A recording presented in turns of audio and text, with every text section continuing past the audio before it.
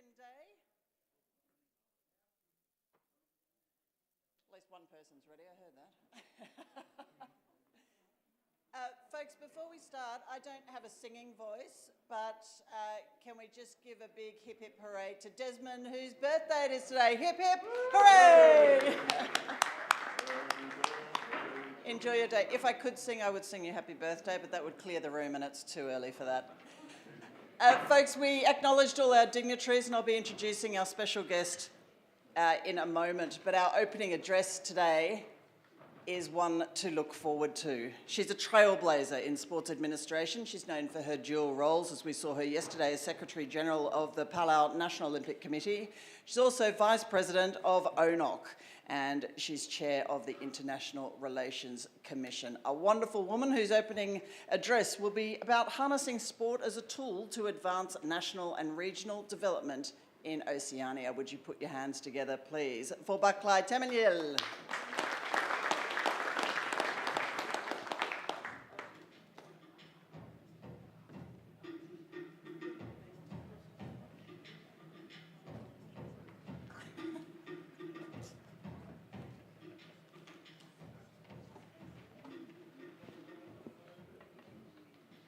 Good morning, everyone. In Palau, we say, Wil Tutau. Wil Tutau. On behalf of ONOC President Dr. Robin Mitchell, the Executive Board, and all of the NOC respective members, dear colleagues and friends, welcome to the next day of a STEP Up Oceania V2 conference. Ali, and good morning. A key priority for ONOC in the lead up to the Brisbane 2032 Olympic Games and Paralympic Games is to maximize the impact of these home games for the region, including bolstering the role of sport as an important enabler of the Sustainable Development Goals, priorities for the Pacific as set out in the 2050 Strategy for the Blue Pacific Continent and the Pacific Roadmap for Sustainable Development. Many of you joining us in person and online today were part of the STEP Up Oceania inaugural conference just last year in Brisbane. The STEP Up Oceania inaugural conference featured 2 days of dialogue geared towards unpacking the potential high-performance legacies in and for the Pacific Island countries from the Brisbane 2032 Olympic and Paralympic Games. In addition, an Oceania Sport and Sustainable Development Goals Strategic Partners Forum was hosted by ONOC in partnership with the International Olympic Committee and Olympic Solidarity, and in conjunction with the Pacific Regional Sports Task Force, with a focus on creating a home games sustainable legacy for the Pacific Islands from Brisbane 2032. The Oceania Sport and SDG Forum brought together over 155 stakeholders, including bilateral partners and donors, UN agencies, Council of Regional Organizations of the Pacific, CROP, agencies, and regional intergovernmental organizations with the leadership of the Olympic and sports movement in the region. The forum was a powerful platform for connectivity, strategic, and collaborative action. It has already been a catalyst for innovative partnerships and new regional actions that shall be further elaborated by ONOC, the International Olympic Committee, the Pacific Regional Task Force, and key partners to maximize the SDG legacies in Oceania in the lead up to and beyond Brisbane 2032 Games. These priorities are coherent with the Pacific SPAPE Action Plan 2019-2030 that seeks to realize the full potential of sports, physical activity, and physical education to contribute towards an active, healthy, empowered, and inclusive Pacific peoples, and also the IOC's strategic direction in Agenda 2020+5, Olympic Solidarity, and Olympism 365. There were 4 key takeaway messages, and they were presented during the closing session of the Oceania Sport and SDG's Strategic Partners Forum, and were also presented to the 43rd ONOC General Assembly on Friday, 21st April of last year. They should be on the screen, and the four outcome statement will have a QR code provided available to everyone. But let me just highlight the four. One is investment in regional commitment, where there is a formal commitment from regional leaders and development organizations in sport and the Olympic movement in the region to strengthen the use of sport as a tool for sustainable development leading up to and beyond Brisbane 2032. A response to regional challenges to achieve the SDGs in Oceania has not been on track and is critical and increasing expectations and the need to justify the returns on investing in safe, inclusive, and environmentally sustainable sport. 3 is through collective actions, mainstreaming, and localization. The Olympic and Paralympic movements are not expert in advancing sustainable development. They don't have the capacity to advance this agenda alone, nor the development organizations or public authorities. Collectively, actions and partnerships is key. To accelerate multi-sector and joined-up approaches, original consortia have been formed and effective partnership to assist the advancing of role of sport as an enabler on sustainable development. An engagement report capturing a summary of the dialogue at the Oceania Sport and SDG Forum is available, and it also captured a list of the actions that will be embedded in the regional coordination mechanism. Since the forum in April last year, ONOC has continued to collaborate with partners to maximize the contribution of sports towards the national and regional development in the Pacific.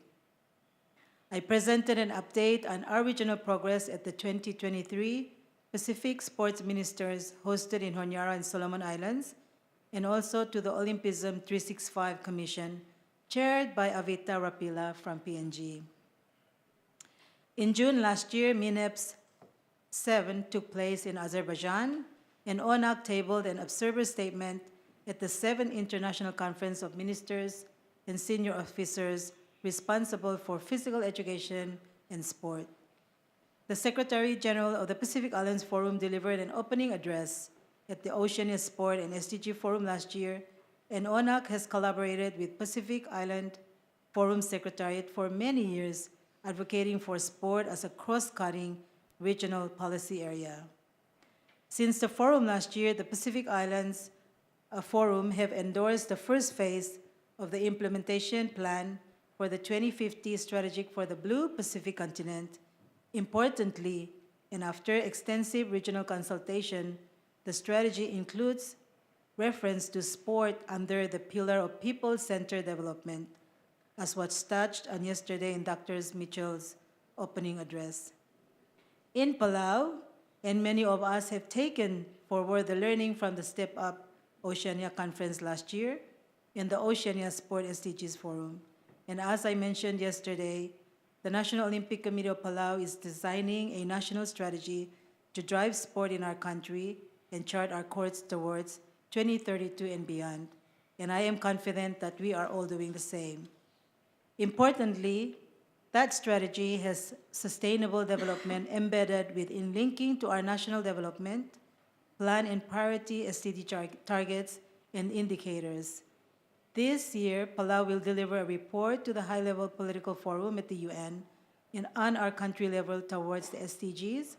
And for the first time, our voluntary national review will include sport-related data to begin capturing the value that sports bring to national development in Palau.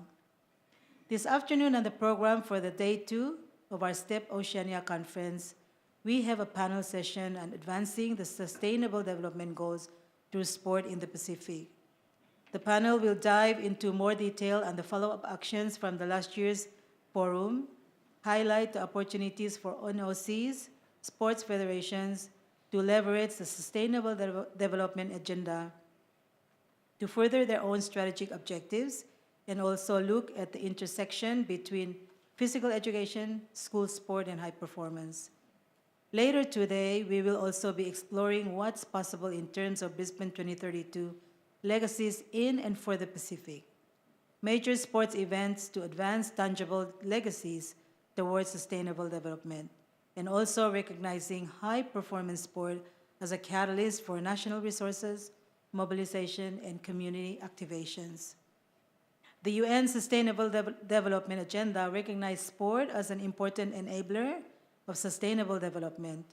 No one stakeholder will be able to tackle our most complex development challenges alone.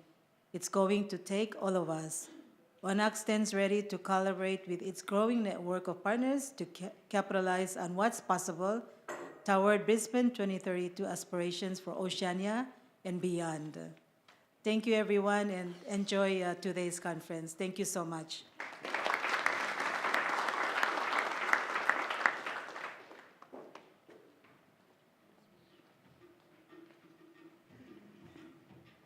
Inaka Bakla, you've earned your cup of coffee now, so we'll get that to you. Folks, our special guest here today has also earned a cup of coffee. That's coming to you as well. He's come a long way from a suburban swimming pool in Brisbane, collecting 4 Olympic medals in a stellar swimming career. He is now CEO of the Australian Sports Commission. He's here today to provide us with a candid overview, if you like, of the Australian sporting landscape at what we all know is a critical juncture leading up to the Brisbane 2032 Olympic and Paralympic Games. He's going to share some unique insights into the ASC, which incorporates the Australian Institute of Sport, and the role that it can play in leading into a Games for the entire Pacific region. Would you please welcome to the stage Kieran Perkins, OAM.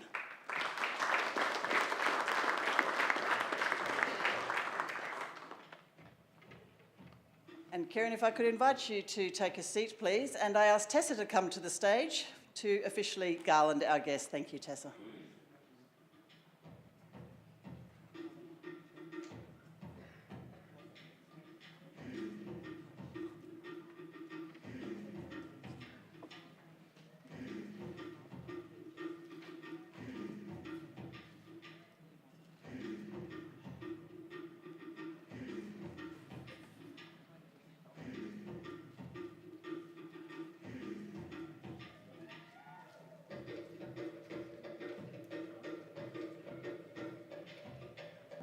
We commit.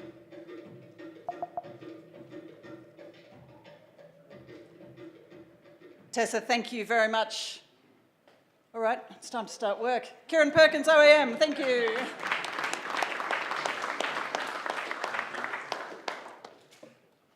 Well, thank you very much, Bulla, and good morning. It's wonderful to be here. I think this is the prettiest and the nicest I've ever smelt, so thank you very much for that welcome this morning. Look, it's an absolute honour to be here today, and I need to start by thanking Dr. Mitchell, President of ONOC, and the Executive Board for giving me the opportunity to be here today to speak to you all. As Steph mentioned in my introduction, somewhere along the way I managed to have a little bit of an athletic career, but I can assure you that over the last almost 25 years now, as I've stepped through my corporate career, I didn't expect to find myself as the CEO of the Australian Sports Commission, but it is absolutely just the greatest honour of my life to have the opportunity to be the current custodian of our organisation, but more importantly, involved again in sport and able to give back to an industry, an activity that has given me so much in my life. I certainly would not be who I am without the wonderful support that I had throughout my athletic career and the opportunities that it gave me and my experience. So it's wonderful to be here and to be involved in all of this again. And I have to say that it is a very exciting and important time for all of us, because obviously the Brisbane 32 Olympic and Paralympic Games are a little over 8 years away, and that home ground advantage is something that all athletes absolutely enjoy and need to be given the opportunity to take advantage of.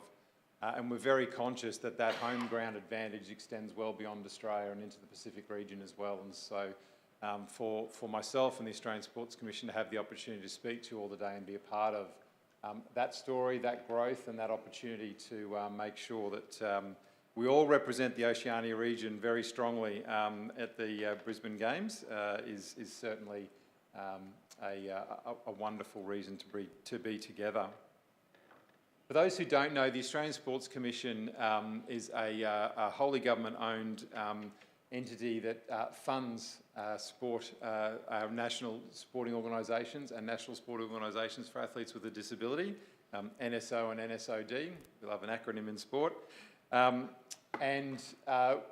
What's probably a little bit unique compared to a lot of the sporting systems that we do tend to see around the globe, we are actually a separate entity to the Olympic Committee and to the Paralympic Association Australia. And we, through our funding and support that's provided by the federal government, ensure that our sport system is strong and we're able to provide sector leadership.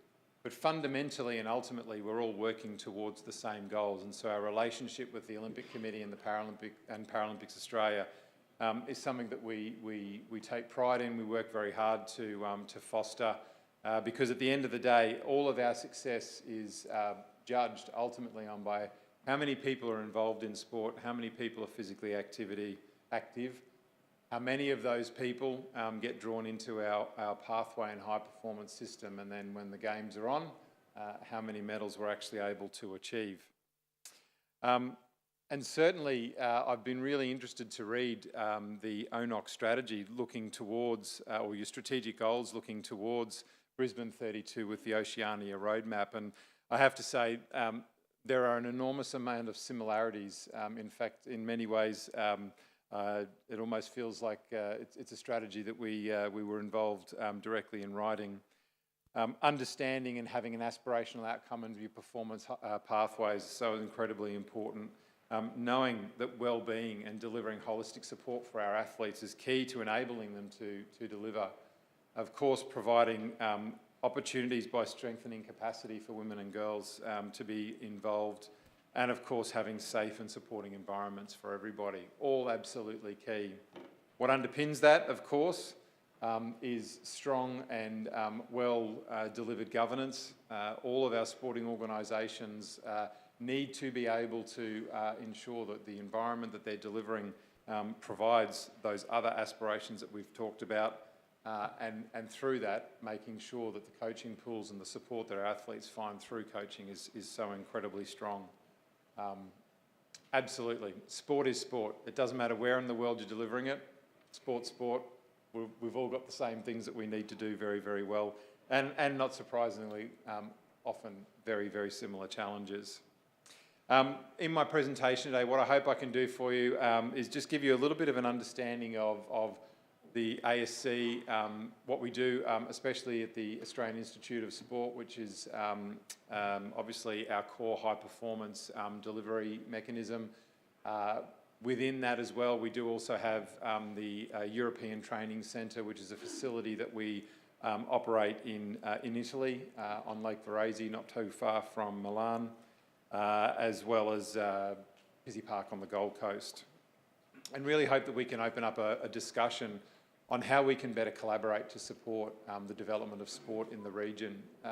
The facilities, the capability and the services that the Australian Sports Commission provides for all of our sports, I hope by the end of this you understand, are entirely open and available as well to our partners in the Oceania region.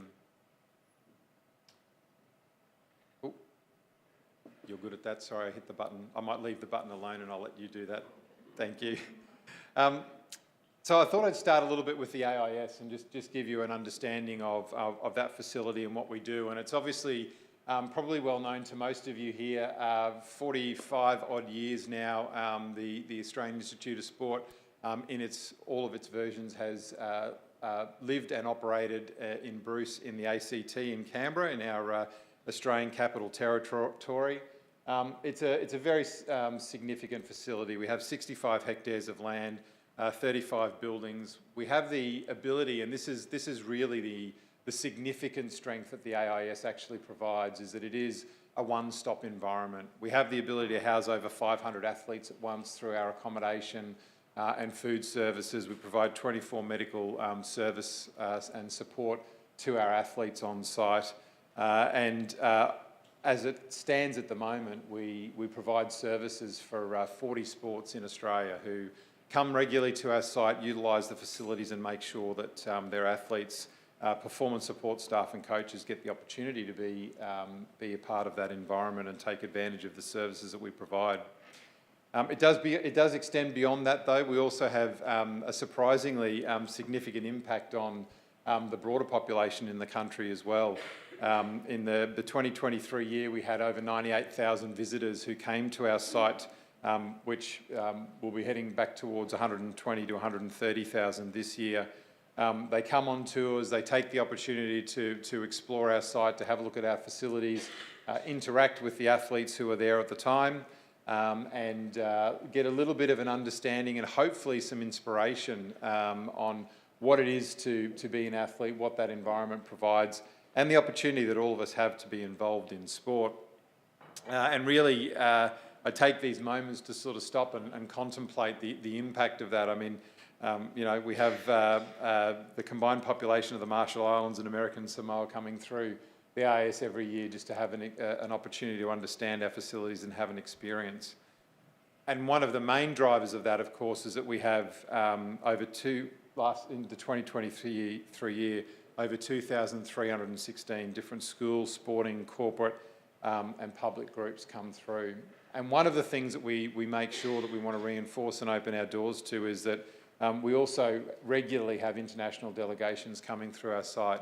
So if you're ever in Australia and you know you're coming to Canberra, please reach out. We would absolutely love the opportunity to show you around and let you know what it is that we're doing and see where there might be opportunities to engage. What we really want to do, of course, as we think about the 2032 pathway that we're on, and in Australia, we, as I'm sure you've heard, we tend to call it the green and gold decade, which is now 8 years and the clock's counting down very, very rapidly. If only we had some facilities in Queensland ready to go. Political conversation for a different day. Steph mentioned I might have some things to say. I get in trouble. I need to remember my role. But anyway, you know, your aspirations for success and performance in the Oceania teams is so important. You know, I've read you're looking to achieve in the Olympic Games an aspiration of 4 gold, 8 podiums, 16 top 8, and qualifying over 50 athletes and 8 teams into the Games, with a para aspiration of 2 gold, 4 podium, 8 top 8 qualifying, 16 athletes and 2 teams. And all of those metrics and all of those things that you're talking about fit, again, very well within what it is that Australia is trying to achieve. You know, we understand the great challenge that comes with knowing that at a home games you have the opportunity to qualify teams in all events. And so what Australia absolutely understands that it needs to do is find a way to make sure that we actually can not only have great success through our medal performances, but select a broad team that's competitive, that's able to represent our country appropriately in all of the sports that we have. And that's an enormous undertaking, especially when you start talking about team sports. And I think, you know, the medal challenge that you've set yourself is certainly wonderfully aspirational, but I understand the significant impact of contemplating trying to have that many teams performing is certainly a big target and a big goal. Team sports do require a significant amount of support. There's a lot more athletes, a lot more staff and others involved to enable them to get there. And that's actually one of the core elements of what the AIS and the Sports Commission recognises as our big challenge going forward. We've always done well with supporting team sports, but finding ways to actually provide them the opportunity to get to where they need to for Brisbane is going to be significantly challenging with the resources that we currently have available. But over the many decades, the AIS has evolved. Obviously, when we first started out, we had a residential scholarship-based program where athletes from across Australia would move to Canberra and live and train and be a part of that environment all day, every day. And in 2012, 2013, the decision was made to actually decentralise that out and make sure that athletes could train in their home environments, in what we refer to as their daily training environments, but still have the opportunity to come to Canberra to take advantage of the team environment, the singular environment, and get access to all of that best resource that we're able to provide. And that one-stop shop of the AIS is really the strength that we provide.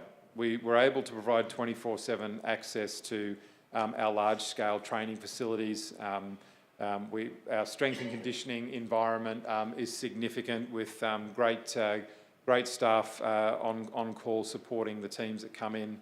Our accommodation, having para-accessible accommodation, is something that, while we have in small scale at the moment, we're working very hard to expand to make sure that we can draw in and provide as much support for our Paralympians as possible in the training environment. Our dining hall provides food that's nutritionally supported for all of our athletes, and as many of you would appreciate, athletes can eat, so it's not just about meal times, but making sure right throughout the day they've got access to all of the nutrition that they need, being supported through education and support with our nutritionists as well to help them understand, help the athletes understand their best nutritional needs. We have physiology labs, biomechanics labs, making sure that each athlete that comes on site's given the opportunity to be tested, to give us that understanding of what it is exactly that we can provide as best independent and individual support for those athletes and their needs. We have a haematology lab for dedicated research that might be required. And one of the things that we're very proud of and engage with, of course, is our dedicated recovery centre that is providing support for all of our athletes, not only in their recovery training environment, but also when they travel, providing them with individualised plans to help support them to get to the Northern Hemisphere, to the other side of the world in different time zones, to be able to recover from the travel, the flying, and make sure that they adapt to the environment as quickly as possible to be able to perform. Something which I think the impact of COVID has increased dramatically in terms of its relevance, as many of our athletes now often fly in quite quickly before events, as opposed to historically spending potentially months in an environment before competition starts. We're also continuing to work to adapt. There's an unfortunate narrative that some people will potentially provide to you that the AIS is not being invested in and deteriorating. It's certainly not as shiny as we'd like it to be. The people and the resources that exist within our environment absolutely are best of breed. But we are investing in our site. We've currently got construction underway to provide an altitude house environment where one whole section of our accommodation will be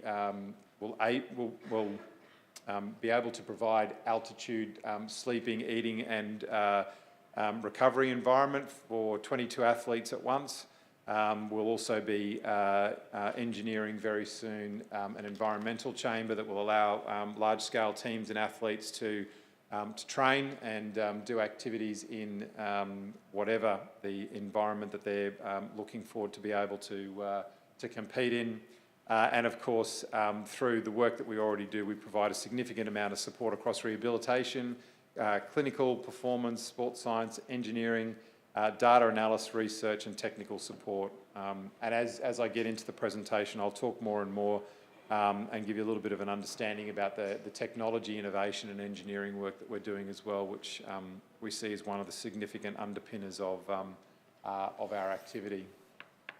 What it all means though, and I think the thing that I like to try to leave my team with as we contemplate what our role is very much to do the things that our system more broadly can't do for itself. The Australian Institute of Sport and the Sports Commission, it is the largest sporting body for Olympic, Paralympic and Commonwealth sports in the country. We have more resource, more human intellect and capacity to be able to deliver than everybody else, and we need to utilise that for the benefit of everybody else and focus on doing what only it is that we can do for our system. And one of the big things that underpins the relevance of our environment is our camps. In that decentralisation that I mentioned earlier of the sports system, we actually have built agreements and made sure that we worked very closely with the National Institute and Academy network. So in every state and territory of Australia, there are institutes academy like the Queensland Academy of Sport or the New South Wales Institute of Sport. We work in harmony with those organisations on all of the different environmental requirements of athletes across the system in their daily training environment and in whatever camps-based environment they might need. But for us, our focus in terms of delivery at the AIS site is around that camps-based environment. And in the 2023 year, we had 5,188 individual pathway and performance athletes come and stay at the AIS to be involved in camps. Obviously, the COVID years saw a dramatic drop in the amount of people who were involved in our site, but we're finding that ramping up quite dramatically because it is a highly subsidised environment. It's by far and away the cheapest place for athletes to come and live and train in their camps-based environment when they're travelling, and it's the role that we play. But it's not only about Australian national sporting organisations, although that's obviously where we do spend most of our time and activity, but what we also endeavour to do and do engage with is working with our sports to enable international delegations and athletes to come along and be a part of our environment as well. In fact, as an example, right now in Canberra at our combat centre, the Australian boxing team, after their announcement of their selection just last week, yes it was last week, they're currently training in Canberra with members of the Brazilian boxing teams who are sparring with them and providing a training environment. There was also an international competition last week that happened after the team announcement on site in Canberra. In 2023, we also worked with Weightlifting Australia to host the Weightlifting Oceania Junior Camp at the AIS, which was an elite training camp for both Australian and international weightlifters aged 16 to 25. Now, this was organised by Weightlifting Australia and the 40 athletes and support staff who gathered at our facility in Canberra represented Australia, New Zealand, Nauru, PNG, Samoa, Tuvalu and Fiji. They lived, they trained, and they were able to spend time on campus being involved in training and testing as well to make sure that they had the opportunity to take or to gain access to all of the work that we do on our site. Also in January this year, we've had a group of para-athletes from Vanuatu come to the AIS for classification, which was an opportunity that Athletics Australia coordinated and brought together. From the palm trees to the gum trees, as we say, they travelled from boat from Tana to the national capital of Port Vila, where they then made their way all the way to Canberra via Brisbane. And for many of the athletes who came along, it was the first time that they'd been on a plane and had the opportunity to travel internationally, but it was a wonderful and worthwhile opportunity to expand that para classification base through the medical examinations that happened at the AIS. And we will be paying attention and hoping very soon that we'll see many of those athletes competing for their country at the Paralympic Games in years to come. We also often have New Zealand athletes on site from sports like netball, water polo and hockey, and they've all had their opportunity coordinated through their relevant Australian sporting organisations. And for the individual sports that have the opportunity to come, that's usually a good first port of call to have that conversation to work out what is the best support that can be provided, and then make sure that we're there for you to help. It does extend beyond that though. We are a little bit more than a training facility. I'm going to talk a little bit about our sports science and performance support, but we also randomly do things like this year in August, the Junior Pan-Pacific Swimming Championships will be held in Canberra at the AIS. I'm personally obviously very excited that we'll have those swimmers on site for their first opportunity for many of them to compete for their country in the Junior Pan-Pac, staying on site and being involved in that environment. And I know it's a great environment because I personally broke in my swimming career 3 world records in the pool in Canberra, so it's fast. They'll swim very well, I'm absolutely sure. But that's obviously not a normal thing that we do. That happens irregularly. But what we do every single day while we're involved in support for our athletes is sports science and performance support. Engineering is actually one of the capabilities and capacities that we've dramatically ramped up over the last decade. And it's anchored very much around that acknowledgement that for individual athletes to be able to perform their best, their equipment has to be individualised for them. As much that can be done to actually provide that tailoring can make an enormous difference for athletes, and especially for our para-athletes. As you can see on the left hand of the slide there, that's Lauren Parker, who is our world champion para-triathlon and paracyclist. Lauren spends plenty of time on site having her equipment personalised, adapted through our engineering capability, which includes manufacturing, design, CAD, as well as prototyping, and then design and manufacturing to be able to deliver component parts to adjust the athlete's equipment as much as possible.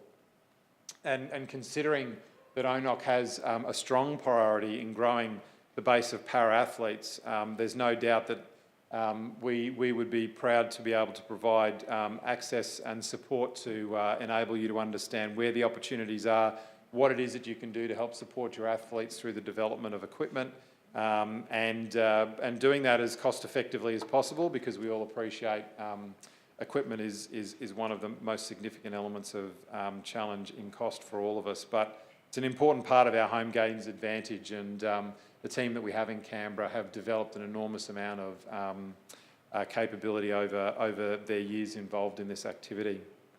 And some of the other things, just to give you an idea of the type of work that we do, Vanessa Lowe, who is our world record breaking para long jumper, we've been customising her prosthetic legs to make sure that she's able to get the best output.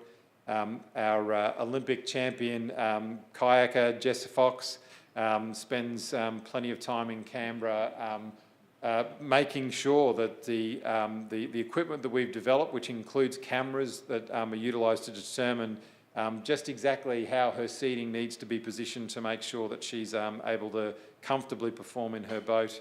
And one of the ones that I find personally most fascinating is the 3D printed gloves that we provide customisation for our para-athletes, and marathon champion and para 800 champion Madison Di Rosario spends plenty of time in Canberra having those, and I geek out on it because it's fascinating to me that you can prototype, build a custom-made carbon composite hand grip for an athlete, and they still manage to break them all the time.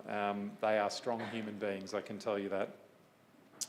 But certainly our kayaking case study is one that we're pushing very hard on, knowing that for Australia, that is absolutely an important sport for us. It's a sport that we have historically performed quite well in, and the assumption, of course, is that that's an activity that needs to be done all of the time in, for instance, our training facility that we make available to athletes at Pizzey Park on the Gold Coast, or through other facilities that occur in the national environment for us, like Penrith.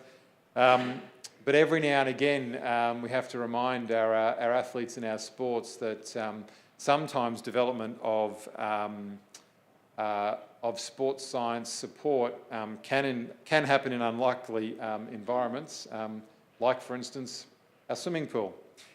This was actually last week. Our K4, I can count, can't I? Yep, that's good. It was our men's K4 team came down to work on some biomechanical analysis to actually work out how they can take advantage of the crucial milliseconds of performance that can be garnered from their starts.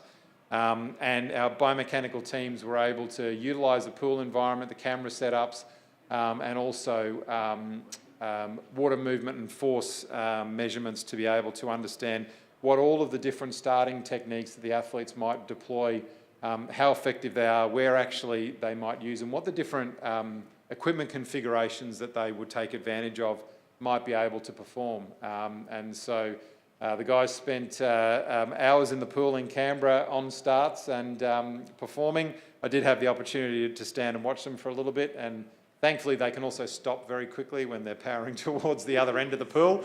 And man, they get fast very in a very short distance. So, but it's wonderful to be able to do that, because what we're able to also do when you're in a controlled environment like that is start to further develop our machine learning technology and artificial intelligence.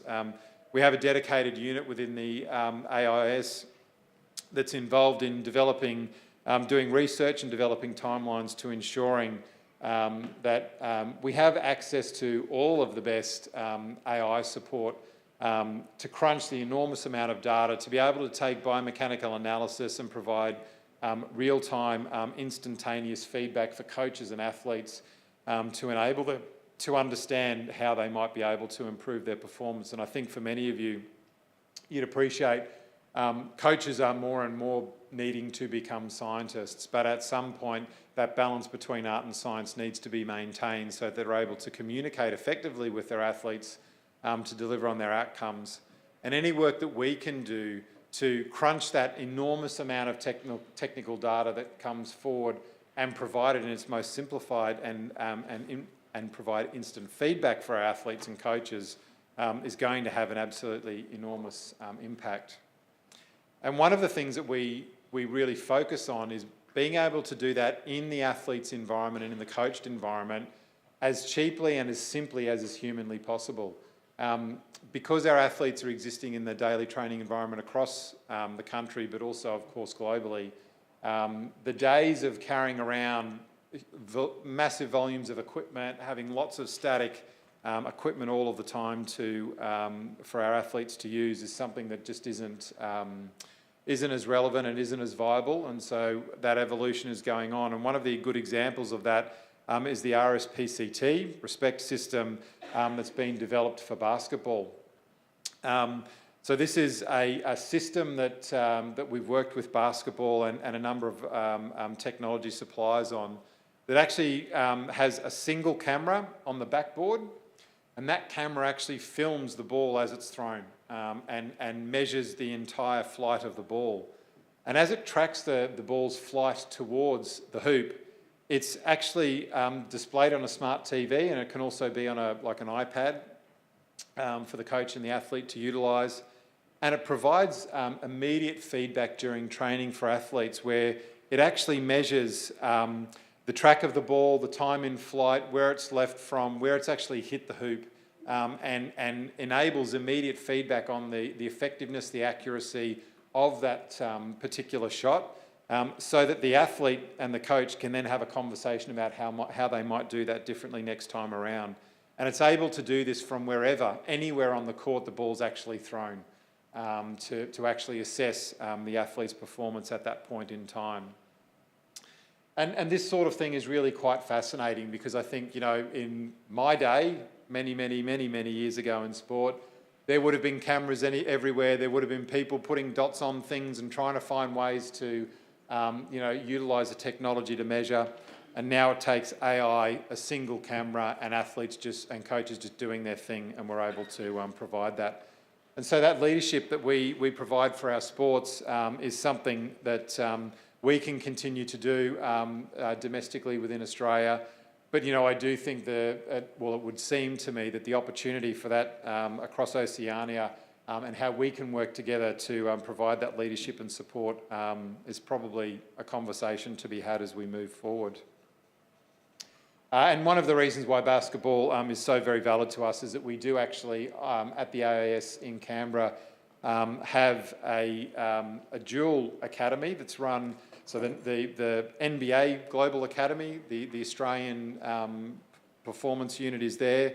The NBA Global Academy is for basketballers from the region who are not Australian, but it also operates in conjunction with and beside the Centre of Excellence for Basketball Australia, which is where our Australian athletes have the opportunity to perform. And the NBA Global Academy has 14 players who are involved in it. It was founded in 2017. They live on site in Canberra at the AIS. They have access to all of our support services, and it is something that's right on your doorstep through the MBA. But it is a good reinforcement for us, actually, the power that can be provided when those sorts of programs are accessible. And, you know, we're very proud that athletes like Paddy Mills and Lauren Jackson, who've gone on to be global megastars in basketball, were able to start their careers in our environment and move onto the global stage and deliver such incredible things that they do. And certainly one of the things that we have on site, which just I randomly remembered while I'm talking about Lauren, is childcare. I will talk a little bit about some of the impact and support that we're trying to drive through uplifting the opportunity for our female coaches and athletes and administrators to be able to operate in the environment. And it's a simple thing, it's not an easy thing, I get, but it's something that we're pretty proud of, that we actually do have a childcare facility on site, and any of the mothers who come to the AIS for camps-based programs are able to take advantage of that. What needs to underpin all of this, of course, is an acknowledgement that the one thing that the AIS and the Australian Sports Commission can't do is just randomly run off and come up with our own ideas about what matters and then deliver it and hope that people might need it or might engage with it. We don't have all the resource we need to be able to deliver everything that sport wants. Our sports in Australia, our NSOs and NSODs don't have access to all of the resource that they need to be able to deliver to their aspiration. And so how we as an industry work together to be able to take advantage of that limited resource, and please, I accept that our limited resource is significant relative to many countries, but I'm sure if any of you have ever spoken to our sports, they'll tell you that they need a whole lot more. And so one of the things that we acknowledge and we've driven through our sense of leadership and responsibility as custodians of sport is driving activity through strategic uplift. And so over the last 2 years, we've done a significant amount of work with our system to develop the win well and play well strategies. Now, firstly, I have to be really, really clear here.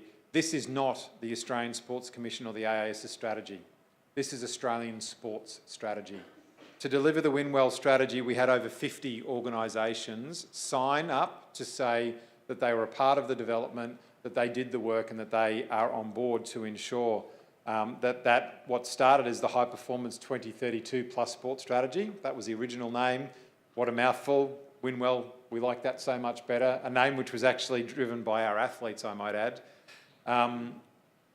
was about actually bringing the whole system together. We have the resource to do the work, but it was a system engagement. And and I'm actually really proud that the Australian Olympic Committee, Paralympics Australia, Commonwealth Games Australia, all of our state and territory governments and sport departments, the state institutes and academies, and all of our NSO, NSODs were all involved. They all signed up and they all acknowledged that for us to be able to be successful in Australia with what we want to achieve, we need to work together as a system. And again, you know, it's one of the things that I find always really comforting is that as each of us in our regions go about doing the work that we do, the themes and the theories that keep reinforcing that we all have in common. And, you know, ONOC's goals of providing strong leadership, holistic care of the athlete, improving governance and building more sustainable systems, all of those things are called out and are directly influenced and delivered through our Win Well strategy, as well as our Play Well strategy, which is the participation strategy, which I'll come to. I can talk for a long time about the Win Well strategy. It's a very significant piece of work. There's 4 horizons to it, which get us beyond Brisbane 2032. Right now, in Horizon 1, which is to take us into the beginning of the Los Angeles cycle, there's 60 different pieces of work that are being worked on right now. It's really quite significant. But one of the things that was apparent to us and we were reminded of very, very quickly when we started this work was that our athletes need to be at the centre of it. And as a consequence, the athletes called out very quickly to us because we in administration were shying away from using the word winning. You know, we felt that it was important to recognise the holistic development of the athlete. We don't want to put pressure on them, and so you'll see when we go to Paris, the Australian Olympic Committee and all of our agencies, we won't claim a medal tally, we won't say what we're trying to achieve. And it was really interesting when we did this work that our athletes stood up and said, no, we can't shy away from our aspiration to win. We do this as athletes every day. We dedicate years of our lives because our aspiration is to win. But we have to do it well, and we have to understand that in that effort and in that aspiration, not all of us are going to win, but if we do it really well, then actually we absolutely are winners. And so I think I'll play the video, which hearing from our athletes gives you a better understanding of what it all means to them. We commit to being an organisation that strives to win well. Where how we win is just as important as when we win. We commit to the holistic development of our athletes and our staff. Recognising well-being as the foundation of our sustainable success. We commit to leading sport with integrity. Where we are accountable for the culture we foster and the decisions we make. We commit to acknowledging and learning from Aboriginal and Torres Strait Islander peoples and their cultures. And to work together as we embed their knowledge and experience into our organisation. And build a greater sense of belonging and connection to communities and country. We commit to a culture of talent and care. So our athletes and staff can perform at their best and reach their potential. We commit to creating safe and thriving environments for our people to fail, so they can learn, grow and succeed. We commit to being custodians of sport and building a legacy where sport is more inclusive and representative of the diversity of Australian communities. We commit. We commit. We commit. We commit to win well. We win well to inspire Australians.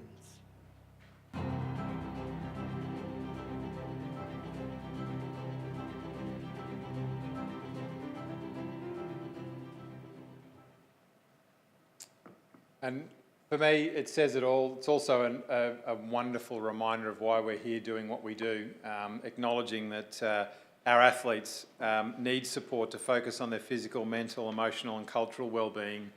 And as administrators and leaders of sport, we need to support them in every way we can to provide that environment. And that's just a quick snapshot of the pillars of the strategy and the work, as I said, that's being done to start to figure out how we're going to deliver this is significant and ongoing. I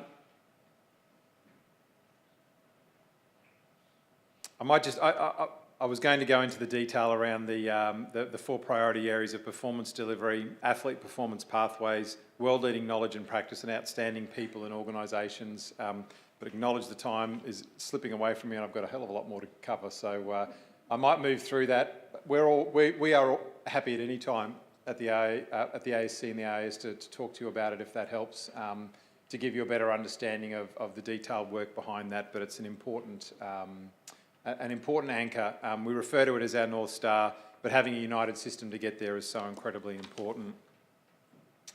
Understanding, though, that one of the bigger challenges that we have in our environment is getting athletes involved in sport from a young age and moving their way throughs. And so one of the core aims for all of us in Australia is figuring out how we improve pathways for athletes, but also by providing far better diversity across our sporting system.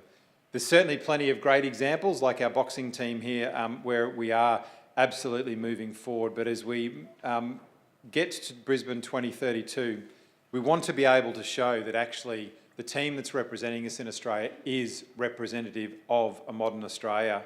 And the anecdote that I share in that about the gap that we have to do in terms of work is that in Birmingham 2022 at the Commonwealth Games, there was 13% of the Australian team that competed was born overseas versus 29% of the actual Australian population who are currently born overseas. We had 10 First Nations athletes on the Commonwealth Games team, which was a record at that time, and it represented about 2% of the athletes who competed. But when you contemplate that 3.5% of the population and 10% of NRL, ARL players are First Nations. It shows that we've got a long way to go to get there. And the other part of that diversity is that of the high performance coaches and leaders that we have in the system that represented us at the team, 10% were women, even though over 51% of our athletes were female. But certainly the boxing team that you see there, we're incredibly proud of the amazing diversity. It's our largest ever boxing team that will be going to an Olympic Games. Wonderful to see Marissa Williamson-Pullman, who's our first Indigenous woman to box for Australia at the Olympic Games. Tina Rahimi, who is the first Muslim woman for Australia to box at an Olympics. And Caitlin Parker, who's the team captain in the middle there, is the first Australian woman to actually box at 2 Olympics for our country, which is absolutely extraordinary. But I thought the proverbial elephant in the room is Tera Moana. He's the big guy in the back there, if you didn't know. Is an Australian born of Cook Island heritage. He started boxing at the age of 12 to protect his sisters. Looking at him now, I figure he probably would have done a good job just being seen, but he felt he needed to have some skills to go with that as well. And he won actually, as a young man, the Cook Islands heavyweight title. But he didn't intend on pursuing a boxing career. He didn't see that there was a future career for him in there. And that once he finished his plumbing apprenticeship, that he was going to go on to fulfil that training. But he had a bit of a change of heart on his 21st birthday. And on New Year's Day 2020, he flew to Australia, landed in Brisbane, had $120 in a backpack that held all of his clothes and an Olympic dream to be able to perform. And in December of this year, he filled and won his quota place for Paris at the Pacific Games in the Solomon Islands to go on. And so he's very proud of his Cook Island heritage. He has his a special celebration dance that he does to reflect that heritage when he performs. And, you know, I think we're all very proud to say that he does represent the whole region when he's performing, and it's a great example of the opportunity we all have to be able to succeed and perform.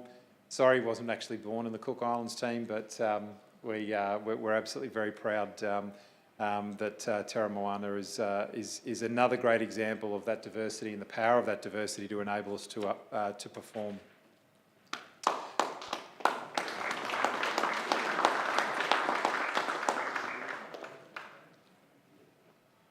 Of course, one of the things that we can't escape whenever we're talking about our athletes is acknowledging and understanding that one of the most significant and pivotal roles that occurs or that we need in our system is coaching. Providing those people that have got the skills and the capability to guide these athletes through their journey, to set them up to be able to perform, to win well with the right support environment around them.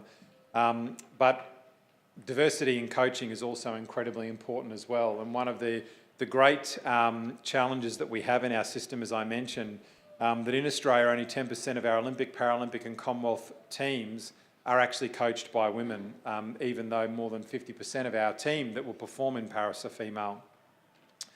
We see female coaches falling out of the system constantly, challenges around being able to travel, to manage their family commitments as well as be available for sport, has really been one of the significant challenges to overcome in our sporting environment, because it does cause a lot of our female coaches who are on the pathway to fall out of the system, or they don't push to perform to go on to those high levels.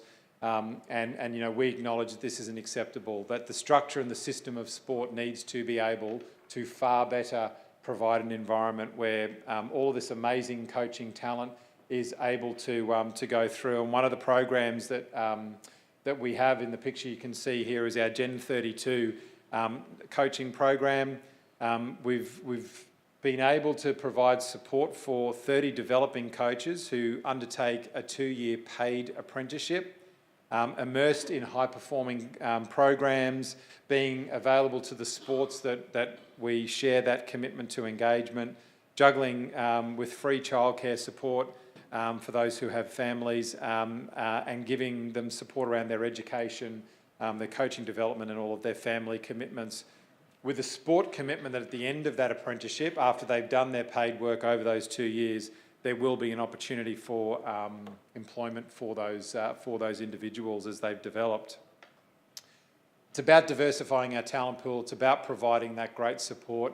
And one of the things that I'd share with you all and offer is to go to our website and have a look at not only the free assets that we have around the reports on the impact and opportunity that diversity and the like provides, but also programs like Gen 32, how we're delivering them, all the resources that sit behind that with free education, training and governance support that's on our website, which is something that's available to everybody in the region.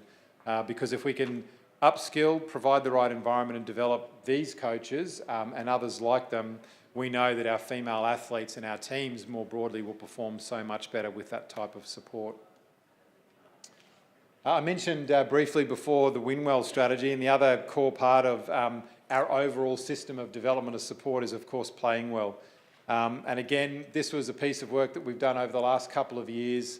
No, sorry, the last year. It's a little bit, it started later than the Winwell strategy, but it's followed the same playbook. We've engaged the entire system.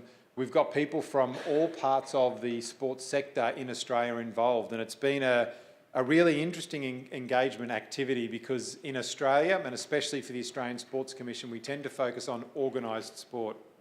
But one of the big challenges and changes that's happened in our country, and certainly COVID has accelerated that impact, is that more and more people are involving themselves in sport and physical activity, but not through our organised systems. They're doing it through community sport, through social sport, through individually engaging with apps and other technology that lets them as an individual do what it is that they want to do. And so this, in the one hand, provides an enormous opportunity for us because there's more and more people being physically active and engaged in sport. But what it also highlights to us is that our old systems, our old engagement models through organised sport are diminishing. The uncomfortable truth of sport in Australia is that our organised system is diminishing in participant numbers. It's getting smaller all of the time, especially when you compare it to the overall population growth that's occurring in our country.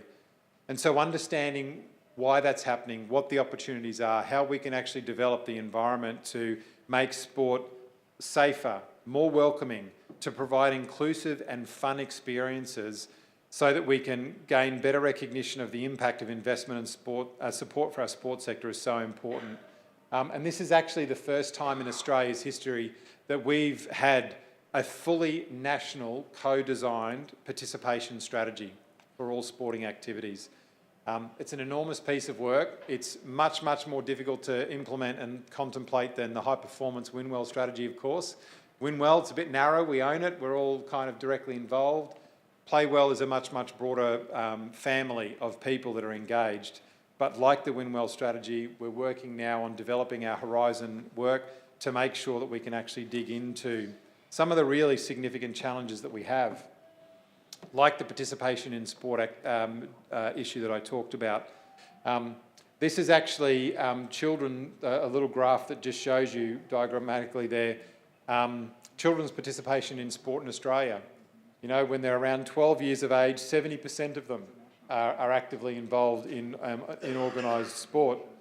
By the time they hit their mid-teens, though, that is dropping off on a cliff very, very rapidly. And by the time they get to 20 years of age, less than 20% of them are still participating in organised sport.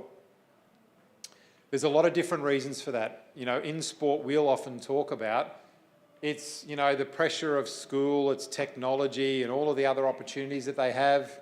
Puberty comes along, hormones get in the way, their social life becomes more important. All of these narratives that we've often held play a role, and they are true.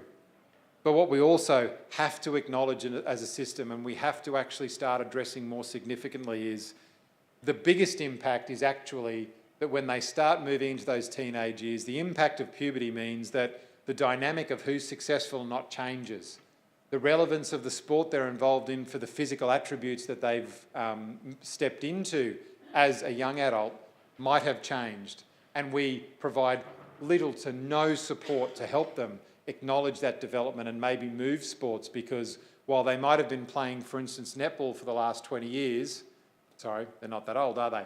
Playing netball for the last 10 years, what's happened to them through puberty means that netball is just not their sport, and they need to play something different to take advantage of the opportunity that that presents. But we don't do that, because as they move into their teenage years, we get serious about selection, we get serious about profiling and streaming, but we do it in a very narrow way. Each sport approaches it from its own sport perspective, and those who succeed and move into the pathway get all the love and care and support in the world, and everybody else is discarded as failures. And our children aren't stupid, funnily enough. They see this happening. They've spent all of their young lives in sport being told, you could be an Olympian, you could be a Paralympian, you could be a Wallaby, you could play tennis for Australia, whatever the case may be. And as they move through their mid to late teens into their 20s, they work out for themselves whether or not that's possible. And if it's not possible, is the choice that faces them at that moment to just stop because they're no longer relevant? Or could it be to find another sport that they could direct their passion towards, or just keep playing and having fun and recognise that the physical, social and community benefits of being involved in sport forever far outweigh actually the impact on maybe one day going on to be an Olympian and winning a gold medal. And so how do we develop systems and processes to support that? It's difficult. This is work that we need to continue to face into and focus on, and recognise as well that one of the big impact opportunities that our children start their sporting career or their introduction to sport is through schools. And so many people are surprised to know that sport doesn't actually play a core role in school curricula in Australia very much anymore. It's quite fragmented. It depends on the state, it depends on the school, it depends on actually the principal and the teachers and their willingness or not to be involved. Not surprisingly, our elite private schools who've got lots of money and resource, they have very good sporting programs. But the disparity between the wealthy and those who are disadvantaged just keeps growing constantly within our environment in Australia.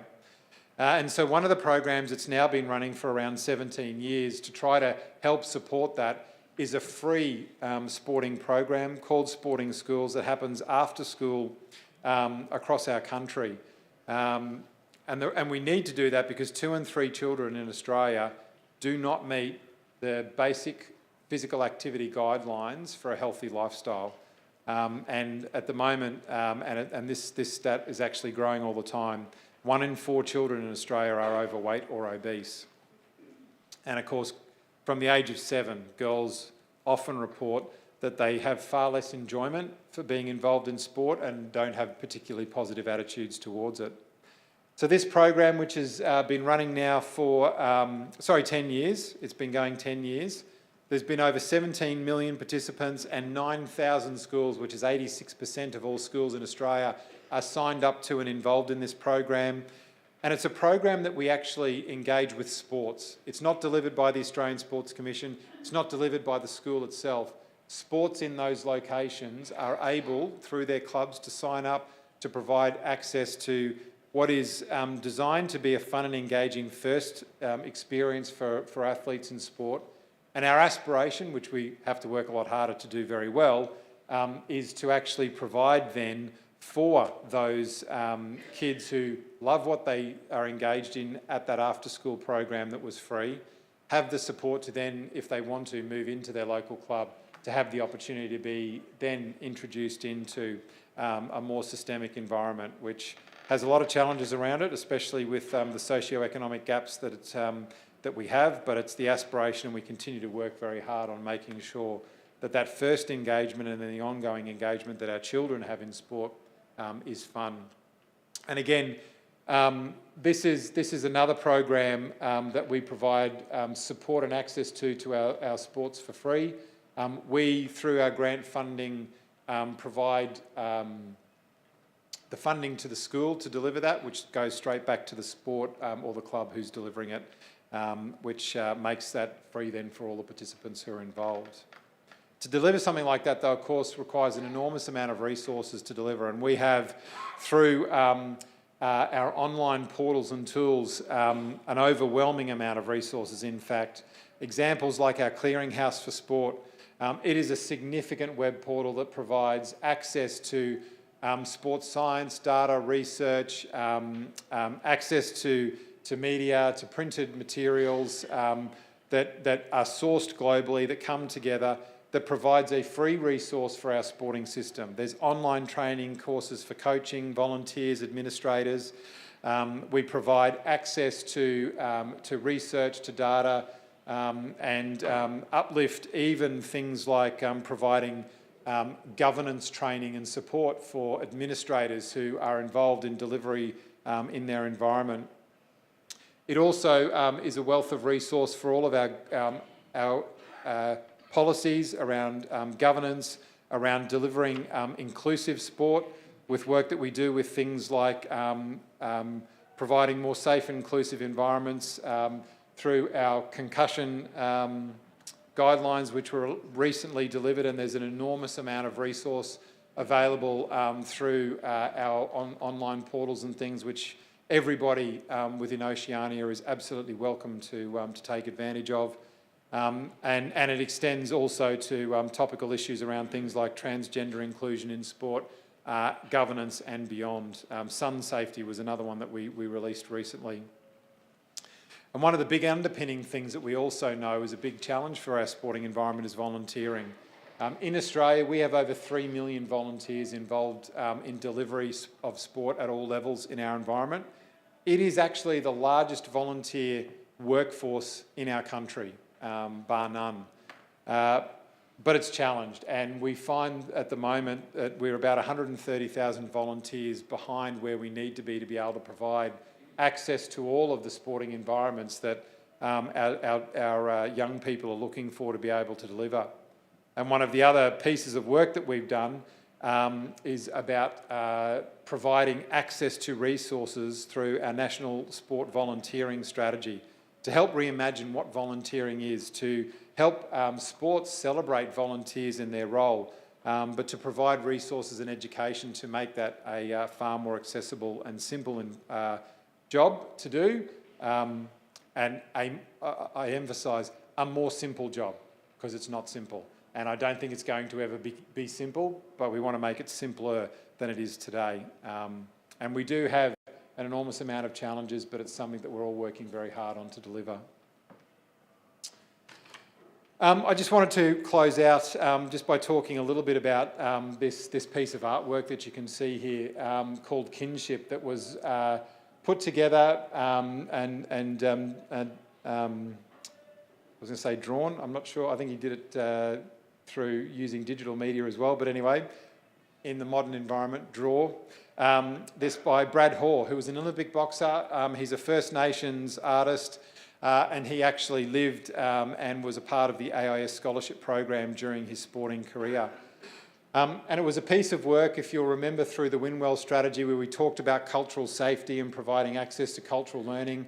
And it's obviously a big part of the diversity work that we need to do, but something that absolutely has to underpin all of the development of work for inclusion, for accessibility, to make sure that all of our peoples can see themselves and see that they have opportunities to be a part of sport.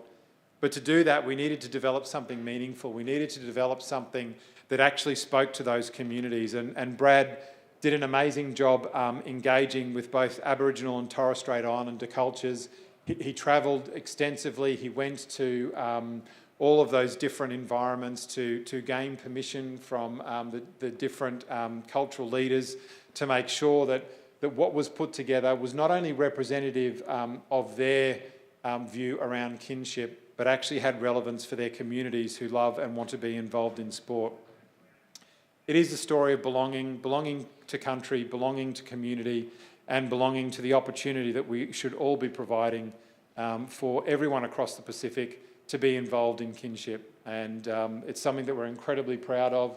we actually, I think it was only last week, launched in our gymnasium. There's a wall that would have to be 50 metres wide and about 20 metres high that is now covered in that artwork to remind our athletes through the Green and Gold decade that the rich tapestry of who we are as a country must come together to provide the best opportunities and provide support.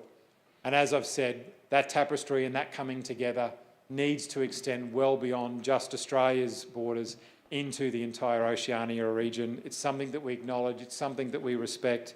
And as we think about moving towards success for Brisbane 32, for all of us within Oceania, we know we have an important role to play, and we hope that we can find ways to support you with our resources and the access to information, technology, and our wonderful people that might be able to support that more and more. And my team looks forward to extending that conversation in the coming months and years.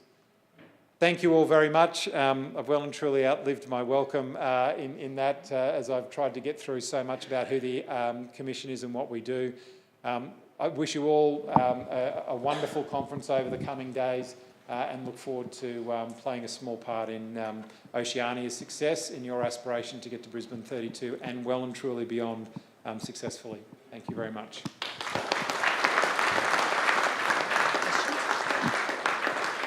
Kieran, thank you so much. Wow. Don't know about you guys, but my head's exploding with all that information. That was extraordinary. Thank you. We do have time for a couple of questions. Just wait for the microphone to come to you. Wave your hand. Don't be shy. Everyone's a little bit gobsmacked.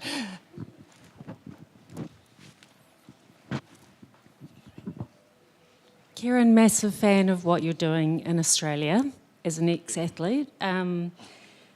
What you mentioned that we all here have less resource than Australia. What would you prioritise in terms of expenditure for all of us? And secondly, what the hell did you do to the Matildas to make them such a massive brand? So that's a really great case study of developing a sport that a long time ago wasn't prioritised into something that Australia's completely enamoured with. And look, you make a very good point. I mean, the Matildas' journey has been nothing short of extraordinary, and I think it's been extraordinary because we see an example, that Australia's not probably seen since the Sydney 2000 Games of how sport can bring people together. And it's one of the things that I find really fascinating because when I speak to Olympic athletes, especially from some of our more successful sports, they crinkle their brow and they go, but they came fourth, they lost. Why is everyone so excited? And athletes, right, like sport, you've got to love what we think about. And regardless of what their on-field performance was, what we saw was an example of absolutely what sport should be delivering always. It was fun, it was inclusive, it was safe. My personal experience, I went to a number of games where as you were walking into the stadiums, there were families everywhere, there were mothers, there were children, and nobody was tense. Nobody was anxious. Nobody was, head on a swivel, worried that some drunken yobbo was going to knock them over or throw a beer in the back of their head or scream obscenities because their team wasn't doing as well as they should have. It was one of those moments in time where culturally the very, very best of Australia was on show, and those girls led that. The Matildas led that, and they need to take responsibility for that, and take the plaudits for that. And so in that regard, I didn't do anything. We didn't do anything. They did that part. But what I think, we can absolutely focus on and recognise, and to me this is probably valid in answering the first part of your question about priority. I could not and I would not stand here and tell Oceania what you should prioritise because you know your environment so much better than me. What I would say though is that something that needs to underpin the development and the understanding of that prioritisation is how you come together to get the very best out of what you've got. Because the reality is that none of us have got everything that we need. I'm sure you would have heard many times in the media in the lead up to the World Cup Football Australia and the Matildas and the Socceroos complaining about the lack of support that they get and how soccer's not valued in Australia and how they're not given the opportunity to develop. Well, okay, I understand. We could always do more and we could always do better. But those teams have been their most successful when they're involved in the national system. Every single one of the Matildas who played on the field during those games came through and spent time as kids, as juniors at the RAS, through the development pathway programs that Football Australia had developed as part of their growth in the national program. But what that environment provides and provided to them and still does, because the junior Matildas still train at come to camps at the RAS all of the time, is an exposure and engagement with athletes from across numerous sports. And scientists and performance support staff and coaches and administrators who are constantly engaged with and involved with lots of different sports. That then leads to sharing, which leads to utilising resources in a way where we may not have the money, but we've got the human beings. We've got the physical things that are around, that are available to us all the time, that exist today. How do we sweat those as much as we can? How do we bring that capacity together? Grow it, leverage it. Everybody who has a role in government and has a role in providing sport needs to understand the broader impact that a lack of resource has on our ability to get to that moment in time. You know, in Australia, we're reinforcing with our government partners all the time. You know, the Brisbane Games is going to be a wonderful opportunity for Australia on the world stage. But we can never, never, never forget that when the Games are on, if Australian athletes aren't successful on the field of play, it will be a failed event. You know, I don't care how pretty the stadium is. I actually don't care how amazing the transport is. Because I can assure you, every single person that turns up when the games are on and the reporting that's done and then the legacy that's created after that will first and foremost be entirely and completely underpinned by the success of our athletes on the field. If they fail, no one will care.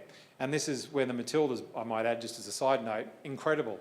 If they'd have got knocked out in the pool rounds, the Women's World Cup would have not even reflected even remotely where it got to, because our girls did an amazing job and made their way through to the finals. And so understanding that, knowing that it takes a decade to develop those athletes, we've already wasted 2 years, we're behind where we need to be.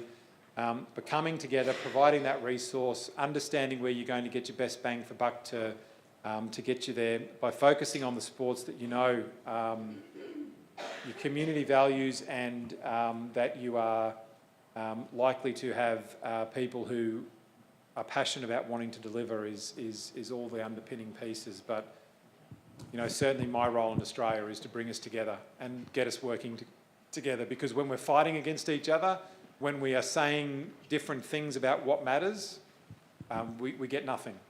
You know, it's the easiest thing in the world for governments to say, we'd really love to give you that funding, but those 20 people over there said that's a waste of money.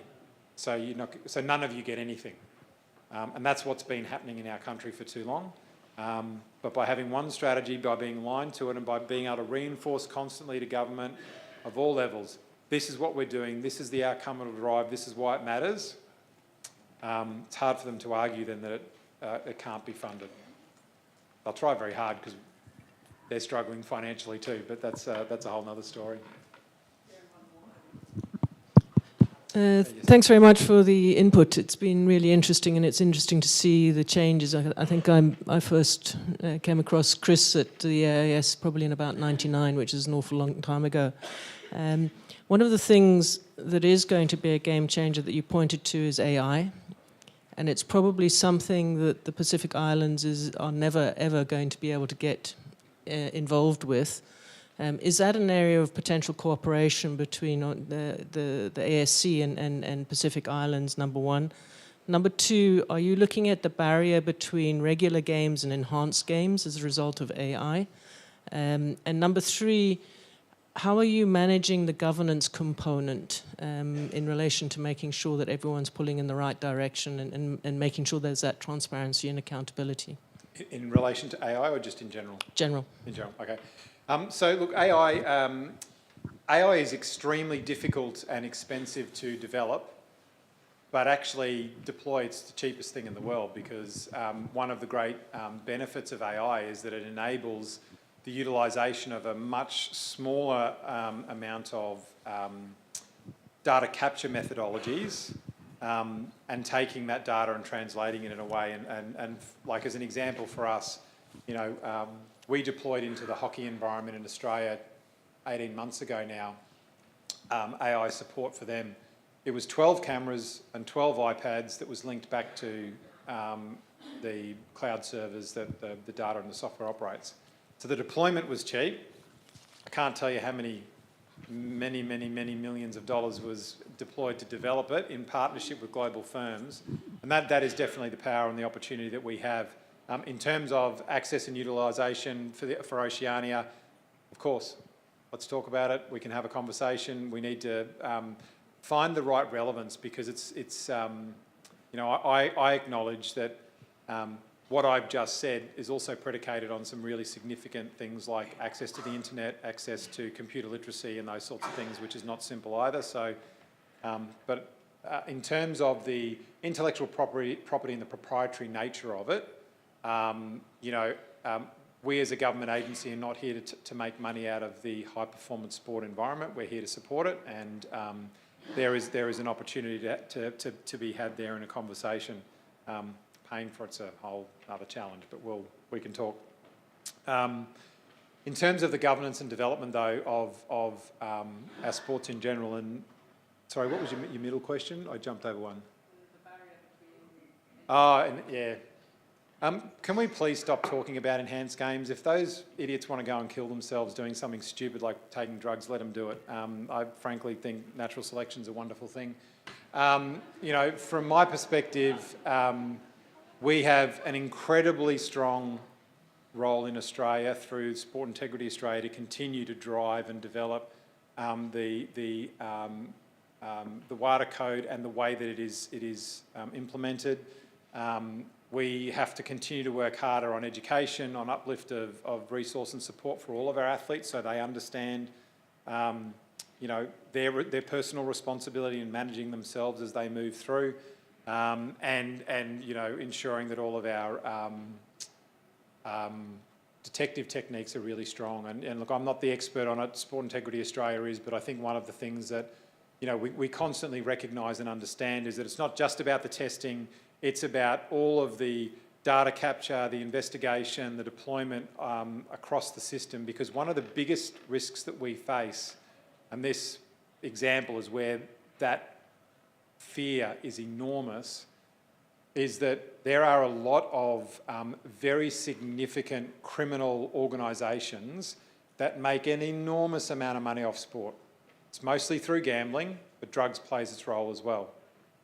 Anything that we do that opens the door to enable them to get a stronger foothold, to take more opportunity, to corrupt games, to increase illegal gambling and betting, to increase the supply, distribution and utilisation of drugs, both recreational and performance enhancing, is a absolute significant diminishment of our strength as a country and our culture as a country. And so we're focused on it. It's one of the big underlying reasons why we will come out strongly against the enhanced games. It's an easy headline that an athlete will die, and I thank my friends in the media for sensationalising those things. What we'll talk less about, though, is that actually our biggest risk is that criminal syndicates and organisations will complete their takeover of sport if we just let them go and don't care.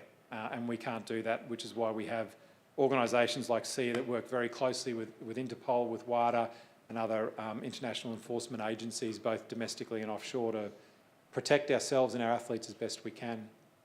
And that does feed into the governance side of things. Look, I have a very, very strong opinion. You might have noticed along the way that one of our biggest stumbling blocks and things that holds us back in sport, but is our greatest opportunity, is the way we govern ourselves. We have limited resources, but we have so many amazing human beings that are so passionate about wanting to deliver and succeed in sport that everyone rushes in and wants to do their own thing. And unfortunately, where that has evolved to culturally is this weird idea in administration in sport that sport's a nil-sum game. On the field of play it is. Like when your athlete or your team's playing on the field of play, nil-sum. There's a winner and there's a loser and that's all that matters. I get it. I was one of them. I don't have a problem with that. But absolutely every single thing we do off the field of play, if we behave like that, we are destroying ourselves. Because for a nil-sum game to be deployed administratively or organisationally, someone has to lose. And the more that we spend all our time fighting to win, so somebody else has to lose, we get weaker, we get more fractured, we deploy far more resource across the system than we need to. You know, I've got state organisations of state sporting organisations that are 20 times richer than their national sporting organisation. Their national sporting organisation is broke, cannot deliver the programs it needs to get us to the Olympics, because apparently that's the most important thing in the world we have, and yet the state sporting organisation sits on their pots of gold, pays for themselves to do things that clubs constantly complain to me they can't see the value in or understand why it's occurring. And most of it's driven by a lack of understanding of what really good governance is and how it's deployed. And the thing that I really want to reinforce, because I think some of the headlines in the last week, which might have driven your question, haven't actually acknowledged that I have no interest in strategically changing the structure of sport in this country. Sport, you're responsible for that yourselves. I'll help you do whatever you need to do that's most valuable for sport. But what I'm not going to stand back from, and what you won't ever see me take my foot off sport's throat from, is the cultural deployment and delivery of that. And at the moment, we have way too much poor culture that infects governance and creates poor governance.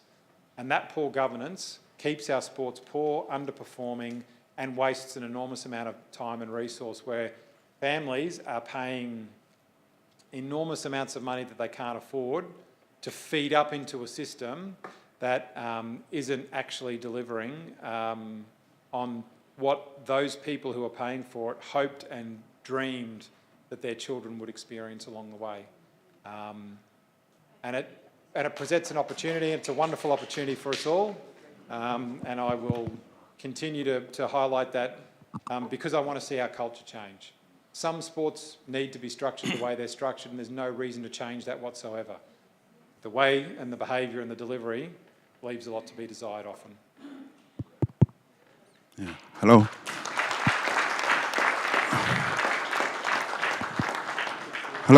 Hello. Excuse me. I was putting my hands up. Sorry. Okay. Thank you. It's going to be very brief. One toto. My name's from Tonga. Thank you for the presentation.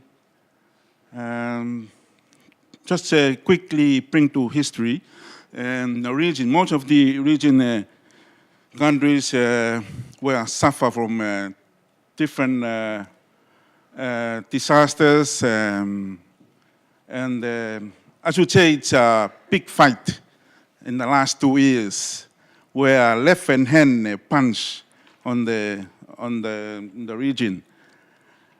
And the last round that was held in 2022 in Tonga, the explosive of volcanic eruption might spill over effect on the other neighboring countries, maybe in Australia and other that area. But we managed to withstand with that difficulties that have been faced. But last year, Australia patting our shoulders, saying to step up. Step up, Oceania. Let's move.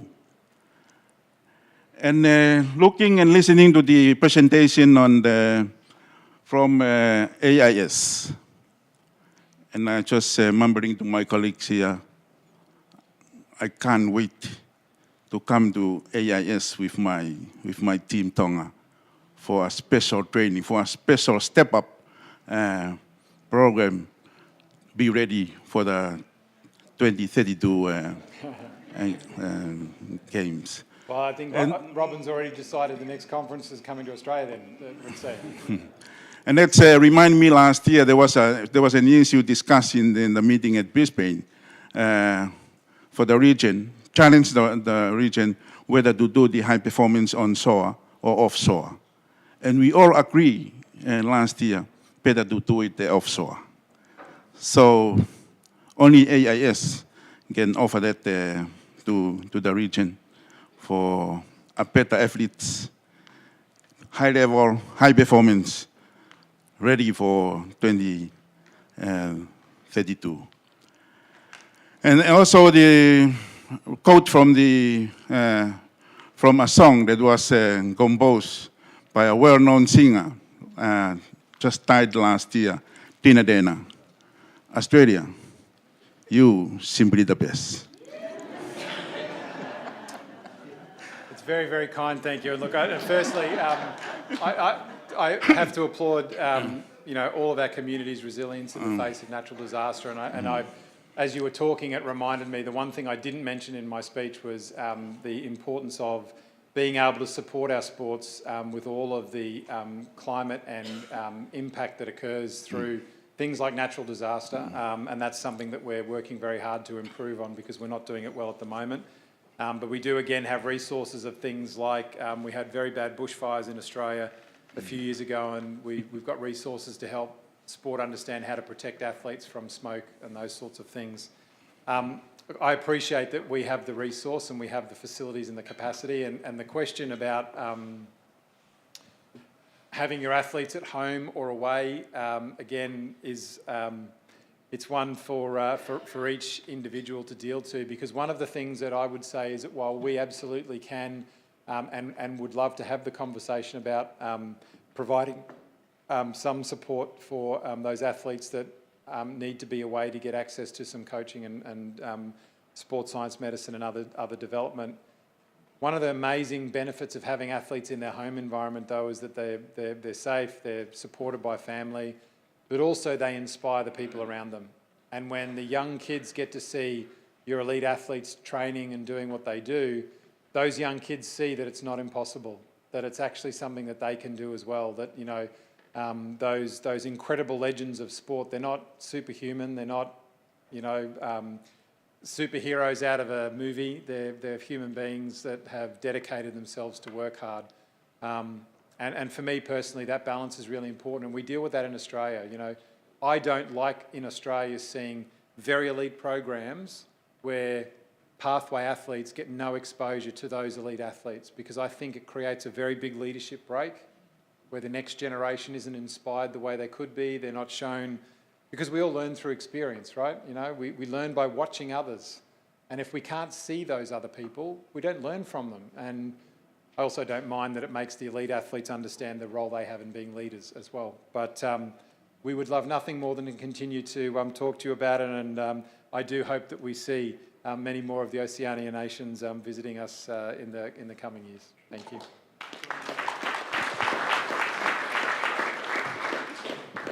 Kieran, thank you so very much. We do have a gift for you. Please accept Pure Fiji gift, and thank you for your time and the enormous effort that you put into a very comprehensive overview of Australian sport. Kieran Perkins, OAM, thank you.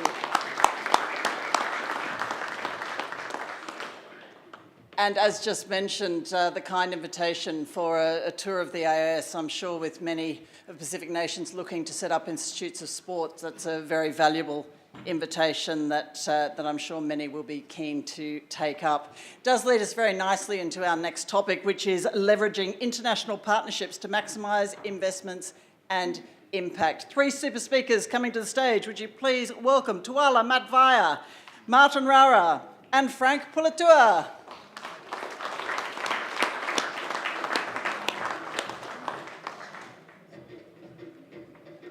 Gentlemen, make yourselves comfortable. Our first speaker will be Matt, who I know you're all very familiar with. Matt in his various roles of, well, we've made him do pretty much everything so far this conference.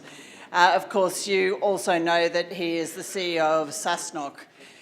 He's going to delve into the captivating story, I think you'll all agree, of Samoa's weightlifting evolution, tracing it from its humble beginnings to its current status as a force on the global stage, with a focus on systematic development of the sport over the past 5 years.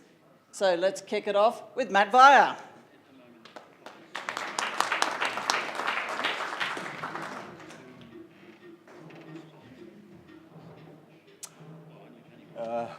Lisa Mbulavinaka, Talo Falava, Marole Lake, and to our friends from the very far end of Europe, buongiorno and benvenuto.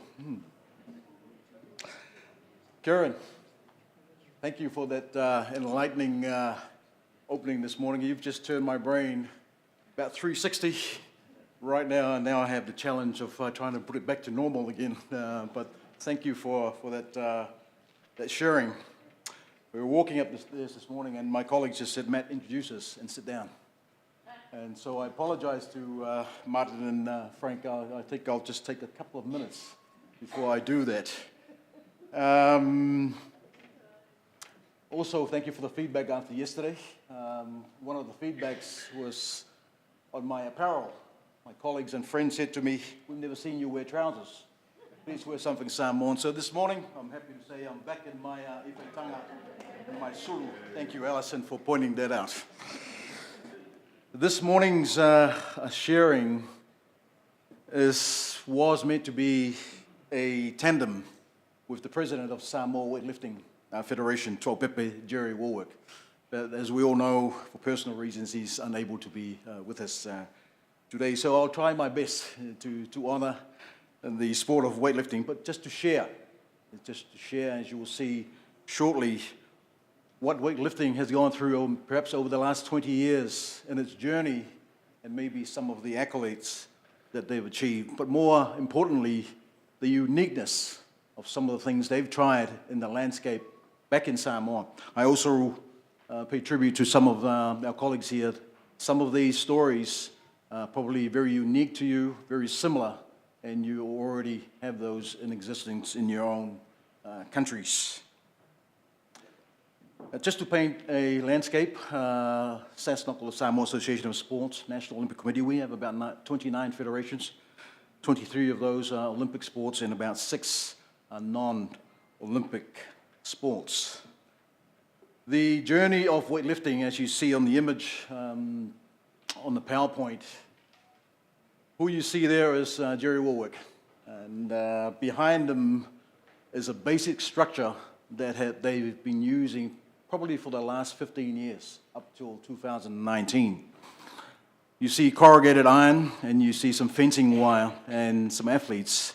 Taupepe Jerry there has lived in that space, and when I say space, it's about a quarter of the size of this room, built right next to the National Olympic Committee. And for those number of years, and I'm talking about the last 15 years, they have been training there for 6 days of the week, 3 trainings at 5 in the morning, at 11 in the morning, and at 5 o'clock in the late afternoon. What does it look like? Some of you have been asking before this morning. It starts with a 4 o'clock morning prayer dedication for all the athletes and all the coaches, and then a walk around the Faleata Sports Complex to start the initiation before their first session in the morning. That's Monday to Saturday, where everybody is involved in the weightlifting. Just to go back a little bit in terms of what happened before those 15 years. 2003 to 2007, in existence was a Ministry of Youth and Sports, and for weightlifting, trying to find space, car parks, private little gyms to try and lift weights, as it were. Come fourth to 2007, as you can see, the government of Samoa then found through the China government partnership resources to build our Faleata Sports Complex, and many of you have visited Samoa over the years, and now we have 300 acres plus dedicated to many of our sports federations, and especially including weightlifting. So from those humble beginnings, from no gyms, from car parks, we now have a dedicated space compared to little space, and in the next slide you will see that.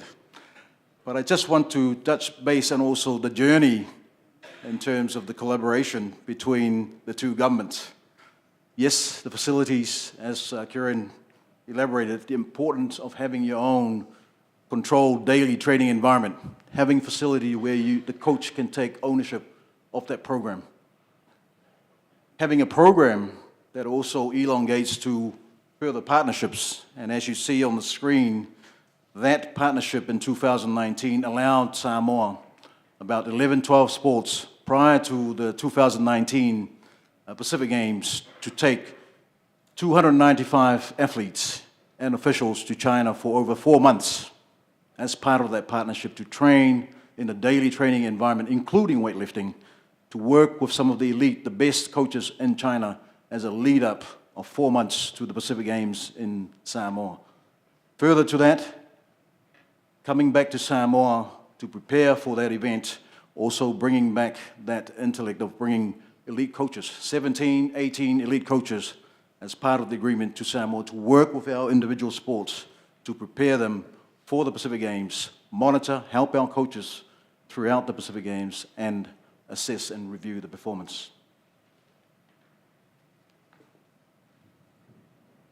A new home, as you can see. So from humble beginnings, now we have a much bigger, much more spacious, dedicated space, as you can see, in the hub of the 300 acres, where basically the athletes and the families of the athletes, the coaches, live from every day for 6 days of the week. Sundays dedicated to prayers and a short release of the athletes and also officials to be with their families before that 4 o'clock time bell starts again on Monday. So in a very short image there you see some of the current athletes and some of the aspiring athletes, but you see in the background a dedicated space for the Samoa Weightlifting Federation. The China collaboration, as I said, there is the evidence of what happened in 2019. It also meant that for weightlifting, after the 4 months after the conclusion of the Pacific Games, was positioned and was given the opportunity to go back to China, to train up north and to work with the partnership through the Ministry of Foreign Affairs and Trade. But unfortunately, COVID-19 hit us, and as my Tongan brothers alluded to, we were not able to travel to China and build that relationship. The focus of that relationship in 2019-2020 for Taupe Pajeri was to prepare for 2024, 2020 and 2024. So the long-term planning by the sport of weightlifting was already in place. Throughout the journey, and I'm talking about the last 15 years, we've had some runs on the board through weightlifting, and as you can see, Don Opelonga and Whengainga Stowers, young champions through the Commonwealth World Championships. I'm talking back 2018, 2019, and you see Whengainga Stowers there as it were in Gold Coast 2018, gold medal for the young lady from Samoa. So when we talk about decisions and podiums, I guess the partnership, the collaboration between sports and government has enabled some of these young athletes and coaches to access high-end elite training, but also bring back that intellect and achieve on their own podiums, as we see on the stage. Then we talk about legacy. We talk about, yes, podiums in terms of medals, but also there are different podiums. Yesterday we heard from Ele Opelonge, her journey and what has it meant to Ele and her family.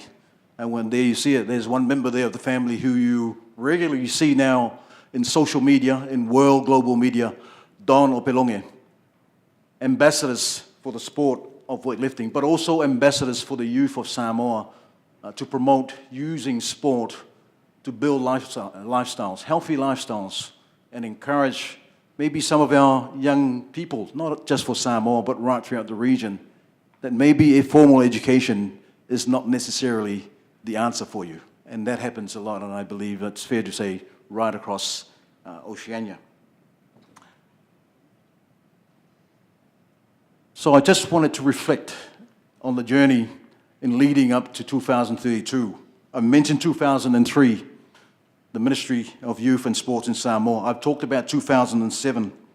I've talked about the Pacific Games and the China Collaboration and Partnership 219. Now we're in 2024, and we're talking about 2032.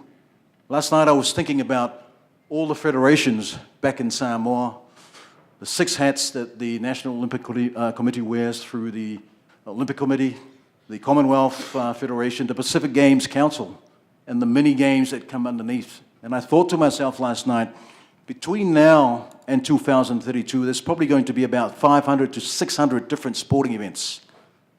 How are we going to manage that? How are we going to resource that before we get to 2028 LA, before we get to 2032 Brisbane?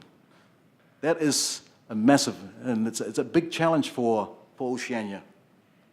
And listening to Karen this morning, talking about the huge numbers of volunteers, 3 million. You know, the population of Samoa is merely 200,000. So that's 15, 16 the times of our population. But I do believe we tend to punch above our weight. And through our ambassadorship program, one sport, Eleo Palonga is in the room today, and also Don, who's vying for podium, God willing, for Paris 2024. I'd like to recognize the uniqueness of some of the programs in the room, and some of the people who've been here yesterday. We talked about high performance. I know Aaron's in the room, about the importance of that space, dedicated high performance. My team said to me yesterday, can you touch on your background in rugby? I'll come to that in a minute, because it resonates and there are synergies between what Kieran spoke about, but also what actually exists in Samoa and a lot of our Pacific Islands. What works for Samoa for a sport like weightlifting? Well, Ellis shared yesterday about the culture of family, the uniqueness of being in that environment, because the reality of Samoa, when we compare to other nations up north within this Oceania region, our young people, when they finish school, they don't go to flats. They don't go to flat. They don't buy a car because they're not in a financial position to do so. You still live in your extended family network until maybe you get married, or you move on, or you hit your 50s or your 45s. That is a reality of being in Samoa for our athletes. And when you're in a position to earn maybe some coin, you know, the culture that Ele spoke about, your contribution to community, that is first and foremost. So I guess if an athlete is living in Paris or London or Rome, when you have your salary that comes in, that you have 100% control of your resources, that doesn't work in Samoa. And the same applies for full-time workers, for coaches, for volunteers, and the families, because your first point of call is to your extended family. And so when the funeral, and when there's a new church, and when there's engagement or people arriving, your families arriving from the many diasporas outside of Samoa, that is where your investment goes. And I'm talking about the dollar. I'm talking about, maybe putting down a couple of beasts to host your people. And that is the reality. And then when we go to approach our partners, like the government of Samoa, and express to them the high cost of mobilization of Team Samoa and athletes. And to give you an example today, for an economy fare from Samoa to travel to Paris or to Birmingham, as it were, it normally ranges from 11 to 12,000 tala. So when you move a team like weightlifting of 12 people, or Manu Samoa, that could be 18 people, well, the numbers are there. The mathematics is right there. Because of our destination as a country, the airspace costs, that is a reality for Samoa. The programs, yes. Our backyards, yes, and we do recognize the importance of evolving with technology, with systems. I'd like to touch just on the methodology used by Tuopepe, as he shared many times on video, and I'm sure many of you have heard him speak about his approach and how he's been criticized in the past by the public about his discipline, the disciplined approach by the coach to get the best out of the athletes. Jerry has talked about the methodology of passing on through generations, through verbal sharing, sitting down one-on-one and passing on that message. And that's a cultural identity. That's a cultural reality for Samoa. You know, our blueprint, our heritage between the grandfather and father and son, like myself, your heritage is passed through words, because we do not have books. We've never had books. We don't have iPads in our history. The history of your family lineage is passed through that verbatim. And the same thing is being repeated through in the example of weightlifting. It's about passing that through, as Ele spoke about yesterday, around your family, the feedback, the motivation, and your faith and your strong culture. And I come to the future before I close, and there you see where weightlifting is moving. Whilst we're focusing on the podium right now, there's a tremendous youth program, under 14, preparing to travel across Oceania. For example, the New Zealand competition next month. School programs, mobilization of young kids under 14. And what does that look like? The development program by Samoa Weightlifting means investing in vans. So we're seeing on a daily basis 2 white vans that transport. Because as I said before, most of our families don't have that resource to be able to pick up 12, 13-year-olds from school to train at the weightlifting center and return them to their family safety.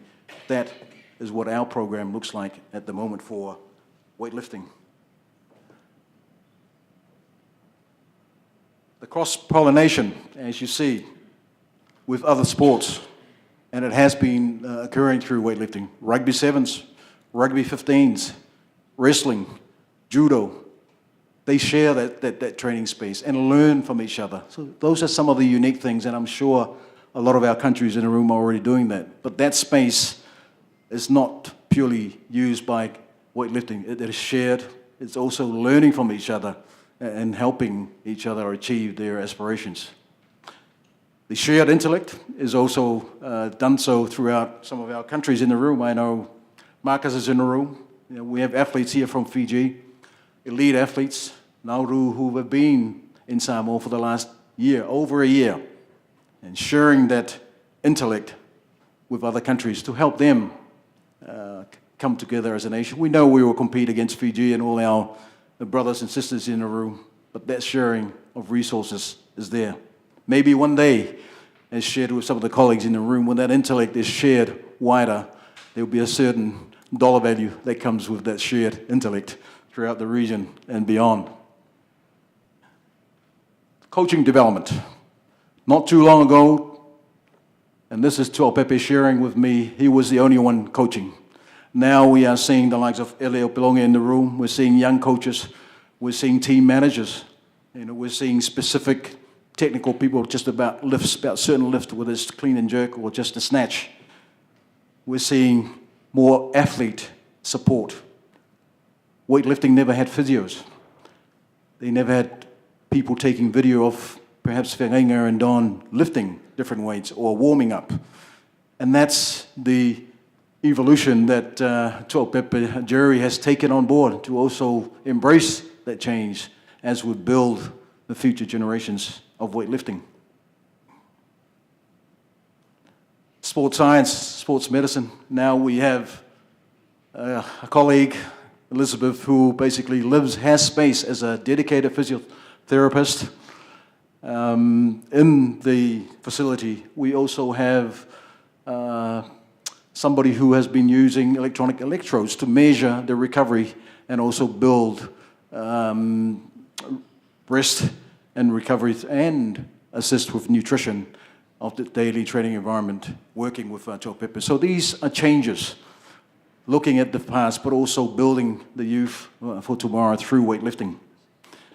And perhaps last but not least, that strong culture that Ele referred to. Because who cooks the food every day? Karen spoke about it this morning. Who makes that soup in the morning, 3 or 4 meals during the day? Well, it's the parents. It's Ele's sisters. It's her cousins.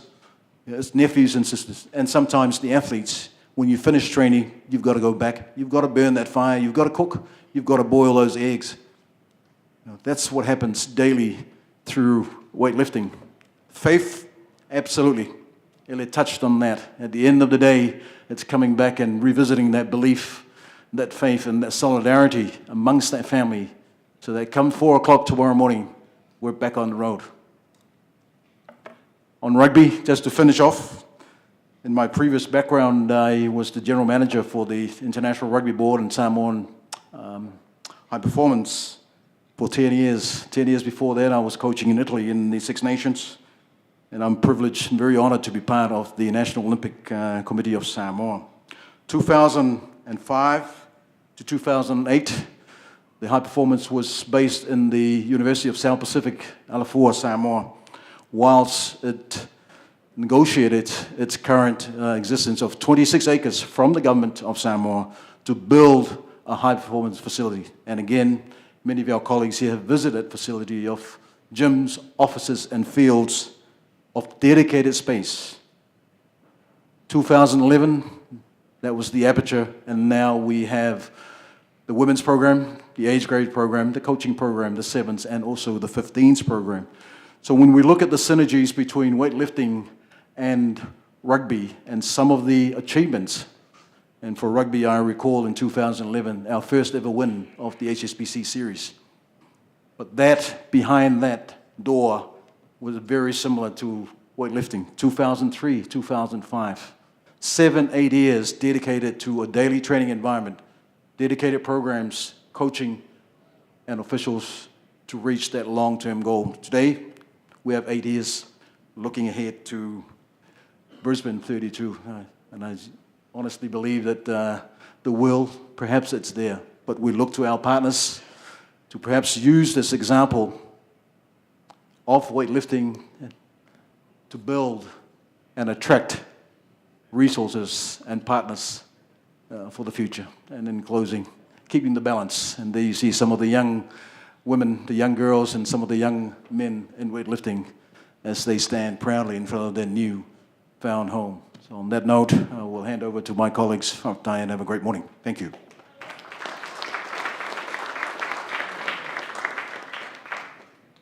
Matt Vinaka Vakalevu, that was wonderful. Thank you so much for sharing that story and doing it all on your own. Terrific job. Thank you very much indeed. We're going to continue our narrative now. We're going to look at the role that collaboration with international sporting entities can give organisations new opportunities, new resources, and particularly new networks that can help drive growth, drive innovation, and also drive social change in the world of sport. So let's talk harnessing the Pacific Games for national sports legacies. Would you please welcome to the microphone the President of the National Olympic Committee of the Solomon Islands, Martin Rara.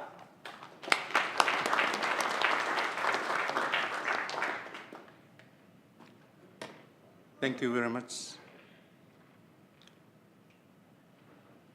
2023 last year was during the first Step Up program in Australia, in Brisbane. While I was sitting down there and listening to one of the speakers, he was talking about the rising tide. When the tide rises, all boat rises. And that, when I go back to the Solomon Island, and it was the year of the Games, and I was trying to figure out what it takes to be in the boat that is rising. I am here this morning to talk about harnessing the Pacific Games for a national sports legacy. And I'm here, I'm very thankful that our team is here. Alison, Aaron, Nihal, and Secretary General of the Olympic Committee.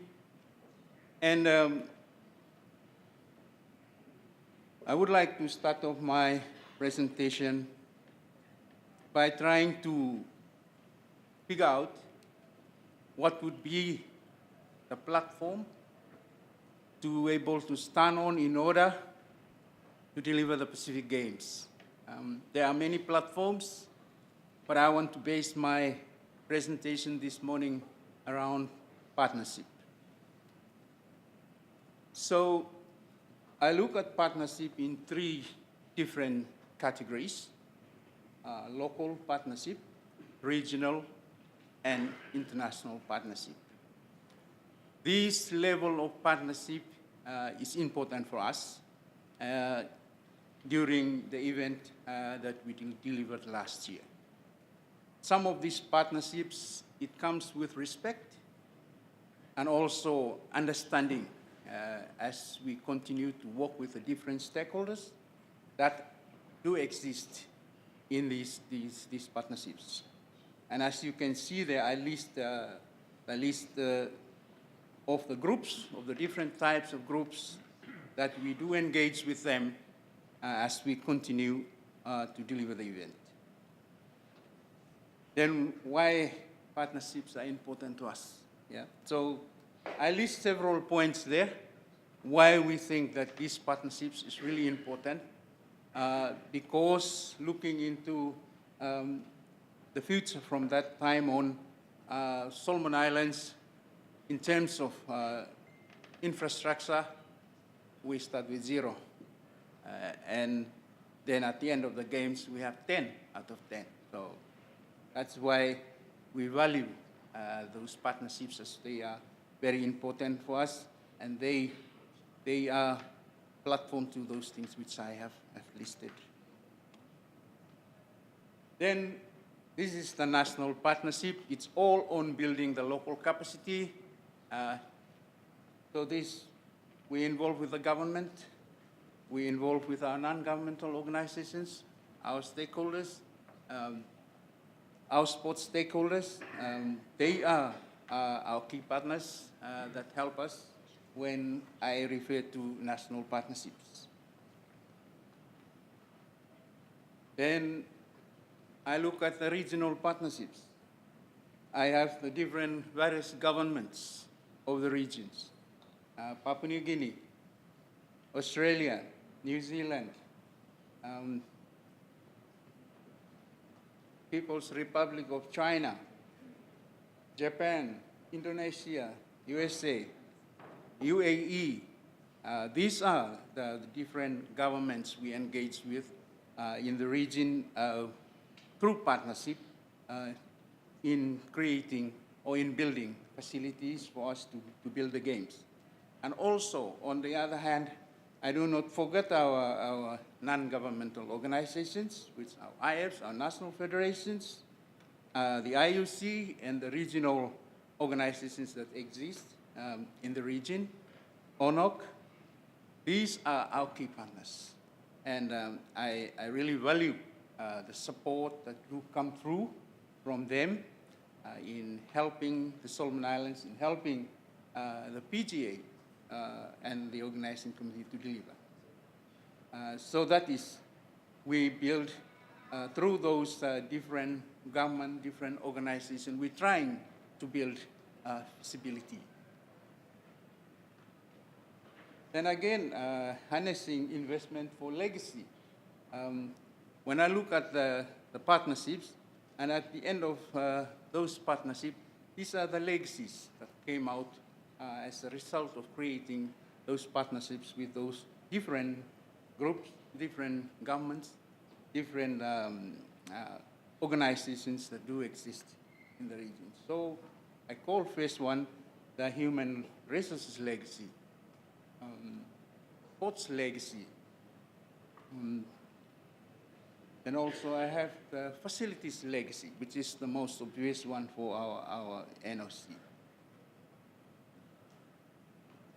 A digital legacy, the collaboration legacy that surrounds the game. Then again, when having those legacies, the programming for the facilities, it's for us, it's also a legacy. There is a new mindset change to how the federations approach the different facilities. Before, maybe it's a free ride. You come in at 4 o'clock, do your training, and then you go. But now there's a systematic way of how to manage the facilities, how to do bookings. So that is a new culture for us, a change of culture for our national federation, our sportsmen and women in accessing those facilities. So programming for the facilities, we see that also as another legacy that true collaboration has left back for us.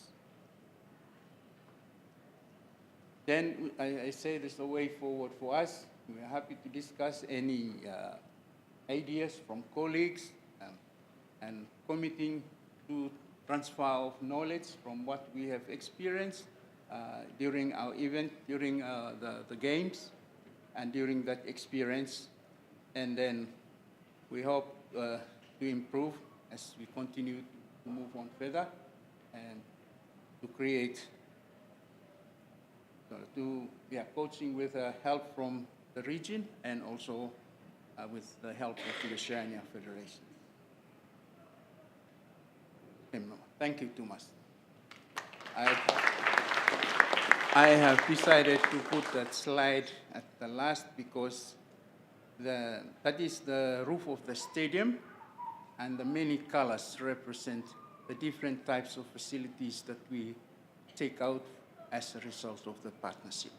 Thank you very much.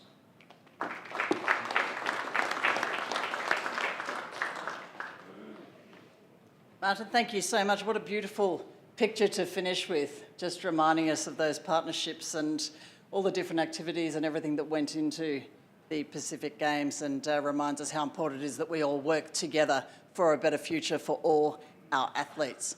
We're now going to zero in on rugby, and Oceania Rugby in particular, where Frank Pulatua will explore Oceania's journey towards excellence and inclusion. He'll delve into the organisation's vision and mission and navigate the unique significance of rugby sevens as an Olympic sport for the Pacific region. Of course, with LA 2028 and Brisbane 2032 very much on the horizon, he'll talk about Oceania's rugby's strategic plans and their goals. Frank Pulatua, over to you.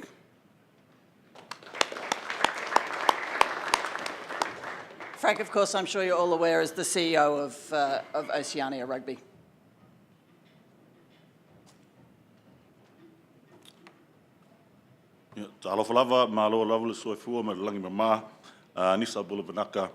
Good morning to you all, distinguished guests and colleagues of Oceania. It's always good to be the last speaker before refreshments. My name is, as mentioned, Frank Pulatua, CEO of Oceania Rugby, and I've been kindly invited this morning to share some insights and concepts on rugby sevens and the road to Brisbane 2032. By way of background, let me just move this forward. By way of background, Oceania Rugby is one of 6 regional associations for World Rugby. Our primary mandate is to foster and grow the sport of rugby across the Oceania region through our member unions. We currently have 17 member unions in total, 15 full members, which include New Zealand, Australia, Fiji, Samoa, Tonga, Vanuatu, Niue, Solomon Islands, American Samoa, Cook Islands, Papua New Guinea, Tahiti, New Caledonia, and Tuvalu, and our 2 associate members in Wallis and Kiribati. Annually, we deliver several competitions and tournaments, as well as running education and training initiatives, development pathway initiatives, and social impact programs right across the Pacific region. For full disclosure, my professional sporting background is in the other code, rugby league. However, growing up in a rugby-mad family in New Zealand, I've always maintained a strong support for the All Blacks, Manu Samoa, and the broader Pacific rugby family. I was fortunate enough to represent the Penrith Panthers and South Sydney Rabbitohs in the National Rugby League competition in Australia for over 13 seasons, as well as the privilege of representing Samoa on the international level. I'm obviously acutely aware of the sacrifices, application, resilience, time, energy and commitment required of our athletes that are in the room today, and certainly for them in terms of achieving at the highest level. I'm also cognizant of the key components within our sporting organisations that are critical in supporting our respective coaches, trainers, administrators and support staff. Ensuring that we are responsible custodians of our sports and providing a safe and secure environment for the athletes to thrive and perform, and certainly looking forward to the 2032 Brisbane Olympics. Much like my NRL career, I was caught off the bench this morning to share some thoughts on Sevens rugby and importantly our prospects and aspirations leading into Brisbane 2032. So what is the status? Rugby Sevens is an Olympic sport which holds a unique significance in the Pacific region, due simply to the popularity it holds as a sport where the flamboyant expression of speed and skills is encouraged and celebrated, and the competitiveness of our Pacific nations to compete against much larger and more heavily resourced national unions on the global stage is evident.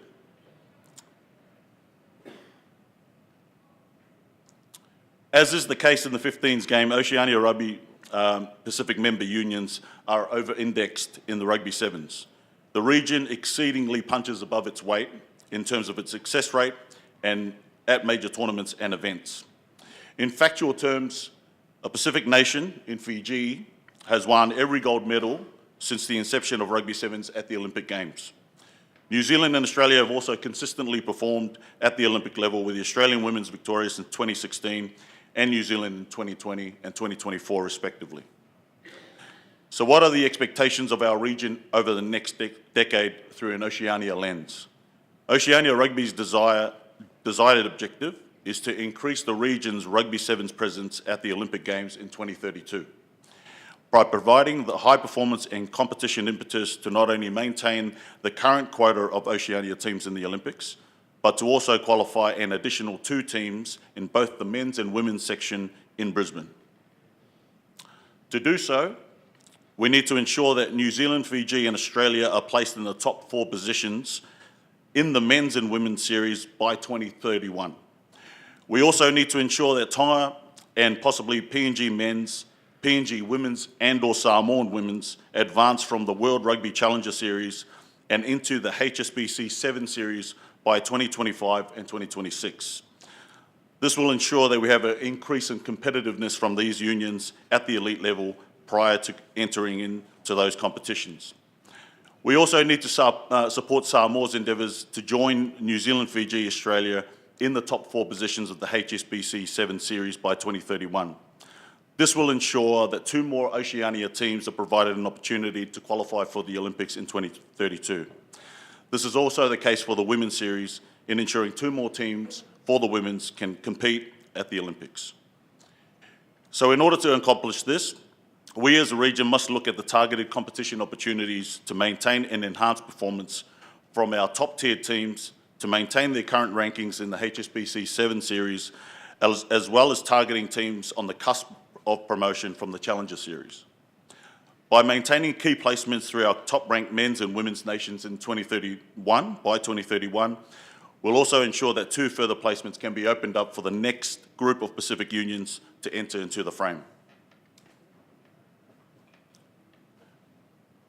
So factored into this slide are key aspirational targets which have been set by Oceania Rugby and resolved for the next 2 Olympic Games. Our target for LA in 2028 is to see if we can qualify 4 Oceania men's teams in the men's section from direct qualification through the 7 Series. This is also the case for the women's in terms of qualification through the 7 Series. By 2032, the aspiration is that we will have 5 Oceania men's teams in the men's section and 5 Oceania women's team in the women's section. These targets are realistic in our assessment and can be key driver of greater representation at the Olympic Games by 2032. In Paris 2024, the Oceania region will have the greatest representation of teams qualified. For the first time, there will be 4 teams in the men's, joining three teams in the women's section. There is also a probability of an additional team in each of the men's and women's sections should the Tonga men's, PNG women's, and Samoa women's successfully qualify through the repechage, which is going to be hosted in Monaco this year. So given the current HSBC Sevens rankings, where we are seeing the emergence of teams such as Argentina men's, France men's, the Spanish men's team, South African and French and Ireland women's teams, our region can no longer take for granted our dominance in the Rugby Sevens. With several unions in the Northern Hemisphere quickly closing the gap, the key for additional Oceania teams into the Olympic arena not only falls on developing targeted unions, but also the performances of our current core teams. Over the next decade and leading into the 2032 Olympics, the Oceania region will present a plethora of opportunities for sporting organisations, governments, corporate and strategic partners to come together, collaborate, ideate and execute to drive greater value for our programs, events and regional proposition. In rugby, there are several major events and tournaments, and we will certainly be involved in it over the next few years. As custodians of our respective sports, it is incumbent on us in this room to work collectively together to improve the Pacific's presence at the Games through our strategic partnerships. I would like to thank FASANOC and also Dr. Mitchell and the team at ONOC for kindly inviting me to speak this morning. And thank you all for your time and attention. I look forward to collaborating with many of you in the coming months. Thank you.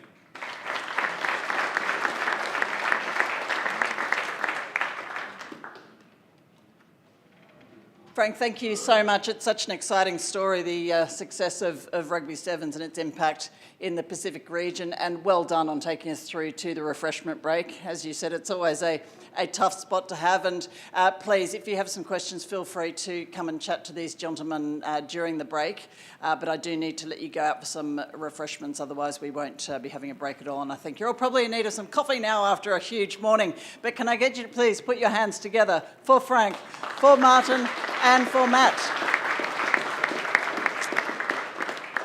Some super content to chat about. Let's take a 20-25 minute break, and when you hear the bell, come back in because we're going to talk universities. See you soon.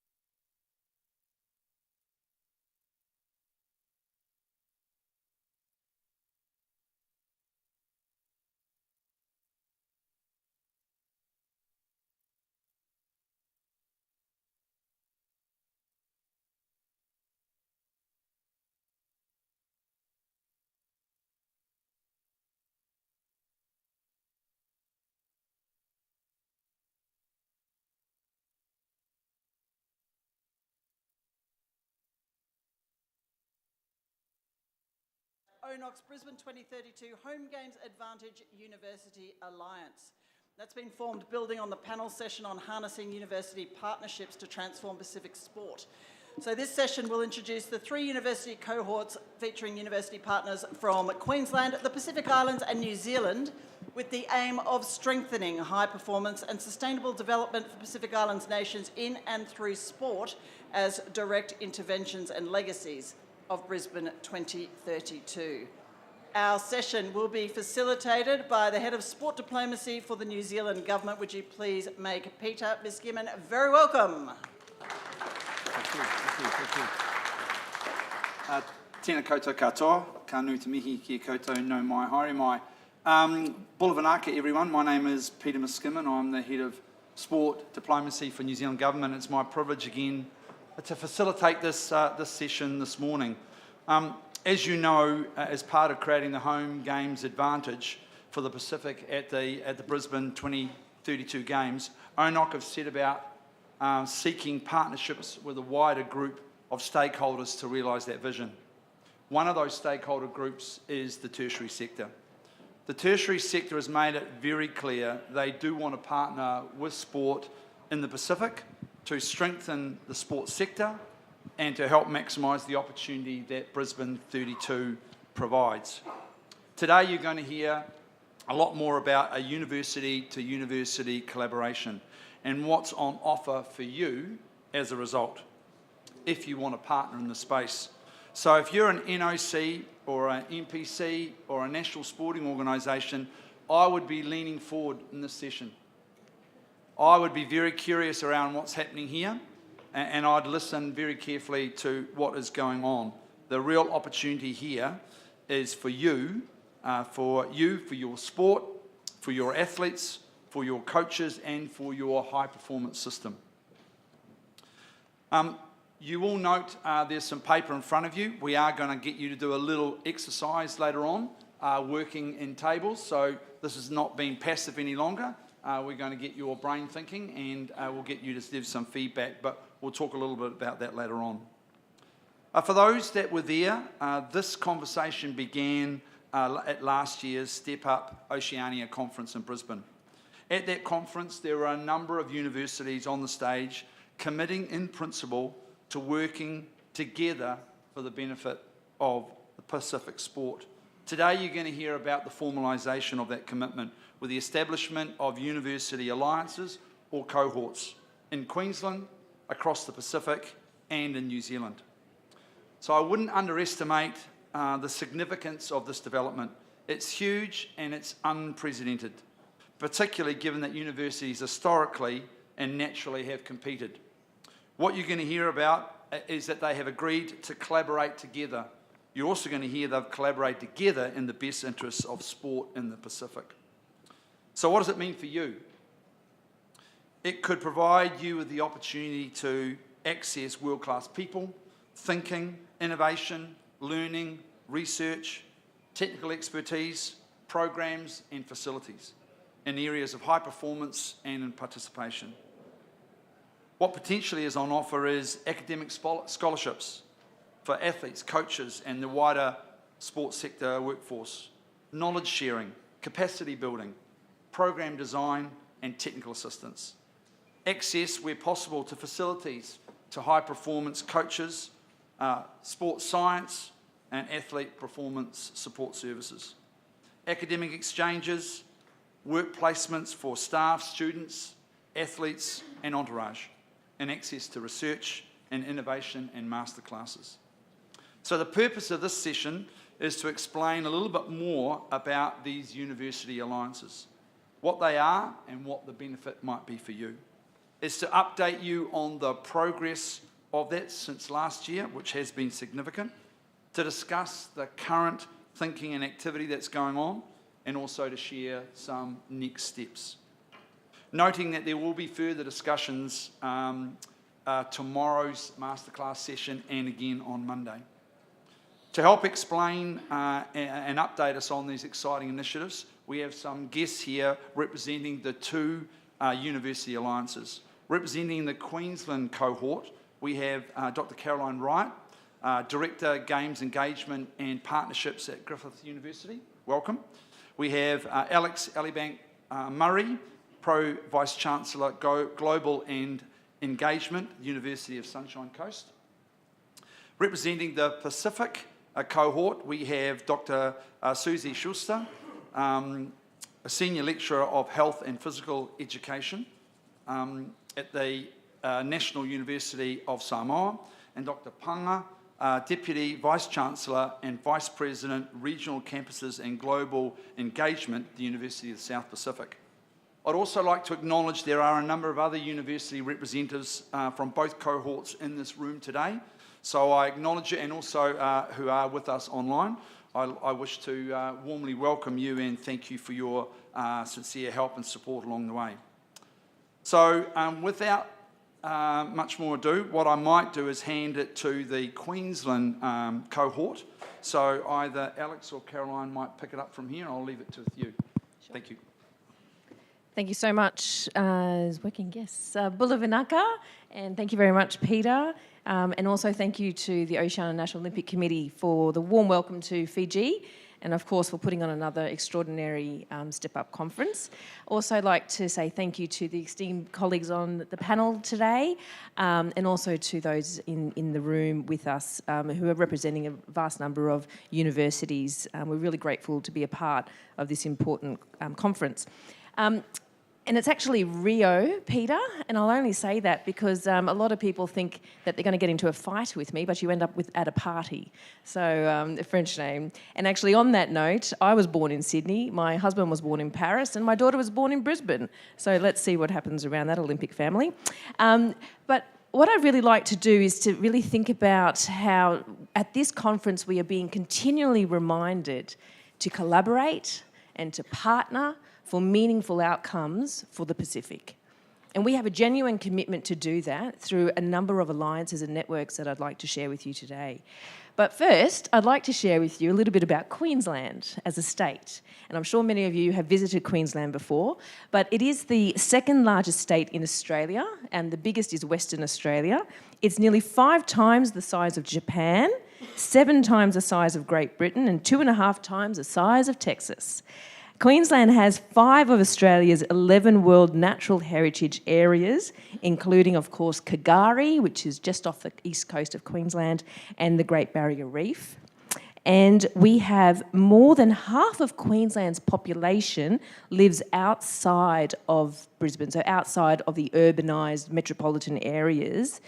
And about 1/3 of Queenslanders are migrants or children of migrants. So we are home to 4 million people, and we know that Queensland is home to the majority of Pacific communities residing in Australia, about 337,000 people of Pacific heritage at the time of the 2021 census. That's about twice as many as in 2006. So it's almost like your second home. Queensland is also where the sun shines in Australia. We have average maximum minimum temperatures for Brisbane at 25.3 degrees Celsius and 15.7 degrees Celsius. So I think when you come for your international training camps to Queensland, you do feel at home with us as well, with 8 to 9 sunshine hours every day. Now, on that note, of course, Queensland is also home to a number of Australia's top performing universities. And if we might share the slides, we have leading research and innovation universities with that are doing a lot of work with Pacific universities as well. So working on things like climate change, mitigation, adaptation and resilience, health advancement, water management and waste management, and also security. But of course, and that's the list of the 9 universities there, but of course Queensland universities are also leading in sport. And now more than ever, there is a spotlight on what these Queensland universities can be doing to really deliver strong legacies for the Games. Now, that's whether it's about facilities and testing environments for high-performance athletes and coaches, whether it's through community sport participation, youth programs, and university sport opportunities, whether it's through high-performance Olympic and Paralympic programs and strategies for women in sport, or even if it's really around the cutting-edge research and the application of that research, and making it sort of step outside our own institutes and academies of sport and democratising those impacts for greater benefit to our region. It's also very important that we highlight the value of sports education and education as a whole outside of the sports space as well, and thinking about ways that we're creating the futures of the leaders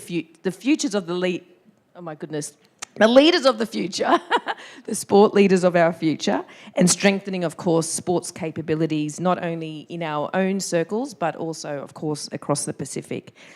But today we're talking about how do we harness all of that goodwill, all of that energy, all of that expertise, of course, to then benefit ONOC and also the OPC. Why is this important? I'm going to talk about why before we go to how. It's important because academic contributions are best when they are applied. It's important because it's not just about storytelling on what we're great at, but it's more about how we are democratising, how we are sharing in our partnerships and measuring impact for long-term outcomes. And it's also because taking multi-stakeholder and interdisciplinary approaches is so much better to deliver broader Games legacies like increasing sport participation, increasing access, diversity, inclusion, and delivering on our climate commitments, and also our commitment to our First Nations people and our delivery of a beautiful cultural Olympiad in 2032. So how are we doing this? On the next slide, you can see that we've been busy since the last time we met. And in late 2022, the Queensland Universities, so the first one here, the Queensland Universities 2032 Games Engagement Committee got together. And this is the anchor point for organisations to engage with the collective Queensland universities in relation to the Olympic and Paralympic Games. So the 9 universities have gotten together and and we are now a subcommittee of the Queensland Vice-Chancellors Committee. So we're taking this very seriously and our purpose is to identify and share information, oversee the coordination of projects, elevate Queensland as an inclusive higher education destination, and identify opportunities to generate economic, social, environmental and cultural value. And so I thank Professor Bruce Abernethy, who's in the room, who chaired the first year of that group coming together. The second is the one that we're talking about today, and that's the ONOC University Alliance, which aims to strengthen high performance and sustainable development for Pacific Island nations. Now, this alliance has met 3 times since September 2023, hosted by UQ, QUT and Griffith. And our focus has been on identifying areas for collaboration, establishing our terms of reference and our first MOU with ONOC as a collective. We've been sharing in dialogue around capacity and capability building. We've mapped what we can do and what is possible to do, of course, what we could do and what we can do. And we've also started to, of course, work on our contributions to the STEP UP Oceania, but also looking at sort of embedding programs of support in countries as well. So the other two items that you see relate to, the first there is the Queensland Centre for Olympic and Paralympic Studies. So the home is at UQ, but we are a Queensland centre, and we've brought together a number of universities who are interested in working, of course, across Olympic studies and research, and that's an IOC sanctioned centre. There are 2 others in Australia, so Victoria University and the University of Technology in Sydney. And of course, you've heard lots about the GAPS global program, which is now opening its doors, of course, to more members from Oceania to be a part of that. So I'll stop there and hand over to my colleague, Alex. Thank you. Bulivanaka. So we have been busy at these 3 meetings that Caroline's just talked to you about, and it's been around how can we collaborate and what do we collectively have that we can then offer. And also what's important for us today is to understand from you what is the demand and desire of what's needed. And we've heard a lot of that yesterday and this morning around the different things that are needed from the Pacific. But we're very interested in you driving that and us being able to provide you with a listing of things which we think we can collaboratively work with you on. So I might just move to the next slide if that's all right. Thank you. So there's a wide range of areas here that all of those 9 universities have discussed, and across our network there's a large amount that can be provided. Now, we're still in the early stages of discussions. I think that it's important to say that. We're looking at collaborating really well together over this, and there is really good will around the table. In fact, those meetings are probably some of the more fun meetings that we get to go to, I think. So I won't read through them. The list is actually on your table as well in the centre. I just put a little printout just to sort of pique your interest in thinking about which ones of these would actually be most useful for you to take advantage of. But I'll just make a couple of quick comments around them. So in terms of scholarships, of course, we've heard that it's not just around athletes, although that's critical. It's around building sports sector workforce capability and entourage. And so we're looking now at how we're going to be able to fund this and what sort of avenues of funding, whether there's government, sports bodies, communities, universities, and again, would be very appreciative of your thoughts and feedback around that. Yesterday, I was really interested to hear the range of presentations talking about capacity building and making sure that there is a legacy in the Pacific of everything from coaching to officials to having in-Pacific classification. And I think this second point really talks to that in terms of program design and technical assistance towards trying to achieve those outcomes. And then that means that what we're doing is we're linking that type of knowledge sharing and capacity building towards succession planning. And that was quite a big theme of yesterday that I heard. Of course, training camps and access to in-kind facilities. I think Kieran did a great job of pointing out the Olympic standard high-performance facilities that exist. They are beyond Canberra, though, and it's important to note that many of the universities on the list of 9 do have Olympic standard facilities and IAAF standard athletics tracks, for example, all kinds of pre and post training facilities. High performance centres, we have world leading coaches, and obviously we've talked about sports science as well during the conference and accommodation. So that's going to be something that's utilised, I think, quite heavily in the lead up to the Games. Also, I know that Carolyn touched on academic exchanges, so I won't labour on that too much, only to say that staff and students, but also workplaces for work placements for athletes and entourage, and that could be then again linked to those specific learning outcomes around training, classification, officials and those sorts of areas. Yesterday, I was very interested in listening to the Pacific sport workforce needs, and there was also some discussion around micro-credentialing, online programs, blended programs, some commentary about classification potentially being offered through telehealth and a number of other avenues. So I think that this is a really important piece in capacity building succession planning within the Pacific.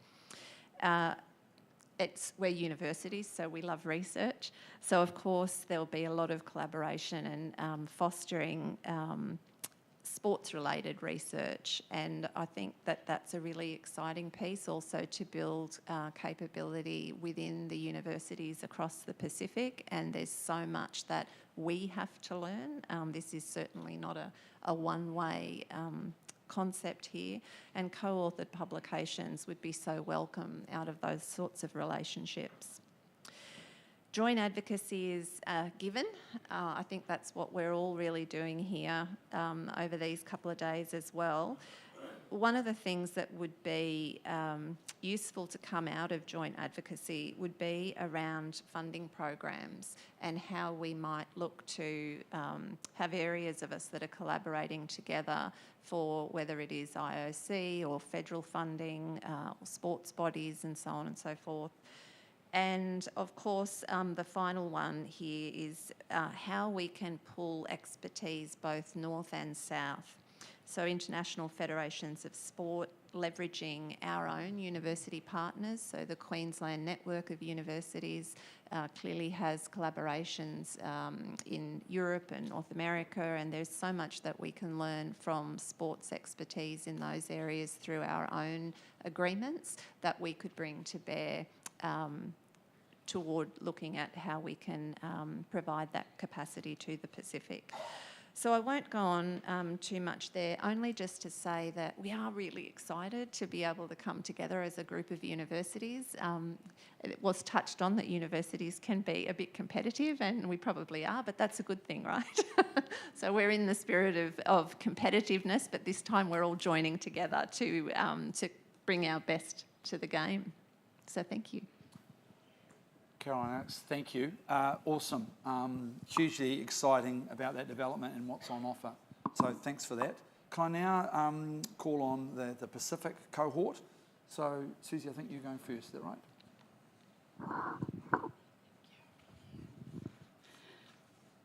Almost good afternoon, everybody.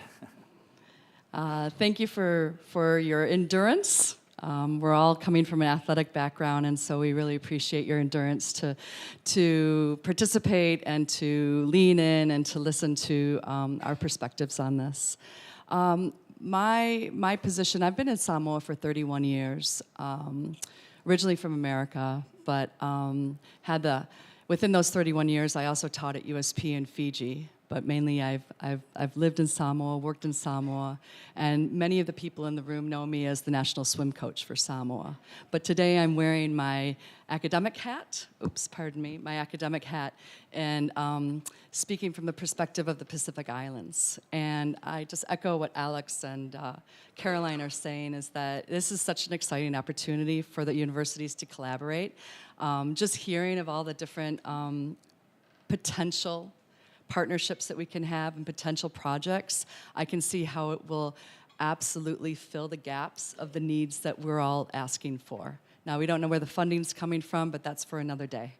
If you guys don't mind putting up the slide, please. Thanks. So just in a context, I know most of you know all of this, but I think it's nice to see a geographical evidence of where we're all positioned. So far on the Pacific Island side, there's 9 universities that have come together, or 7 universities, pardon me, and including USP on top of that. So I'm going to speak directly about the national universities and all of those that are circled.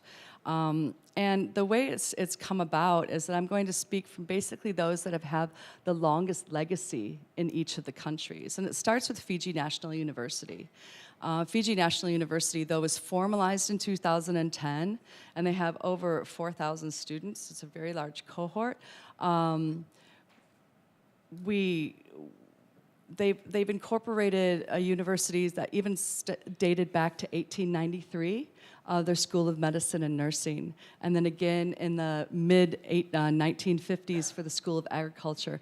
They are a firmly established academic institution, and their School of Humanities and Education incorporate their diploma, their certificate diploma and Bachelor of Sports Science. They also dedicate their staff to pre-service teacher training in ECE, which is early childhood education, primary and secondary health and physical education teachers.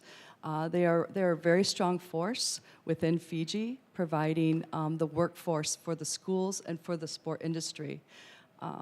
So they have a staff of upwards to 100 people dedicated to this field alone.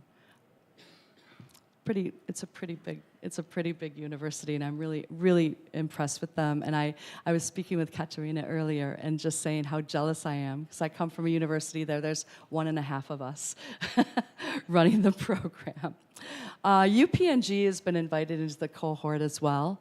UPNG, they bring in an intake of 11 to 12,000 new intakes per year into their university. They have the School of Humanities and Social Sciences, and they also do pre-service training as well for health and physical education. NUS, which is the National University of Samoa, started in 1984. We have upwards to 2,000 students, and it originally started as a teacher's college. It formally went into a full university incorporating other faculties beyond teaching. And we still dedicate ourselves to teaching health and PE for early childhood education, primary and secondary as well. We used to run diploma programs and bachelor programs in sport, but those came to a stop once the funding ran out.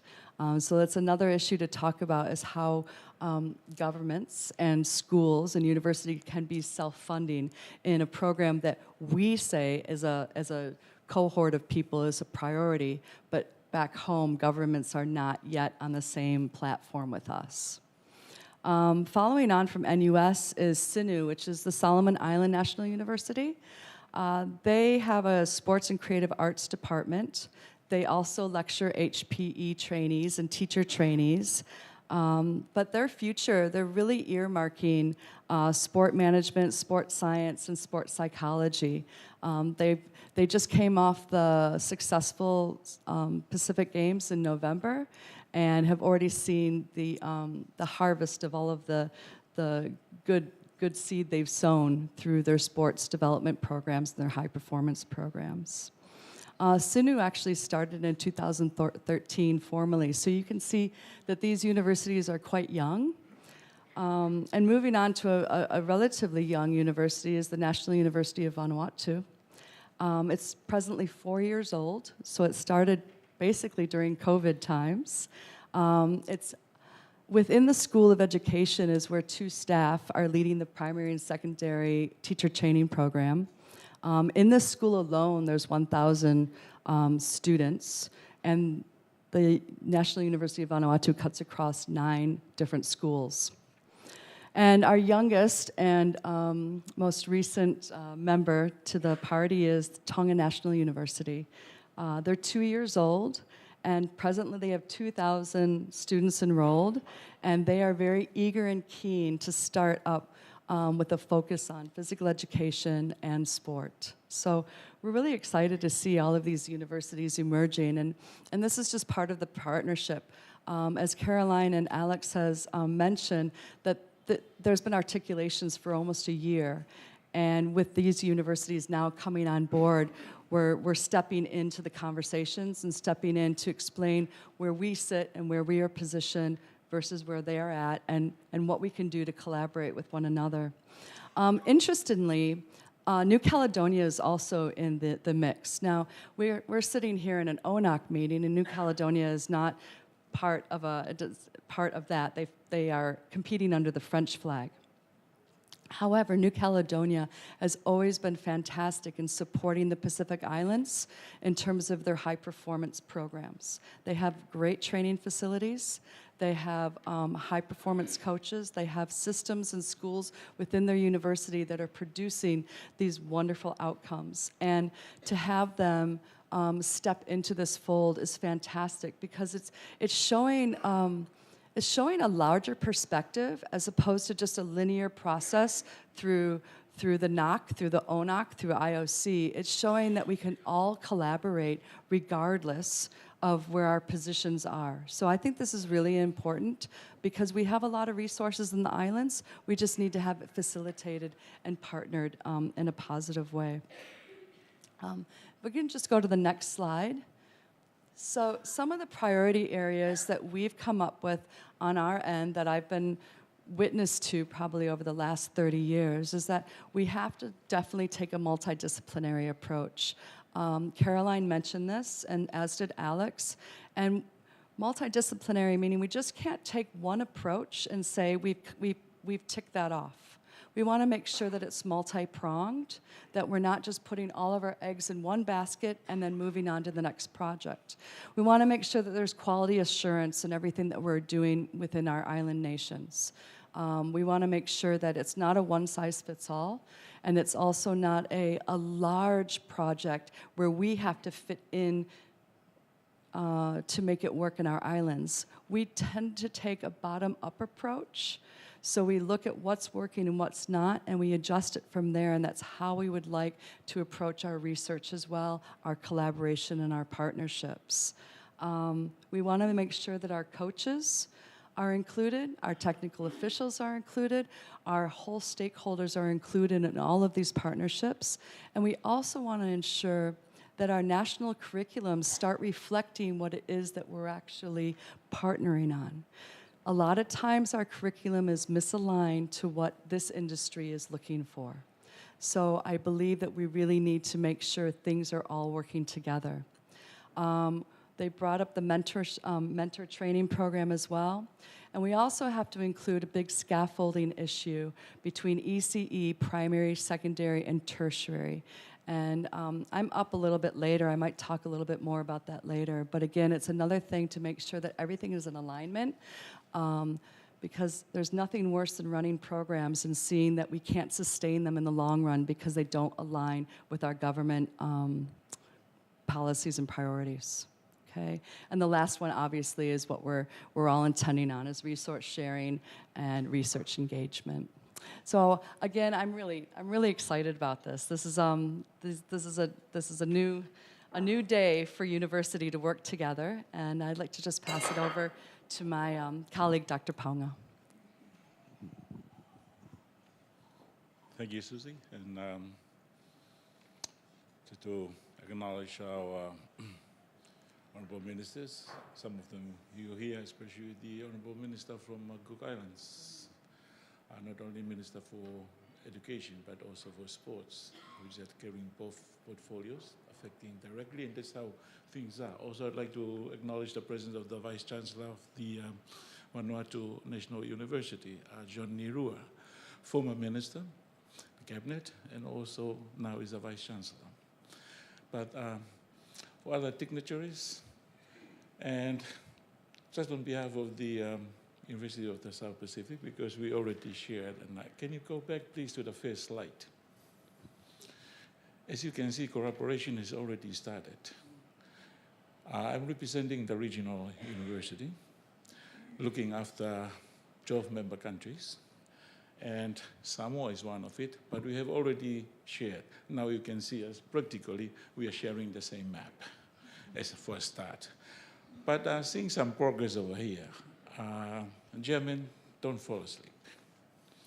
I must commend you very much, because this sense of cooperation when it started from last year in Brisbane, I recalled, without acknowledging your stewardship and your leadership in getting us together last year, there were only about 4 or 5 universities gathered at Brisbane 2032, STEP Up Oceania. But looking at the progress, I think we must start at ourselves. First of all, the first progress that I see, you look very well compared to last year. You look very healthy. That means you're putting a lot of energy to sports. And secondly, there's been a great development, because last year it was about 80%, it was all men. Now, this year, beside me, if you remove me next year or the next, I think they're going to be 100%. So we are increasing in the gender perspective, so that we should not forget that in our discussion of our sports. However, looking at from a regional university perspective, the map that you're looking at now, 17 of our member countries belong to they have national Olympic committees. Out of those 17 countries, 12 of them are members of the University of the South Pacific. And 5 of them, as you see over here, they have their own national universities. So out from that map over there is PNG and also New Caledonia. So, but we are covering up to other countries. University of the South Pacific, roughly from 27 to 31 in the past 5 years, number of students, 31,000, 27 to 31,000. So it ranges along that line. And with the 12 member countries, we have 14 campuses. We have 3 in Fiji, and then we have 1 campus in every country. So we consider that as also like a smaller university. It operates the same thing that we are doing at the university in Suva at the main campus.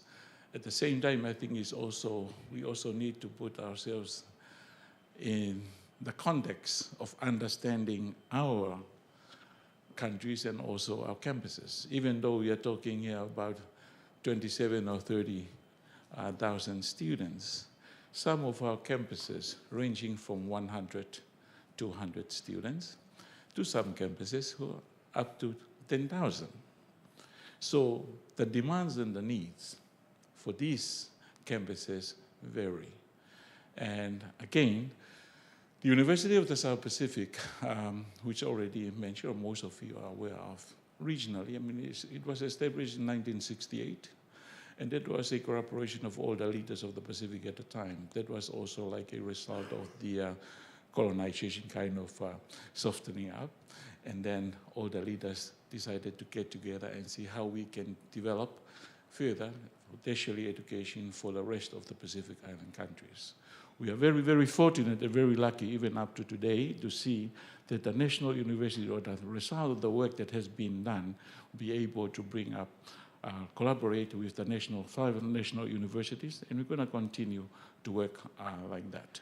In terms of sports, University of the South Pacific, we have engaged directly in terms of physical education since 1970s.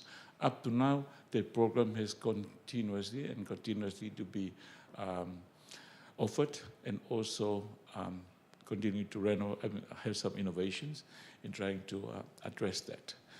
Basically, when we are here to discuss about our cooperation and everything, I'm very thankful to hear from Karen and Alexis of all the offers that can make.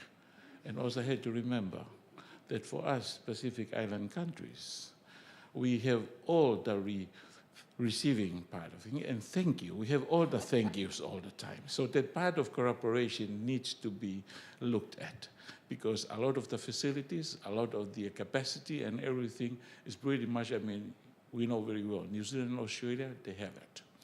So in terms of cooperation, we have already started in terms of working together with our national universities. Some of our staff or officials that are assisting over here, you saw yesterday they were wearing USB. Now, most of these students, they are already from various countries. And even we like to start with that. And also some of our students, they are staff at the University of Fiji, but they are taking courses at the USB. So that is the kind of cooperation I think that we're going to be working on from now onwards. And it is similar to all our national universities, because we don't see sports as something that we're going to disturb the cooperation and the work that we are doing. And we don't, well, even though it is said and sounds very good to say there is no room for competition, what I would like to say is there is room for competition, but constructive competition. There is room for partnership, and I think that is where we're going to be heading forward in terms to go forward, but genuine and effective partnership. Not just partnership just to see that we look good, and it shows good in our papers and our books. We really need to look at the individual needs and demands of each island country. Remember and don't forget, we are here on the STEP UP Oceania, following the major announcement of the bidding from Oceania. That was the major announcement, and that's what really brought us together over here. From last year, when we started our first work, it is seeing how we can portray Oceania countries or Oceania people to be part of the thing. And I think that message was very clear from last year to this year. And I think if there's anything that we from our court, from the Pacific universities will be working on is trying to see how we can immediately. We already know that the time is very running short. Last year was 9 years left. Now it is already 8. If we're going to go according to the process and procedures of a university, I tell you, after 2042, we haven't established something. From our point of perspective, especially for small island countries and also universities, national universities, we are all very new. And let me reiterate, we are all very new in the areas of sport, even though that USP, we've been joking about it. It's it's only about 54, 55 years old. It's not that long, but they already consider us as the grandfather of our universities in the Pacific.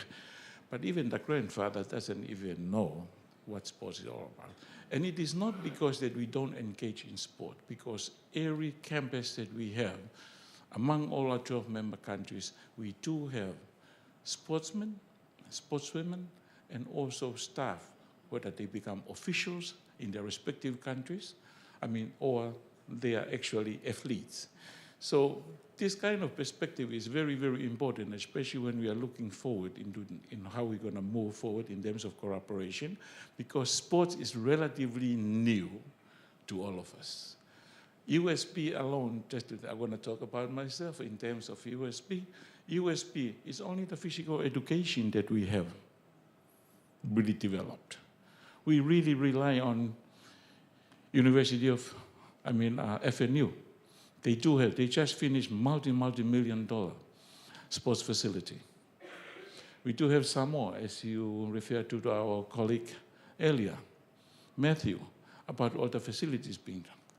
But also at the same time, we look at Nauru.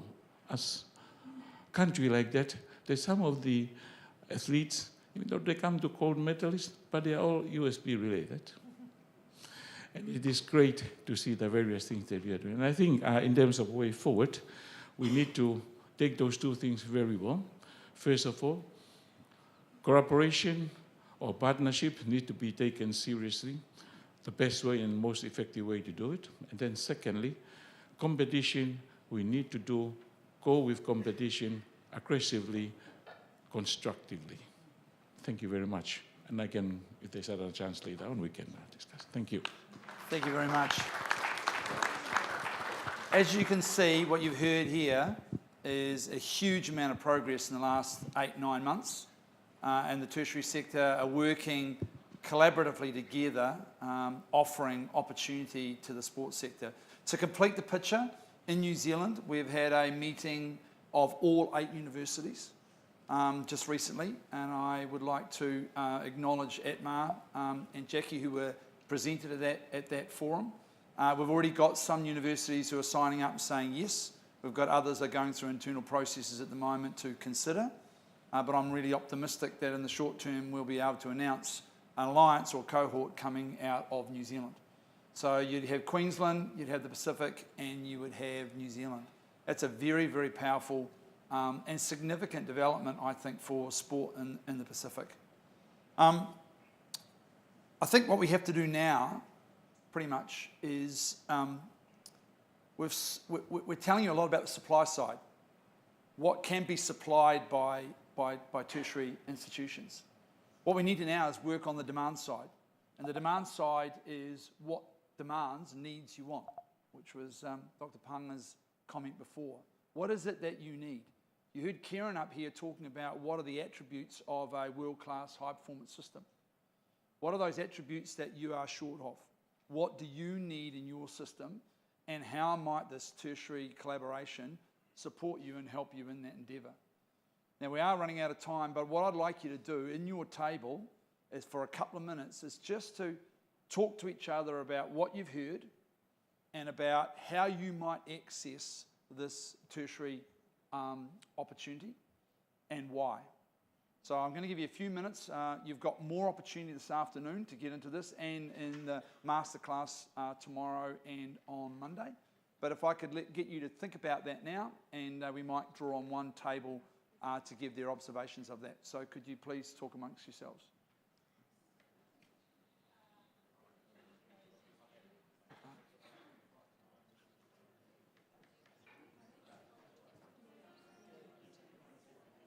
version 10.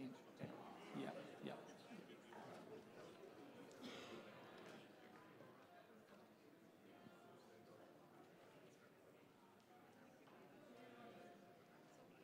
Yeah, perfect. I might get you to, when someone responds, when they talk, if you've got any comments to make about it, I'll get you to do that, and then we'll close. We've got 10 minutes. That's it.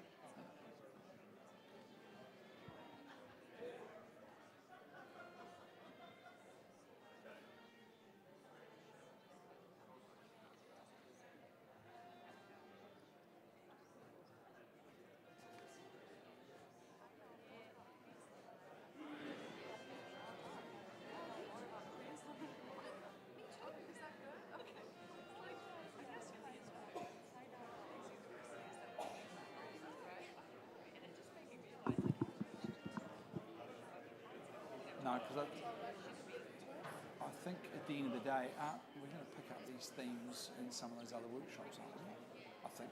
Just to get there. Yeah.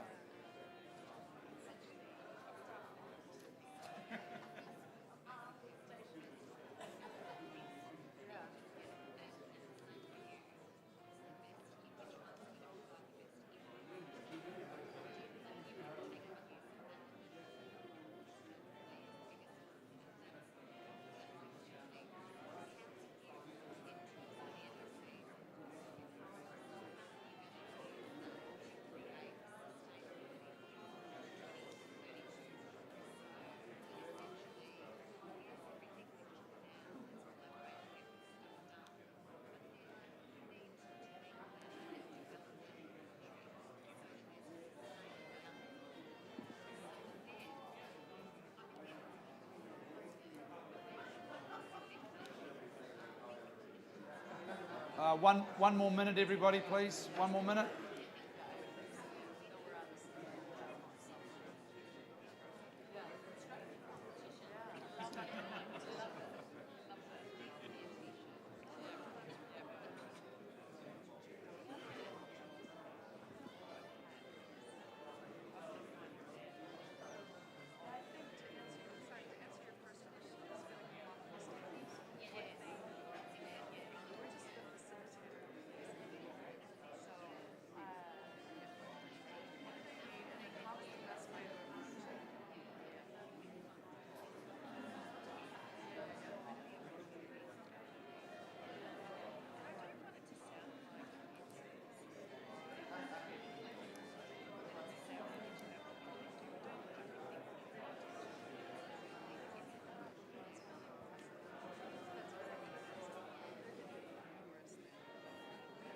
Okay, everyone.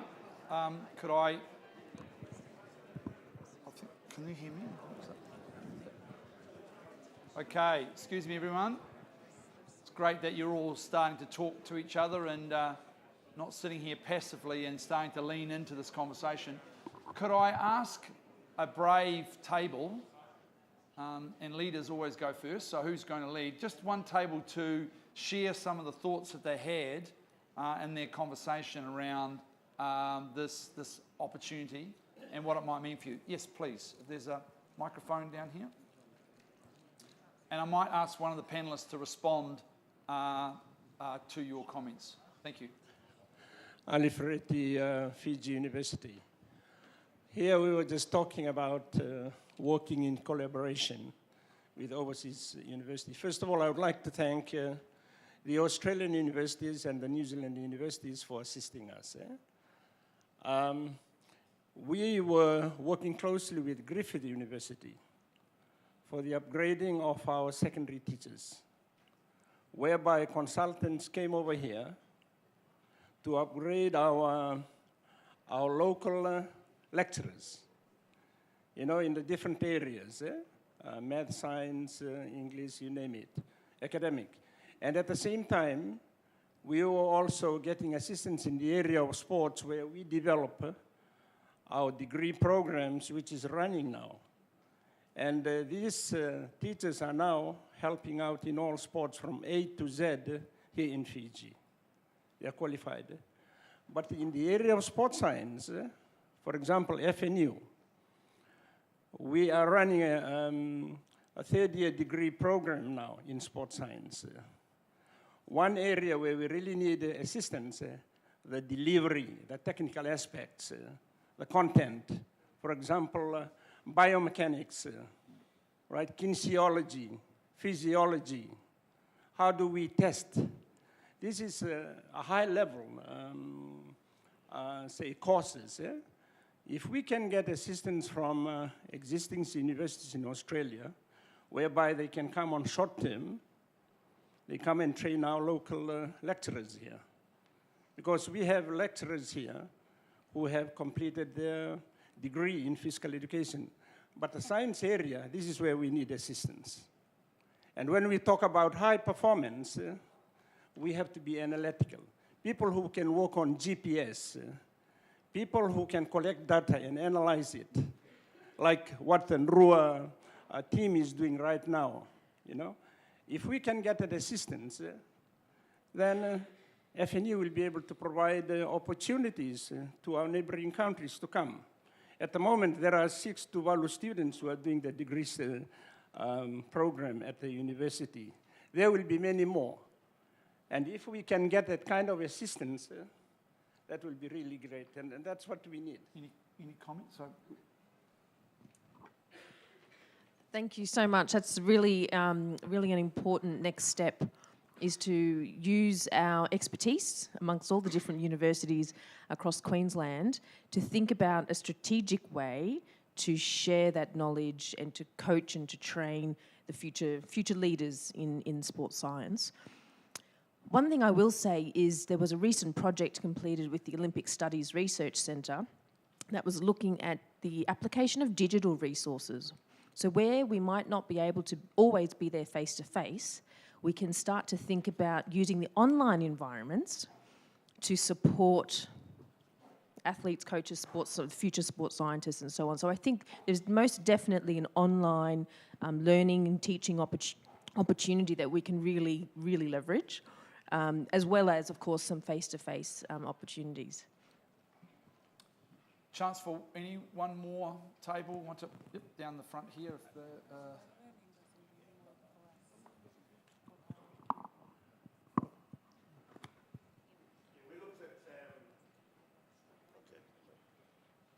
assistance in the areas of scholarship programs and for both coaches and athletes, administrators also.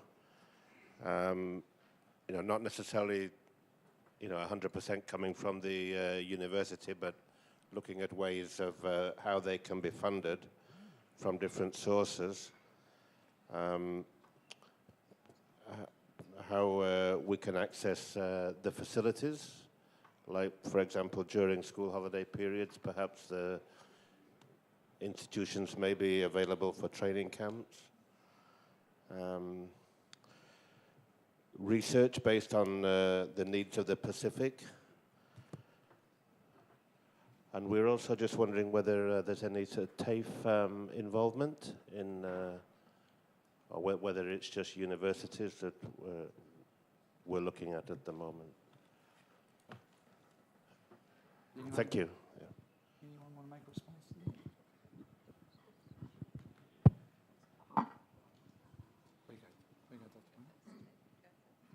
Okay, thank you. In terms of research, I think need to bring this up because last year we had our first graduate in master's degree doing research in sports in the USB. There was a lady. And then even now, those scholarships in terms of research, I think these are the kind of cooperation that we wish to work together with the other universities and also from outside. And these are areas in which that assistant can always come all the time. Because the areas that they are doing research on, they are specifically coming from the needs of various countries and also their communities. And it is also important to see that these researches are not only specifically to the athletes and related matters, but also what we are requesting, have been asking in terms of a cooperation from our other universities from New Zealand and Australia is to work together in the design of our sports strategy to see how we can put the various areas. So it's not only the high performance, but also looking like sports management. Of course, sports science is already coming up, but we need to integrate our thinking about the area of sports to a certain level so that it's not only restricted. And the research there is very, very important, that continuous scholarship or opportunities to do that is something that we really appreciate. But we are continuing those work together and also with the other countries. I might draw this session to a close. So thank you very much. I think I reiterate, we've heard a lot about the supply side of opportunity. You need to think about what the demand side, your needs are. The other thing we need to talk about is an operating model and how it might work, utilising ONOC as the broker in between. So there's some more work to be done. I look forward to next year's Step Up Oceania conference to see how far we've iterated this journey. And I thank you for your attendance today. Could I finally, on behalf of all of us, thank the tertiary sector sincerely for the work that they're doing and the support they're providing and the offer that they're making. It is substantial, and it's one that we as collectively need to partner with for good outcomes between now and Brisbane 32. So can everyone put their hands together for the panellists? And I appreciate your time today.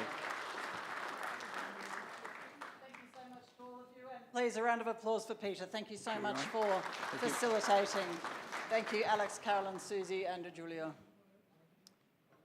Well, folks, we're going to have a brief session now, which is embarking on a topic that's been of a source of great interest to many in the room: how to navigate more flexible sporting visas for Pacific athletes and entourages.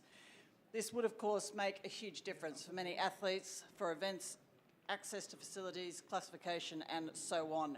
In 2023, the Oceania National Olympic Committee and researchers from the University of Queensland embarked on a collaborative effort to advocate for much-needed changes to Australia's temporary activity visa system. Let's get an update on that now. Would you welcome to the stage the Honourable Mr. Marcus Stephen, President, Nauru Olympic Committee. Welcome. Joining Mr. Stephen, please welcome Professor John Kearney, Head of School of Human Movement and Nutrition Sciences, University of Queensland.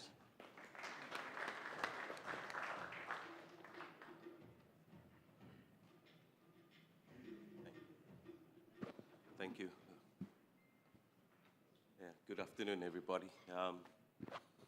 As you all know, my name's Marcus Stephen. I'm the President of the Nauru Olympic Committee and also been involved with the Olympic Committee for 2 decades and another 2 decades as an athlete.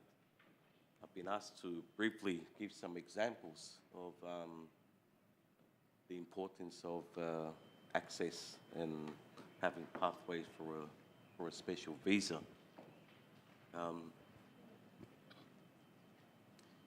I heard some from previous speakers the success that we see, which is all very nice when you're seeing the finished product. But at the same time, with the Step Up, we're all trying to put this puzzle together and learn from past experiences and mistakes at the same time. We all know the last time we had the games in Oceania was back in 2000 at the Sydney Olympics. And then we had the Commonwealth Games in Gold Coast, 2018.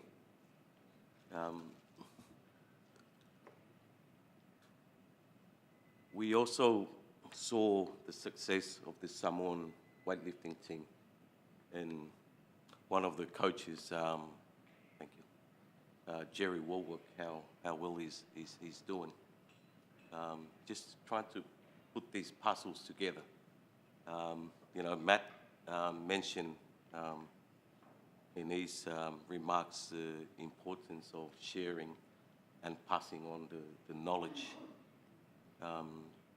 Just to give you an idea,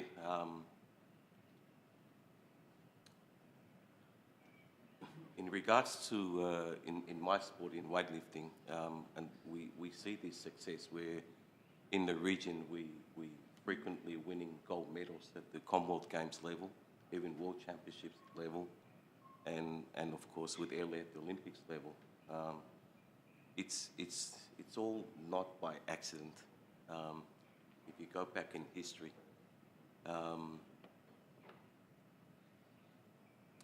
going back to the 1990s, myself and for some of you who don't know, even Jerry Woolworth, we spent almost a good 5 to 10 years in Australia, training with the best that they offered to us. So it was also mentioned that seeing the very best and learning from the very best does help a lot. And it was during those years was like the beginning of what was to become now what we're seeing all around us. You know, we see these posters of these wonderful athletes winning medals, but it really goes back to those 30 years ago, maybe a bit more. And that's where this visa comes in, I guess. And just having that access and learning from the elite of the elite. We were very lucky at that time where the Eastern Bloc was opening up and there was a lot of athletes migrating to Australia. And we saw firsthand what these Olympic world champions, world record holders were doing. We were actually training with them and learning from them. So we were very lucky at that time that we were able to stay in Australia and train with these people. Now, having said that, if you go to the other extreme part of problems with getting access to visas, I'll give you a recent example where we had an athlete who was training for the Birmingham Commonwealth Games, and we had to send him to Australia to train. He was one of our top wrestlers, and in between, he's only allowed to stay for 3 months, and we had to fly him to wherever's the cheapest ticket, whether Fiji, and come back again so he can continue his training, and then fly him out again, and then bring him back to Australia. And he was actually training with the Australian team. He was an average wrestler when he left Nauru. But that time he spent in Australia with the Australian national team and training with them for 6-8 months before the Birmingham Games really made him. He didn't win a medal, but he actually fought for the bronze medal at the Birmingham Games, which for us was a really big achievement. So these are the examples I can share with you. It's very, very expensive. When we're putting all these jigsaw puzzles together, I think visa access, especially to our big brothers from Australia and New Zealand, is so important because we do learn a lot from elite athletes. Again, if we go back in history, very recently we approved the participation of Australia and New Zealand at our Pacific Games. And I know that was a very hard decision to some of our member NOCs and PGAs, but it was something that we all thought that we should improve our standard by having high quality athletes competing against our athletes. And it's some of the sacrifices by losing medals to Australia was one of those things we took on and hoping that we can improve. I'm just asked to do a 3-minute talk on this. So I hope that just sharing that bit of experience gives you the relevance and why it's very important that, you know, leading up to 2032 Olympic Games in Brisbane, that we do improve what can be offered to the Pacific Islands and makes it easy for us. And it's all part of the bigger picture with the STEP UP. Just on the final note, again, I'd just like to thank the group from STEP UP for giving me this opportunity just to have a short word on the importance of having access to a visa. Thank you very much.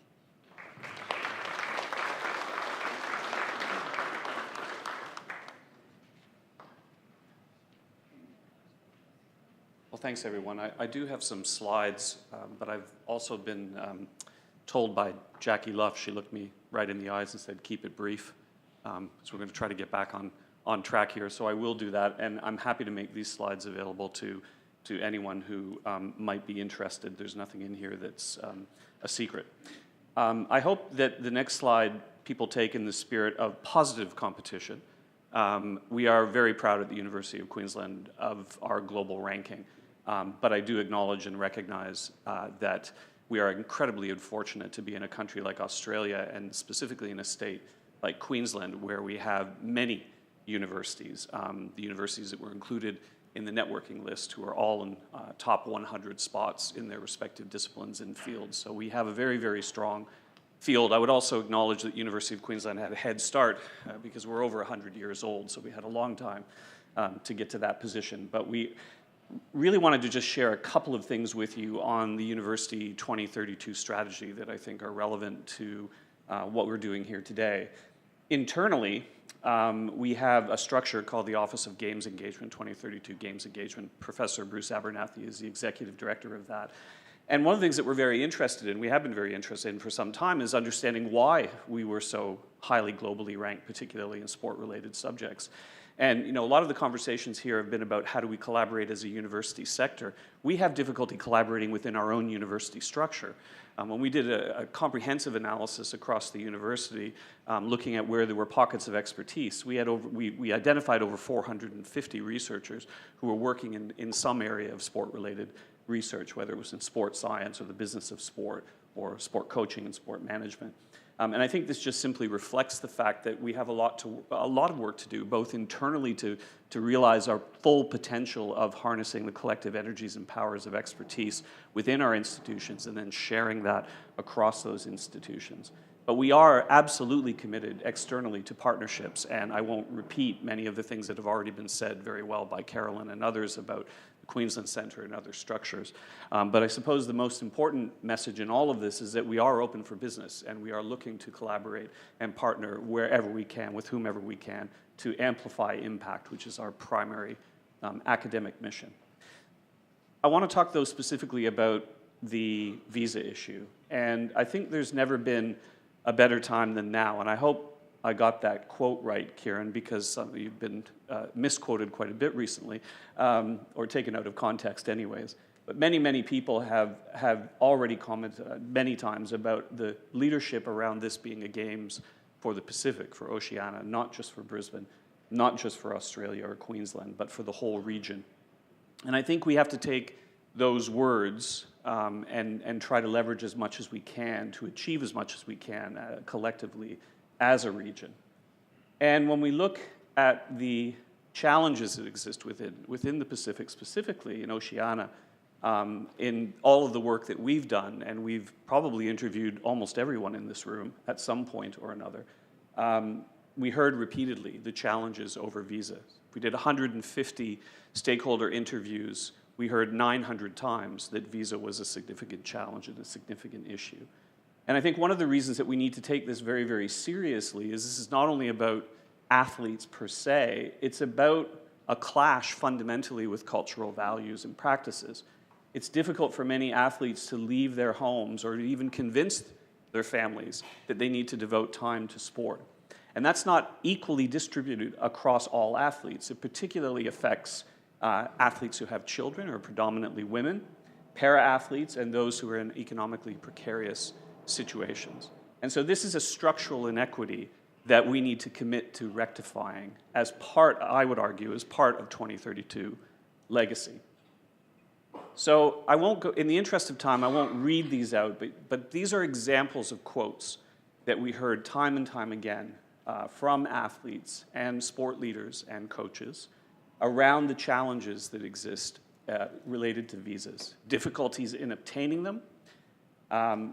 Probably heard the most amount of times, and you'll see, again, some of those quotes there. The cost associated, and this has already been raised by my colleague, the time element of it, and how the time restrictions interfere with performance training and other aspirations that athletes and their entourages have. And of course, work and education restrictions and the limited opportunities to take full advantage of the cultural, social, and economic opportunities of spending time in countries like Australia and New Zealand as part of the training regime. So as has been said, we have entered into a partnership with ONOC to work on putting together a case to present to government on the visa issue, a case that would include some of these reflections that we have obtained from in-country. And the hope would be to leverage UQ's expertise in sports science and sport diplomacy and other areas, and our networks of influence to work on a strategy to hopefully get this in front of government and have it taken seriously.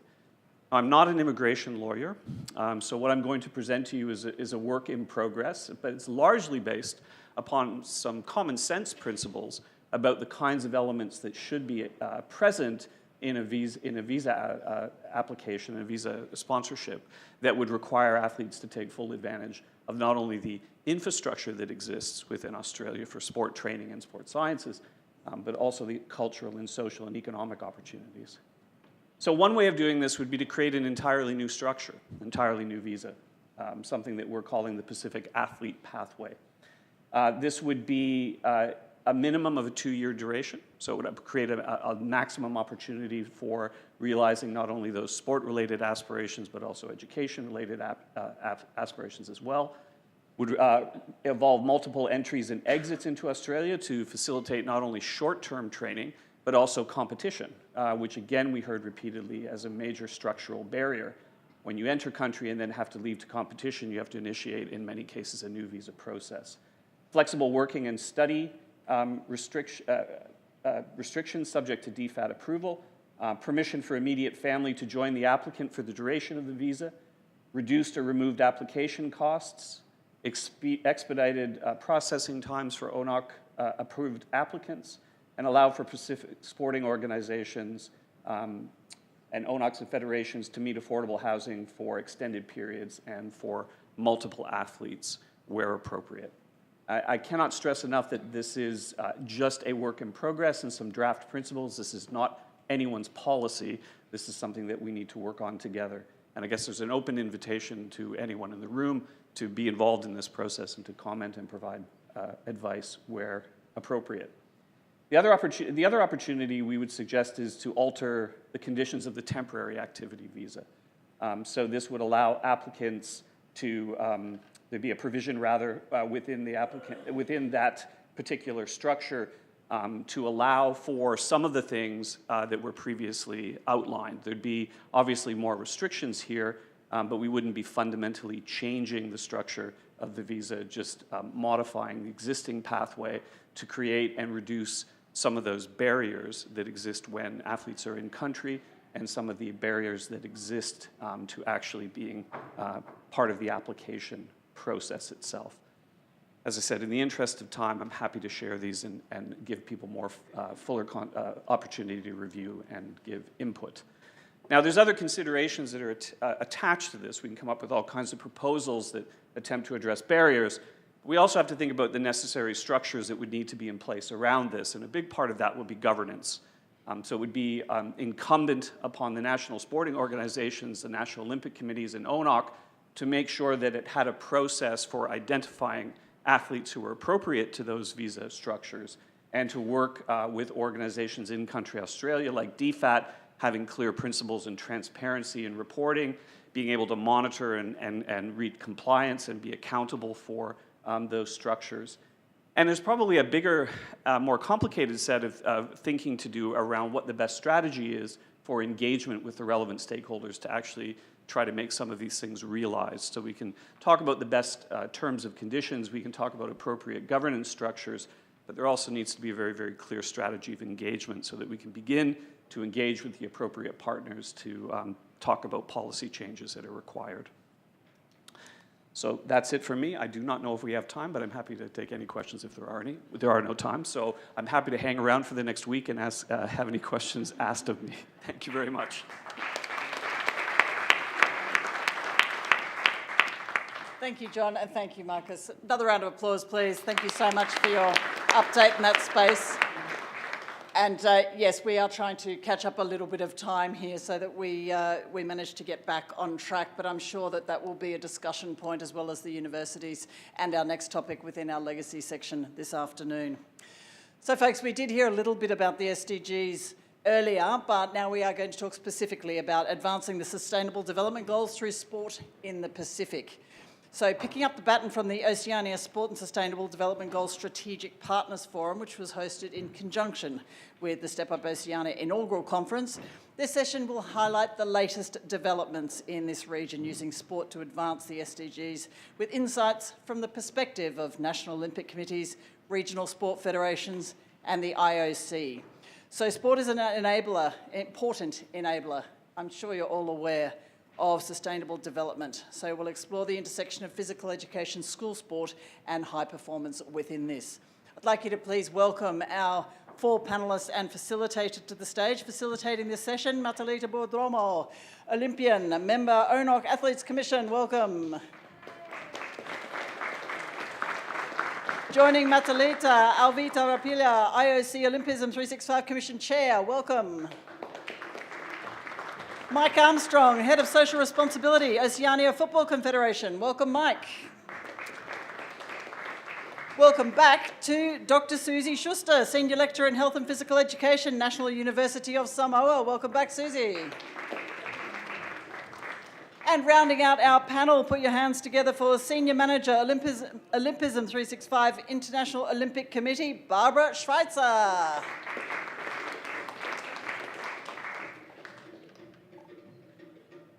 And as Barbara makes her way to the stage, I'm delighted to hand over to you, Matalita. Take it away.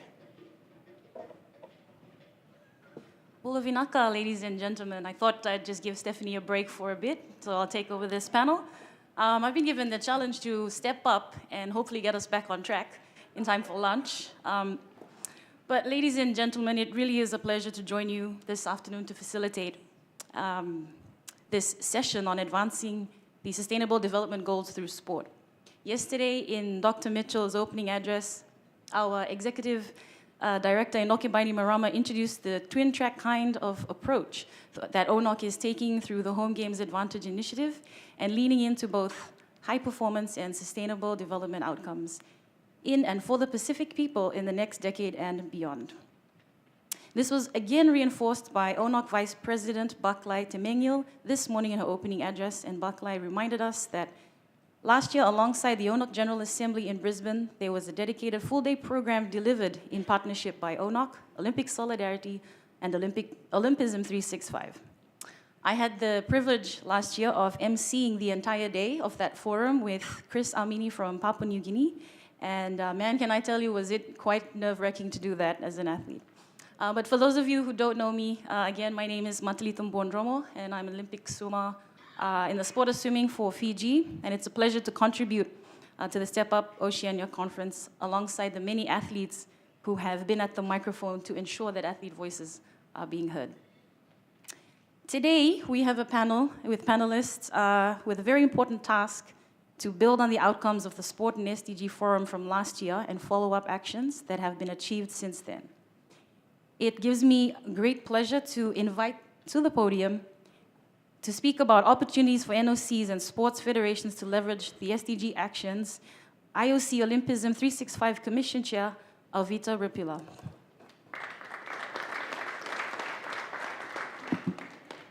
Thank you, Matalita. A very good afternoon to you all.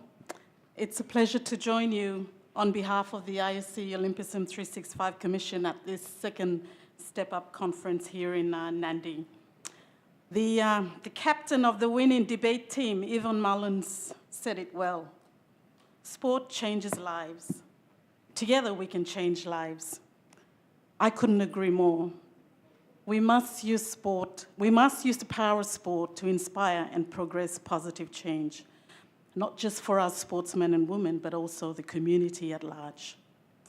And I know this has been said so many times, but I must reinforce the message that as leaders of national Olympic committees and sporting federations, we must recognize the unique opportunity that the Brisbane 2032 provides as a catalyst to accelerate and strengthen the role of sport as an important enabler of sustainable development. Not only should we recognize, but we must take steps to align the work of the Olympic movement to the SDGs, to bring greater validation and acceptance of the Olympic movement, being viewed as a key development partner and responsible global citizen. At the IOC level, a number of partnerships have been forged as a result of the Olympicum 365 strategy.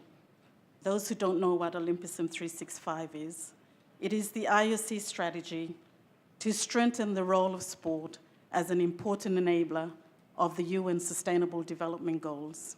And Barbara will touch on this in more detail. This morning, we learned about the international perspectives from Barclay and the important relationships that have been fostered with the government, the Pacific Islands Forum, UN agencies, regional organizations, and policymakers. In addition, there are 5 areas that the IOC have supported or been engaged with that demonstrate the concrete action emanating from last year's Sport and SDG Forum. And these include 1, Sport, Equality and Inclusive Communities Impact Network, which is a partnership made up of IOC, ONOC through its Gender Equity Commission, UN Women and Australian Sport Government for Development Program Team Up. 2, Sport Climate Action and Sport for Nature. This includes IOC's partnership with the United Nations Environment Program, the International Union on the Conservation of Nature, and the South Pacific Regional Environment Program. 3, Sport and Health Capacity Building Initiative with the World Health Organization. 4, Sport in SDG Cities, which is an urban development initiative in partnership with UN Habitat and with Brisbane as an early adopter city. 5, Sport in Peaceful Communities. The IOC is working with the UN Department for Peace Building and Political Affairs to analyze the potential for sport-based interventions and initiatives to support social cohesion and peace-building initiatives funded through the UN Secretary-General's Peace Building Fund in PNG and Solomon Islands. Again, Barbara will touch on these initiatives. I know as sport organizations, our focus is always on our core business of sports and competitions. However, as sport leaders in the region, our focus should not only be on sports development, but also on sustainable development. The opportunity for more people and communities to benefit from sport is both a sustainable development and sport development issue. Our region is facing so many complex and escalating challenges with rising rates of NCDs, ever-increasing risk associated with climate change, the urgent calls to end violence against women and girls, and strengthen our systems in law and order, environmental protection, and socioeconomic development. These pressing challenges all have an impact on our people and our communities, but also on the sports sector. We as sport organizations need to step up and be part of the solution. The issue of an SDG legacy is everyone's business, everyone's responsibility. So creating an Oceania Home Games SDG legacy is essential. Frankly speaking, I know firsthand how this may seem like an added burden on top of the already full list of priorities for NOCs and sport organizations. But I would like to encourage everyone not to see it as something new, but as something core to our work as sport organizations. By working collectively in partnership with other stakeholders, it eases the burden, and genuine and effective partnership, as highlighted by Dr. Pango in the last panel. In your organization, you have individuals that make up your board, a board member, a staff member, using our athletes. They should be identified to drive and champion your sport for development initiatives and partnerships.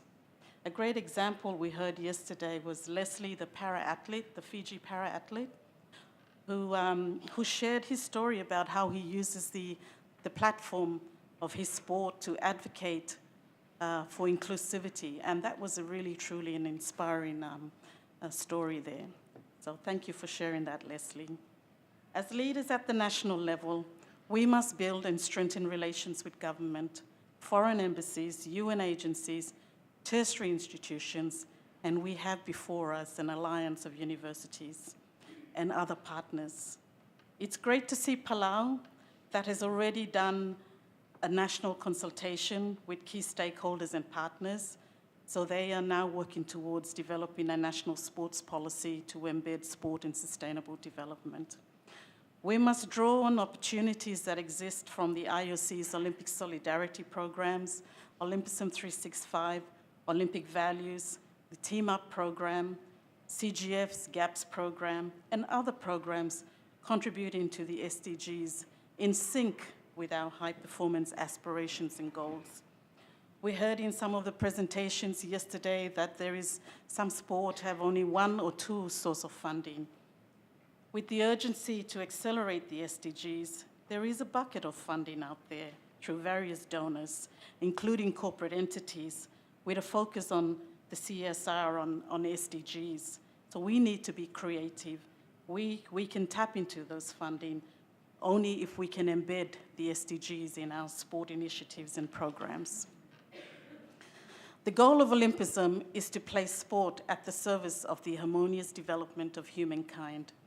There is a need for NOCs and sport organizations in our region to be more proactive and deliberate in playing our role to place sport at the service of our people. We must play our part now to deliver a meaningful legacy for our region and our people. To deliver a meaningful legacy, planning with the end in mind is critical. The UN SDGs have their targets, and through sport, we can contribute to the SDGs and targets that are priority in our Pacific nations and communities. Linking back to the debate topic that was interrogated so well yesterday, the performance and achievement of these legacies will depend to a large extent on the leadership and the will of our organizations and partnerships. In PNG, I've seen firsthand the impact of sport for development projects and initiatives in my own country context. I've been part of the board-level decision-making process and listened to the dialogue over time. I know how difficult it is to prioritize at the NOC board level with our sights set on the next games and the athlete travel and performance. For most of our NOCs, we serve the three games movements, the Olympic movement, the Commonwealth Games movement, and the Pacific Games movement. On top of that, we are fundraising and preparing our teams to take them to the games. But we must remember the Brisbane 2032 Games will be a once-in-a-generation vehicle for change for us in the Oceania region, to harness and grab hold of with both hands. As leaders today, we have a unique opportunity to create a home games advantage for Oceania that will leave tangible legacies on and off the field of play and transform the sports sector for the benefit of all Pacific peoples. The onus is on us to take strategic action, align our partnership frameworks, and work towards leaving no one behind as we map out the Pacific legacies of Brisbane 2032 and beyond. During our interactive session this afternoon, we look forward to capturing specific recommendations towards Brisbane 2032 Olympic and Paralympic legacies for us all. One ocean, one people, one games, the home games of Oceania in 2032. Thank you.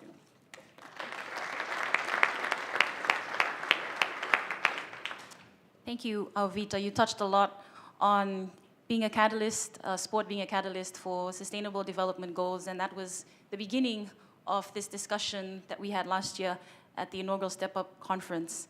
The catalyst for sport being a catalyst for sustainable development goals, but more importantly, who can be this catalyst for sport?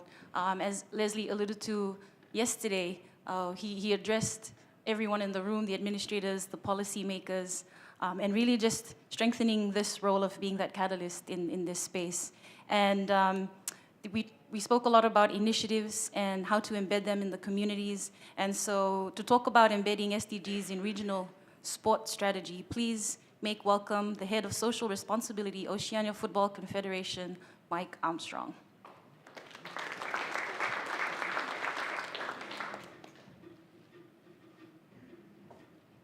Thanks, Matalita.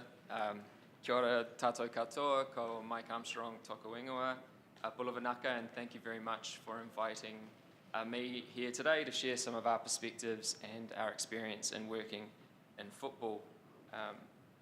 The slides are up now. Yes, we have been told to try to speed things up, so I'm going to take inspiration from the last football presentation done by Timo and Anna Schill yesterday and see just how quickly I can get through this. We have a long history at Oceania Football Confederation of using our sport to drive social change. Starting in 2009, we delivered the Just Play program, which is operating in a number of your countries, which offers the opportunity for kids to come together and play the game of football while learning important life skills, which have been tied to the SDGs.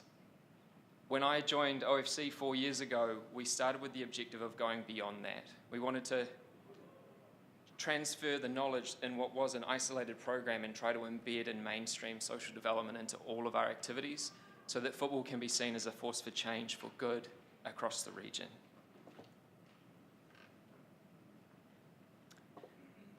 And we do have at the core of our statutes for football this message around social change, that we want to see our sport building stronger, healthier individuals and communities, and that we're going to use our sport to address social issues affecting children and young people. Over the 4-year journey that we've been on at OFC, we've produced 3 strategies which have the SDGs at their essence. But I think it's important to note not all of them call the SDGs outright. I'm going to talk a little bit about the language of the SDGs and the language of sport, but I think it's really important to acknowledge that we can deliver social change without ramming development messages down people's throats or talking about the complex language of the SDGs. Particularly our women's football strategy, the all-in strategy, that's very much tied to SDG 5 and addressing things like reducing gender-based violence, SDG 5.2, or increasing women in leadership, SDG 5.5. You won't find those numbers in those documents. And of course our para football document, which outlines how we're going to use our sport to contribute to the well-being of individuals and communities across the Pacific. I really like the point of the previous speaker that doing this work towards the SDGs isn't an added burden. This isn't something else that we need to do, but it's something that's going to help us accelerate the work and the objectives that we already have. So to share a bit about the journey that we went on. We sat down and we discussed our footballing goals. There are a number of them. I've just put 3 on the screen there, but we have some lofty objectives for the Pacific region, to have 2 teams qualifying at the World Cups in 2026 and 2027. For those teams and our officials to make it beyond the second round at those World Cups and to grow participation in football. Now, I firmly believe, and I think I have the support of our footballing colleagues, we believe we can't achieve those goals unless we acknowledge the context that we're operating in. There are some really significant challenges facing our region that need to be addressed if we want to achieve successes on the sporting stage. I've put a handful up there, but just for example, when we've got extreme poverty across the Pacific affecting 1/4 of our population, and we're losing athletes for seasonal worker programs as they seek employment overseas, and as they should, but this is a significant problem. If we can address unemployment, if we can address poverty in the Pacific, it will make our sporting aspirations become more likely to become a reality. Likewise, significant health challenges affecting the region, different in each country, but they're there nonetheless, and they're outlined in some of the important development documents for the region.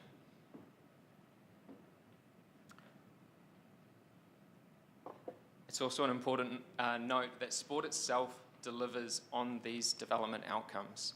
Even without trying it, when you're out delivering sport activities, you're increasing physical activity. Physical activity is one of the 4 contributing factors to non-communicable diseases.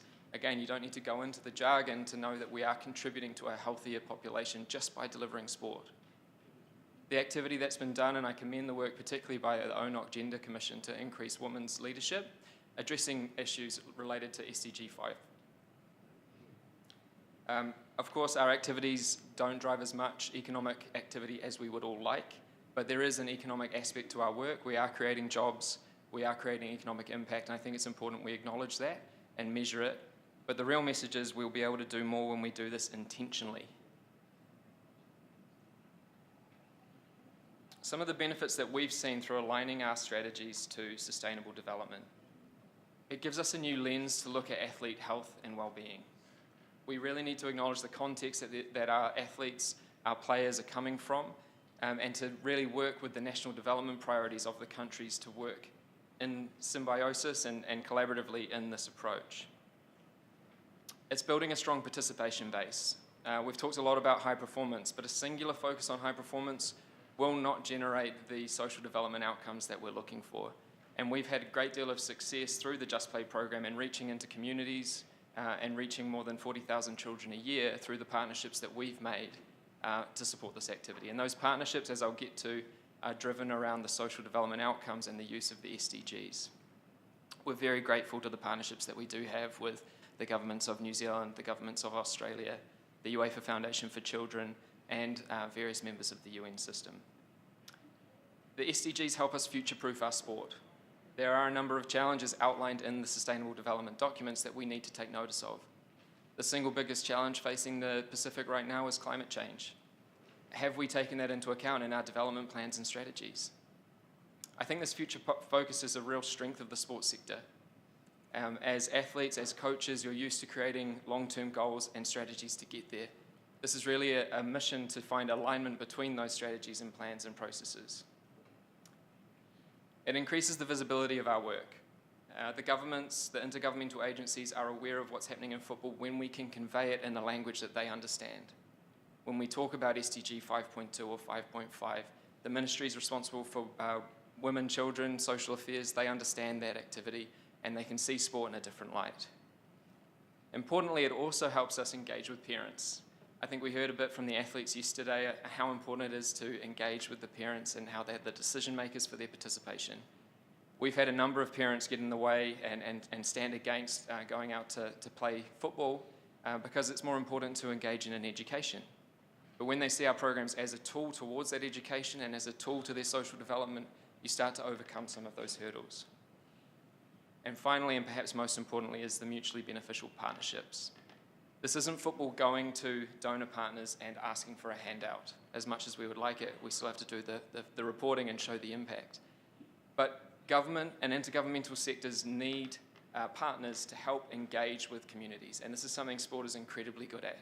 We have existing networks that reach right down into the provinces and into the villages, and that can systematically engage with communities to deliver key messages and deliver impact. Some core principles, and I'll skim through these, again, happy to share the slides and talk over lunch, but this is how we approached it. And the most important thing, I think, is to start with understanding what you're dealing with, understanding the context.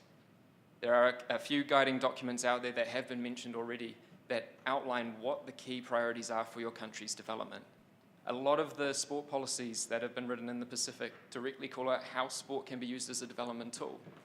So it's up to the sports themselves to take that information and implement it into your strategies, which crucially links to that partnership approach. Part of that is speaking the language. I really enjoy, and I'm probably trying to reinforce this point, we have a number of different actors trying to do the same thing, but we're talking in different ways. When we talk about violence against children and abuse against children, that can be seen as SDG 16.2, but in the sports sector, it's safeguarding. If we don't start trying to align these languages, people will talk across each other rather than talking to each other. We can see, it's the same in the health sector. And we can talk about SDG 3.4.1 on the suicide rate or SDG 3.4.2 on NCD mortality. I probably lost all of you just now. But when we talk about health and well-being, the presentations yesterday about psychosocial support and mental health and mental performance, these are sporting terms. And the sports sector is really good at taking these complex messages. You think of the rule book for your sports. You don't sit down with the athletes and read them through the rule book. You try to find ways to interpret that and deliver it in a message that's easily understood.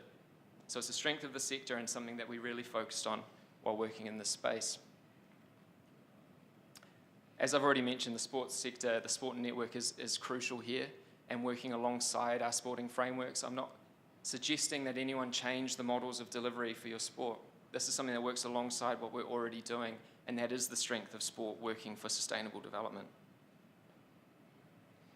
The final point there, monitoring, evaluation, and learning, this probably isn't a strength of the sports sector. I can call it out. It is a real challenge, something that we'll talk to a little bit this afternoon when we talk about legacy. But if we don't have data, we're just another person with an opinion. We need to be able to say reliably how we're contributing to these development goals. And this has been a core focus for us. Very quickly, this is the strategy that we have, our guiding document on the power of football. That language has been intentionally chosen. It's about what football can and does do in communities and acknowledging that. We're working towards greater inclusivity through sport and in our sport. We're making sure that our sport is creating healthy individuals and tying that specifically to some development outcomes there. As I've mentioned, climate action being the biggest challenge for our region, we're doing research right now to understand both the impact of climate change on our sport and how our sport can contribute to greater resilience across the Pacific. We currently deliver programs that help after natural disasters to bring kids out, let them return to play, support their psychosocial recovery. And we're looking at how we can do more in that space because this is the single biggest challenge, and it's a space where I think we can really support some of the development actors working in this space. And finally, economic development and flourishing. We are doing research. Our under-19s tournament hosted in Fiji last year contributed around $700,000 to the Fijian economy, and that's one of our smaller events. So just by all of us traveling here today, staying in really nice hotels, we're contributing to the local economy in Fiji. And these are things that we don't necessarily acknowledge or measure when we're delivering our programs, but it's something that we're looking at OFC. Just a few final points. Again, the language that we use is important. We are trying to move away from talking about sustainable development goals, even though they sit behind our strategy, but we talk about well-being. This is a piece that New Zealand and Sport New Zealand do really well with their living standards frameworks and well-being frameworks. Well-being and sustainable development work hand in hand, but there's a very different language about it, and we've used the Whanawhale model of well-being, and we're exploring how we can best align that with our player development model. Again, speakers from yesterday put up the four corners, the 4 pillars of technical, tactical, physical, and mental. Well, we've added the context and the social element there to really try to dig deeper and to engage our athletes in conversations around how their environment is contributing to their performance and how they can in turn contribute to social development. These are a few of our indicators. As I said, monitoring and evaluation is really important. It's its own topic, and I won't go into it today, but just so you can see some of the things that we're looking to measure in terms of football's contribution across those 4 pillars of the strategy. And finally, SDG 17 on partnership for the goals. It's come through repeatedly throughout the sessions yesterday and this morning. We need to partner up to achieve these big objectives, and the SDGs are essentially a framework for partnership. They call out the priorities that everyone needs to come together on, and sport has been identified as an important enabler. These are the partners that we're working with, as well as some global networks focused on this. Football for the Goals, for example, is looking at how the football community globally can shed a light on sustainable development and make sure that our entire sport is focused on achieving these important goals. Time is running out. We have until 2030, and we're doing what we can at OFC. So thank you very much for your time.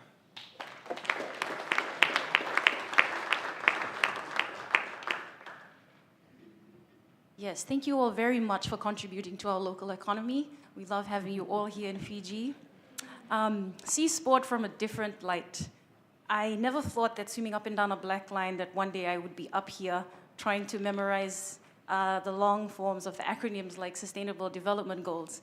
But through this season, there's been a lot of learning.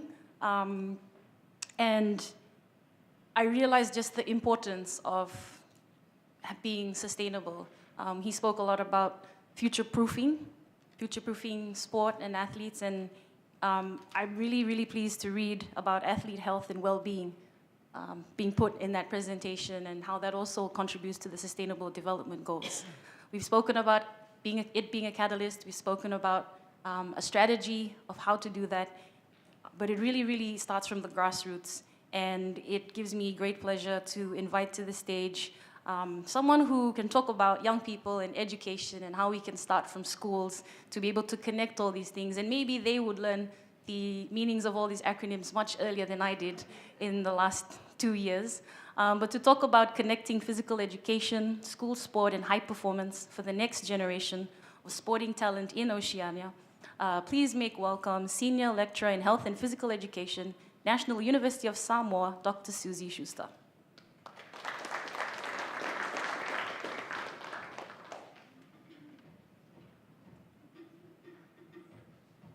Now it's a good afternoon, everybody. How are you doing? Are we all right?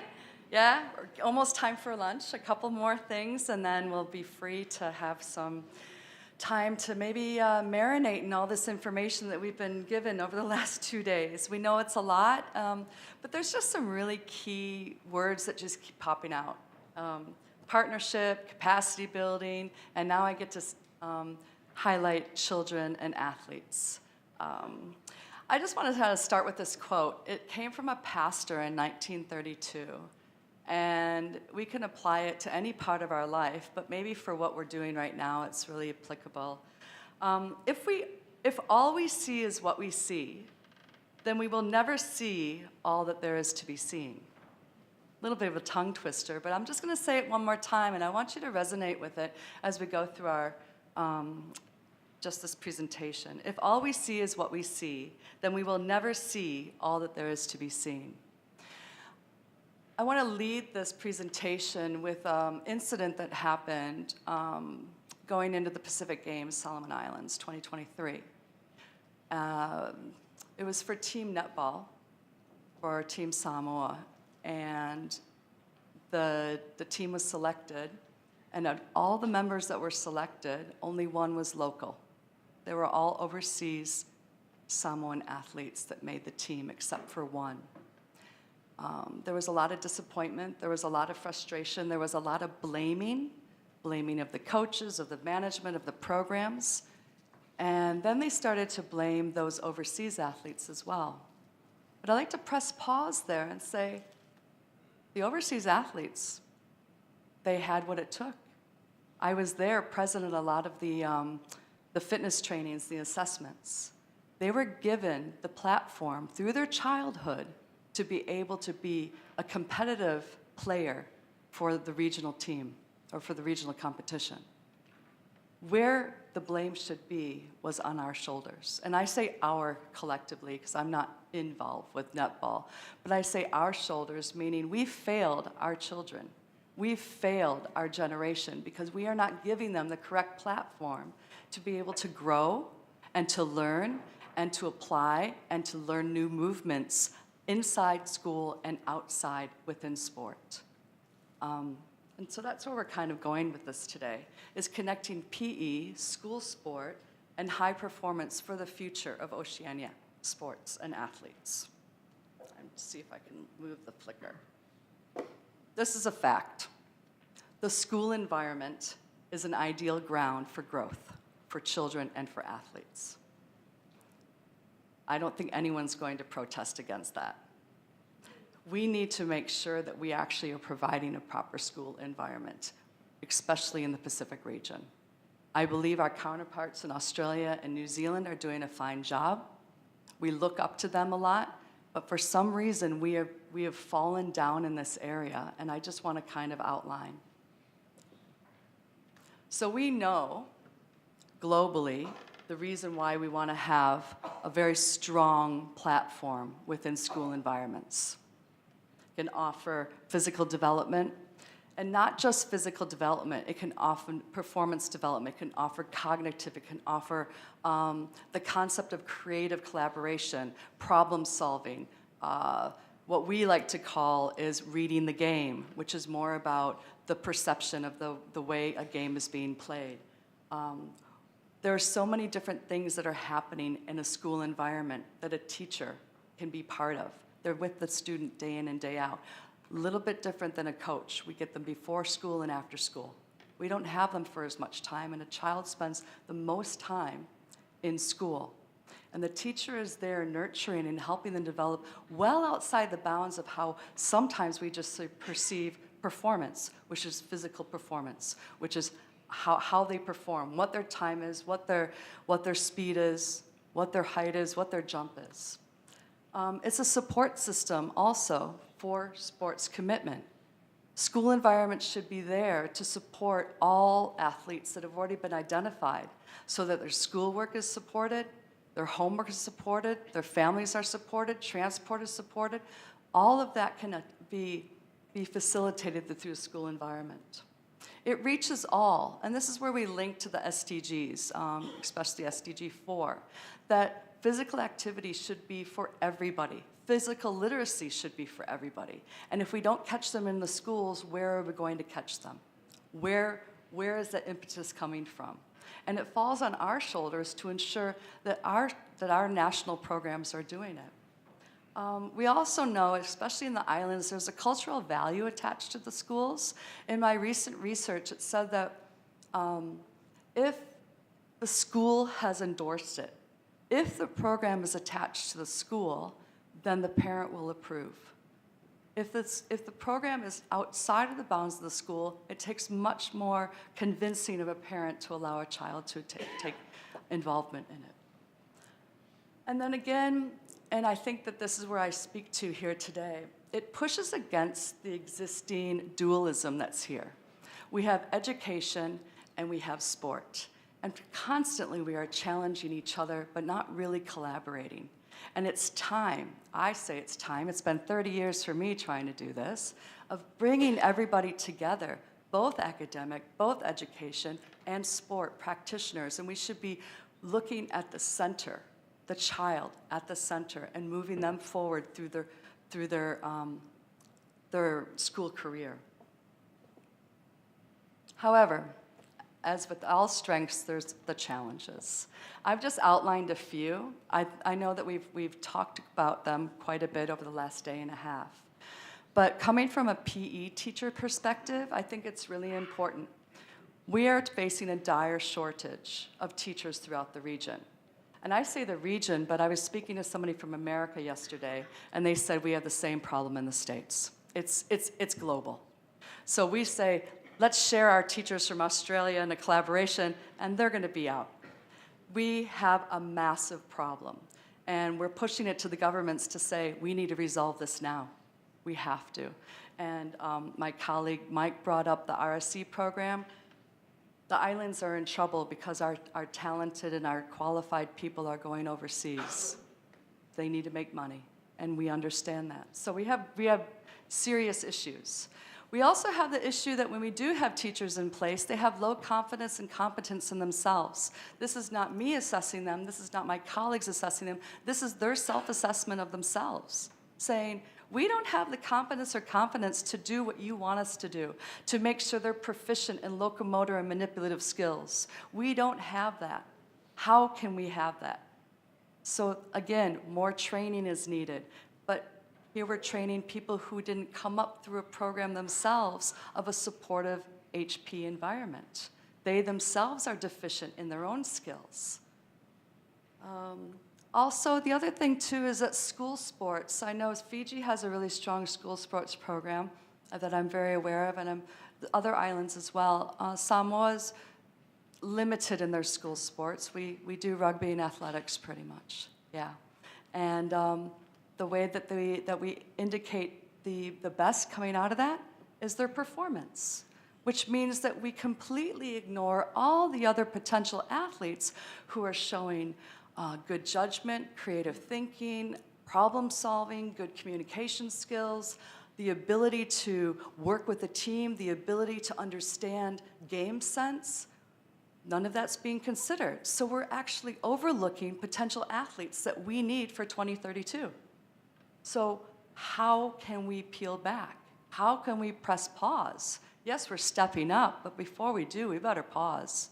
We better look and assess and seriously figure out how are we going to resolve these issues.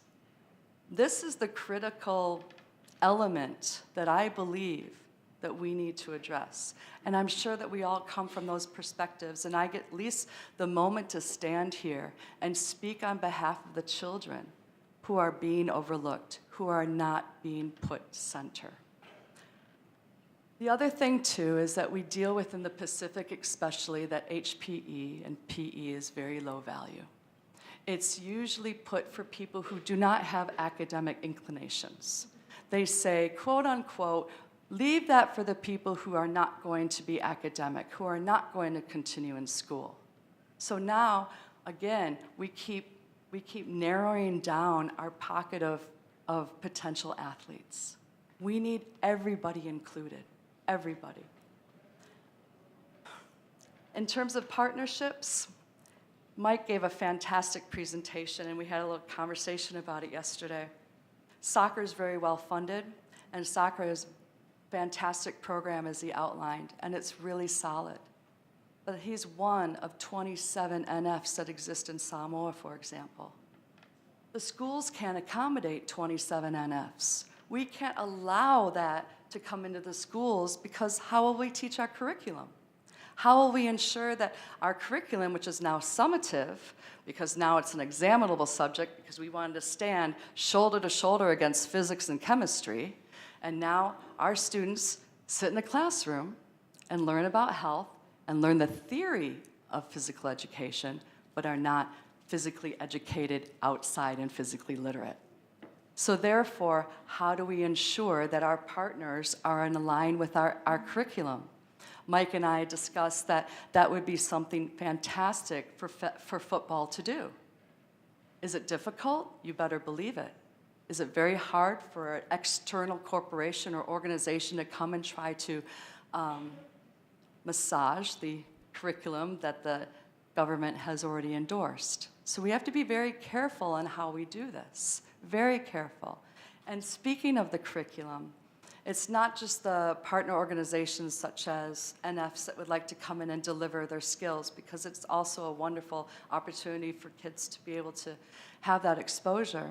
We also are dealing with the other UN arms, such as UNIFEM, who came into Samoa, and our curriculum presently was 2/3 classroom-based. So only 30% were we spending outside, getting children moving and literate and learning their skills. Now with this new program called Family Life Education, 85% of our curriculum is in the classroom, which means they're not outside anymore. And why is that? Because we're pushing for decreasing domestic violence. We are pushing for better personal health and safety. We're pushing for the safeguarding concepts. We're pushing for all of that, so they decided what a great place to house it in the PE curriculum. This is just a snapshot of one country out of many that are struggling, and I know that there's a lot of colleagues of mine out there that can understand the frustration when we're trying to push and say, school environment is a fantastic environment for us to start that performance pathway. But how can we do it? We need everybody on board to find solutions for this. You can look at the other ones. We don't have to go into deep discussion over that. However, there is something that is positive. Not all sad notes up here. There is a present opportunity. And a priority area is the STEP Action Plan. And it's really prioritizing quality physical education and sport education for the region with the agenda to strengthen and advance physical activity, physical literacy, and physical education in schools. I happen to be the co-chair of one of these organizations. And what we're trying to do is just have a very strong network of our tertiary organizations through the region, as well as people who are on the ground, to help support one another in trying to mitigate the loss of HPE teachers, how to mitigate some of the other implications that are occurring with our HPE programs. We're garnering government commitment, and this is where I think that will probably be one of the last times that we'll speak at a regional level, because we really need to be speaking at the national level. We really need to be speaking directly to our ministers and the ones that are in control at the helm, to say, we need you backing of this. Because if we can't, we'll be back here next year and saying the same thing. We can't use the school environment. So really, that's where we're at, and we need to make sure that we set up mandatory targets, that we're working on infrastructure, I mentioned before in the previous presentation about scaffolding. We really want to make sure that all the curriculum that's out there is actually targeting the needs for everything. And if we don't, we're missing the mark, and we just continue to miss the mark. So this was something that we had pushed for the Samoan government that could be used in any other nation if they're needing support on it, but we made a call for the government to acknowledge youth participation for quality sport and HPE, to action youth participation so they have access to it within the school environment, and to strengthen the industry workforce, to make a true commitment to that. The way I look at it is that we are all saying that we need more human resources, and we do have boots on the ground. We do have disciples out there called HPE teachers, but they need our support. They need us to collaborate them, and they are willing to learn and be part of this whole process, because if we don't use them, it's even more on our backs. So the way I look at it, I'll just close off with this. I think it's the next one. There we go. This is a Samoan proverb. It's called Tautua ne mose taiao manuia, which basically means serve now for a better tomorrow. The proverb exemplifies just a beautiful belief held by all of those within the Pacific. So we're basically drinking from wells we didn't dig. We're warming our hands to a fire that we didn't kindle. We're reaping the harvest from things that we didn't sow. But we actually have a job to leave the environment, and I'll make it contextual, the school environment better than it is now. That's our responsibility. And that we need to make sure that what we are seeding, the future generations will harvest from that. That we're not just going to rely on natural ability anymore, we're actually going to embed physical activity and literacy across the board in every school environment. So basically, we just want to make sure that our children are invested in. That's who we're talking about now for 2032. And we want to make sure that they're physically active, physically literate, and healthy. So thank you very much.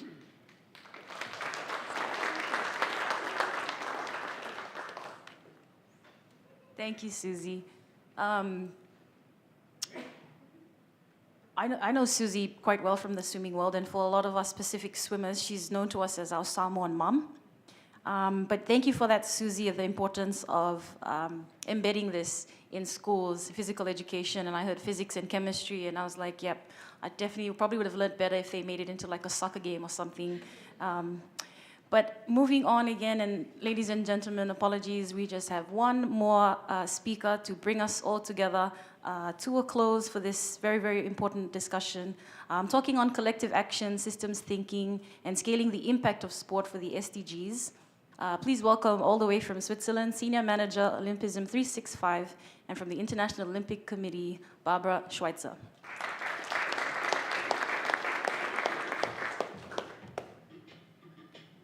Thank you very much. Good afternoon, everyone. I'm very pleased to be here, although I'm really struggling with the jet lag, as you can imagine. And now I feel like everything has already been said by my colleagues and great presentations that we had over the last 2 days. So I might divert a little bit from the original presentation that I have foreseen. And also to wake you up a little bit, start with a video to show a little bit what we are trying to do through Olympism 365. Instead of repeating what has already been said. But basically, it's a new strategy approved 2 years ago.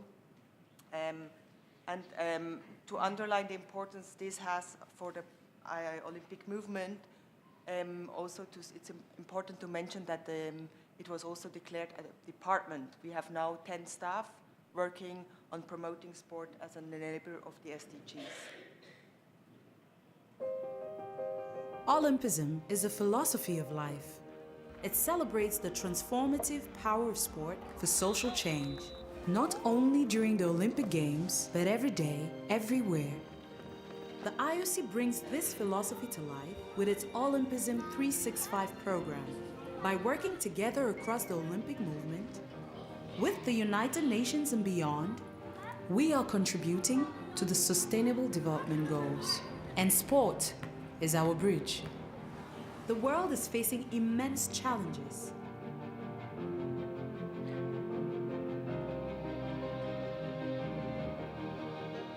Sport is a low-cost, high-impact response. we enable thousands of safe and inclusive programs to be delivered at grassroots level. Athletes and young people are leading innovative projects, helping communities overcome barriers. Fighting poverty, fighting poor education, empowering girls so they know that they can succeed in life, they can do better. Hundreds of projects worldwide are also offered through the National Olympic Committees, financed through the IOC's Olympic Solidarity Development Program. Trained coaches and educators are using sport as a hook back into education to develop young people's transferable skills, to boost their employment opportunities, and to create more peaceful and inclusive communities. I think more teachers should be aware, more parents should be aware of what the importance of sport is and how that sport can really shape their children's future. If they do not know the power of sport, then obviously the kids will not know. We strengthen the capacity of organizations to deliver local initiatives reaching millions of young people. These joint efforts contribute to the global goal of reducing physical inactivity by 15%. We work together with communities, businesses, and policymakers to affect change at every level. Olympism 365 is the catalyst to amplify the impact of sport and Olympism. We invite you to join us to promote these values of excellence, respect, friendship, solidarity, and peace together. Because it's only by joining hands that we can truly live our new Olympic motto: faster, higher, stronger, together.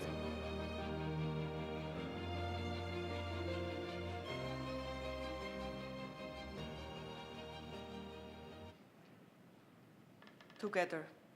Together was also the main topic of last year's Sport for SDG Strategic Partner Forum. And it was a great platform to connected, inspired, and informative dialogue between sports and non-sports organizations. And many of you have been present while I was not. But there are some concrete partnerships that have evolved based on this forum last year, and I want to present some of them. Rita has already mentioned some of these partnerships that we have developed as a result of the forum last year.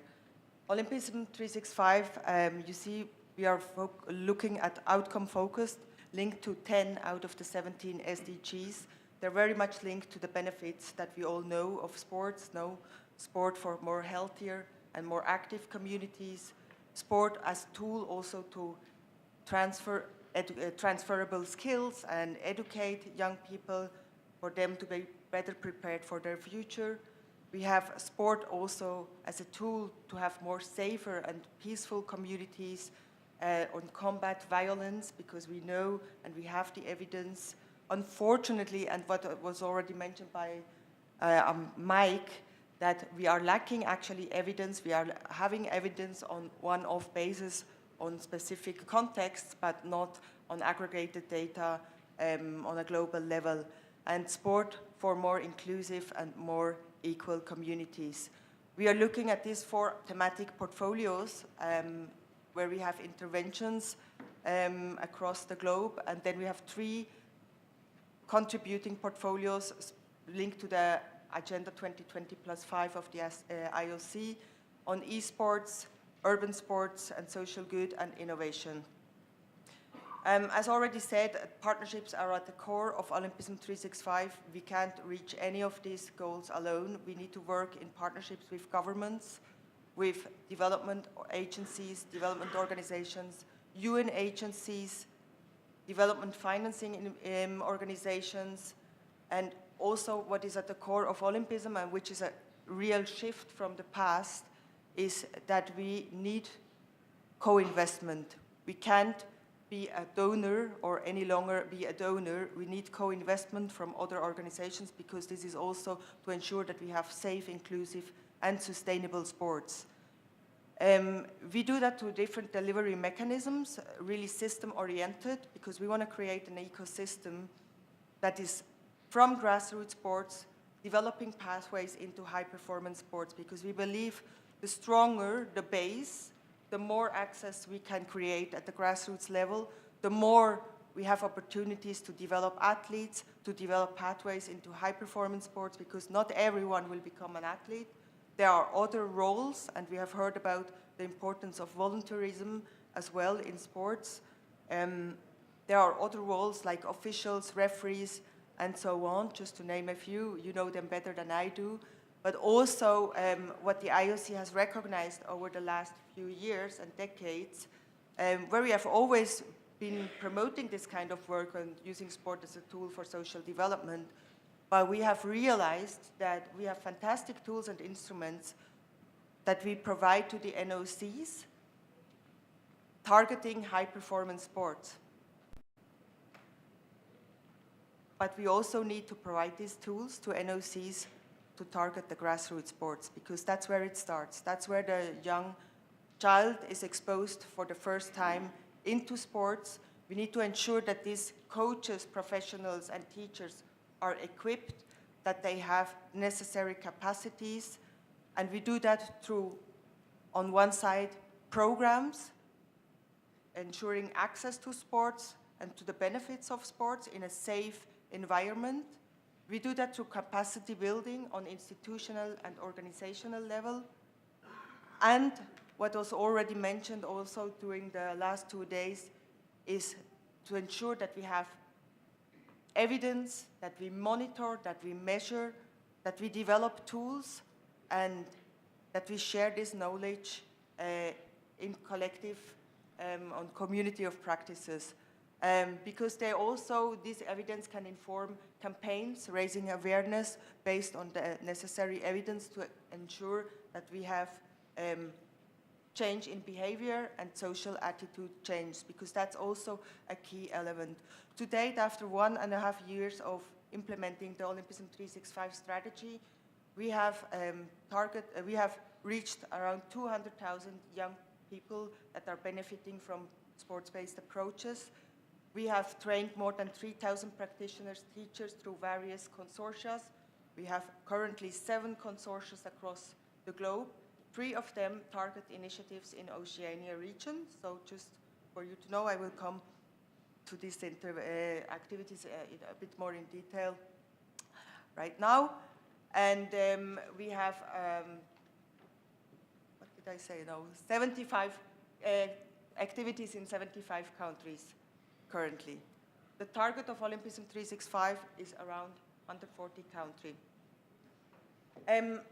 What is relevant for Oceania and a real impact of last year's work and last year's forum, an initiative of UN Women together with ONOC Equity Commission is the Oceania Impact Network, which is a collective of organizations. They are listed here. UN Women, ONOC Equity Commission, the Australian government's Sport for Development program Team Up, Olympism 365, and of course my colleagues from Olympic Solidarity, which are a key player as well in our work. And maybe also to mention, Olympism 365, it's not only to ensure partnerships with non-sports actors, it's also that we work very transversal across the IOC, working with the athletes department, the safeguarding unit, we work with the sustainability team, the gender equality team, just to name a few. The Oceania Impact Network, its goal is, we have a shared vision to ensure that more girls and women can benefit from sports, that more girls and women have access to sports, that sports organizations are better equipped to ensure sport is safe and inclusive, and to develop the necessary policies and inform policy dialogue, because ideally, and that's a very ambitious goal, but we are getting there through collective action, is to convince governments and come with the necessary evidence to showcase that sport is a very cost-economic tool for reaching development outcomes, such as health, such as education, such as equality. Currently, we are working on 6 different work streams across the Oceania Impact Network, led by different members of the collective. You see them here. The key element, for example, and what we have managed by joining this network through Olympism 365 and Olympic Solidarity, we have managed, and I think many of you have participated in the safeguarding workshop that was organized last year by our colleagues from Team Up. Initially, they were targeting civil society organizations, and by joining this network through the IOC, we were able to invite and extend the invitations to all 15 NOCs from the Pacific region. This was exemplary as well, showcasing that it's the match between sports and non-sports actors to build capacity, and of course, capacity building and trainings are not sustainable if they're not followed by an action plan. So I know that to date we have 3 applications received through Olympic Solidarity for taking these action plans forward. This can be national safeguarding workshops, safeguarding strategies, safeguarding policies. We are here to support you. We are not here to add more work because we know your focus are the games, in particular right now. We are really here to support, and I hope that in the next few days also you reach out to Sinead and myself, also on the workshop that we have planned on Monday, to look how we can support you, to the ones that have not yet submitted a relay application, how to mobilize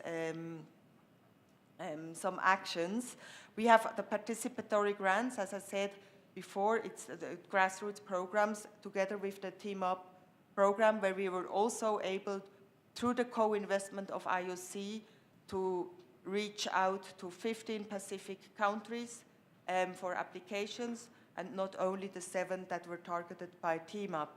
So you see, by joining forces, by co-investing in initiatives together with like-minded partners that share the same vision, we were able to scale our impact. This is accompanied by leadership development trainings also that will take place in the coming months. This is led by the ONOC Equity Commission.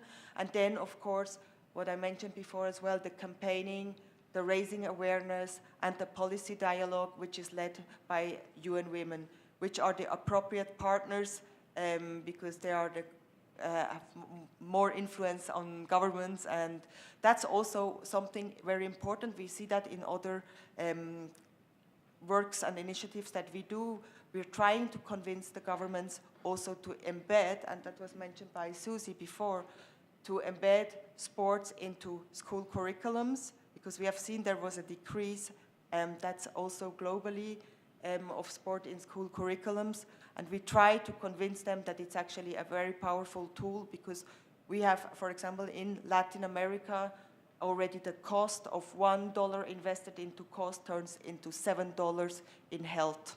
So you see, it's a really cost-effective economic tool, and we try to convince the governments to embed sport in their policies and to increase, of course, investment into sports at the grassroots level into high performance. Another very important initiative linked to the work stream of safeguarding is the Regional Safeguarding Hub that will be launched here in Oceania region. I'm sure you have heard about the Safe Sports Framework that was launched last year, and the $10 million commitment per quadrennial, for the next Olympic quadrennial. It's important that building on the safeguarding capacity building and the raising of awareness to provide safe sport free of abuse, it's a next step that we also have the necessary safeguarding hub as response mechanisms, because the more capacity is built, the more awareness raised, the more cases will come to the surface, and we need to have the necessary remedy. So I'm very pleased that the safeguarding hub is piloted here in the Oceania region alongside our partner, and many of you have got to know last year our colleague from the Safe Sport units. They are also here to support you. You don't have to walk this talk alone. We are here to support you and to same thing with the Sport for Climate Action. We have heard about the importance, Sport for Nature framework, and the NOC action plan for advancing these principles as a key element in collaboration with our colleagues from the Sustainability Department. And I think we're going to discuss that tomorrow in the Sustainability Commission and also validate the action plan in collaboration with the partners you have seen. We see here again, the last but not least, the Sport for Health Capacity Building Initiative, also which is an initiative as a result from the Partnership Forum last year, a collaboration with the World Health Organization targeting health workforce and sports sectors, together with the Ministry of Health, the Ministry of Sports, and the Ministry of Education, to develop the skills and capacities of health workers and using sports for mental, physical, and social benefits. I think that's it from my side. You see the various partnerships that we have evolved, and we are continuously developing further collectives, and I'm very happy to respond to your questions in the coming days. And as I said, myself and Jeanette are at your disposal for supporting you with whatever question you might have. And I really invite you to also share amongst yourself, because we have NOCs that have already progressed with action plans and deliveries of certain initiatives under Olympism 365. Thank you very much.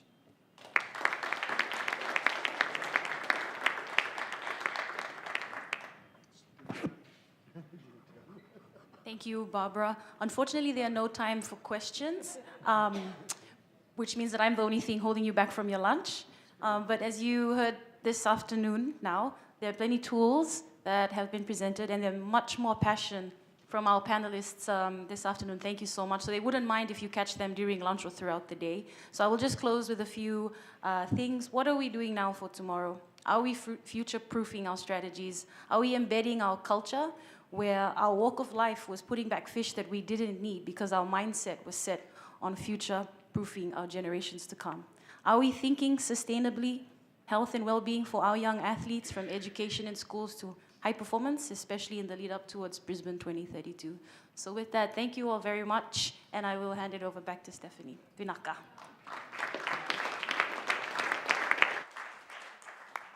Thank you, Matalita. Beautifully done, and thank you to our panelists. Folks, that does bring us to the lunch break. Before you go, if you aren't aware of the UN's Sustainable Development Goals, we've got an SDG bookmark that you can pick up at the registration desk. Also, if you haven't registered for your masterclass tomorrow, can you do that in the lunch break? But I must stress to you, as a matter of urgency, please go and get your lunch first, because lunch will be closing at 2:15. So can I ask you to head around to the restaurant and get fed? We'll resume here at 2:30 this afternoon. Bon appetit, everyone. Thank you.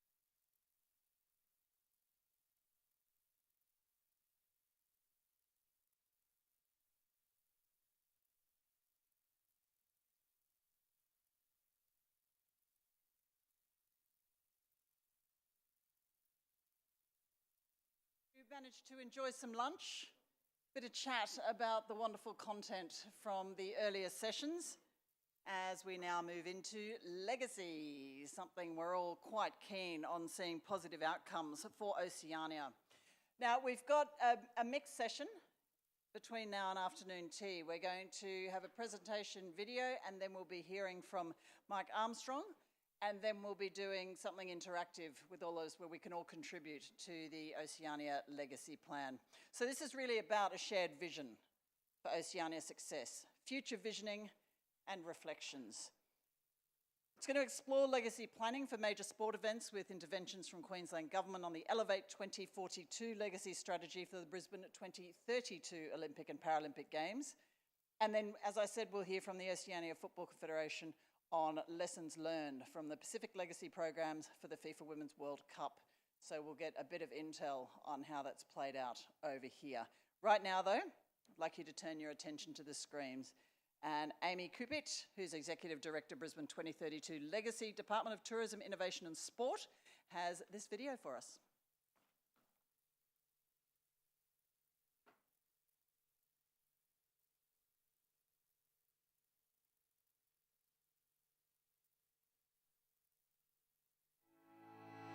Bulla everyone, I'm Amy. Sorry I can't be with you in person today. I wish I was in Fiji, but sunny Brisbane is a close second.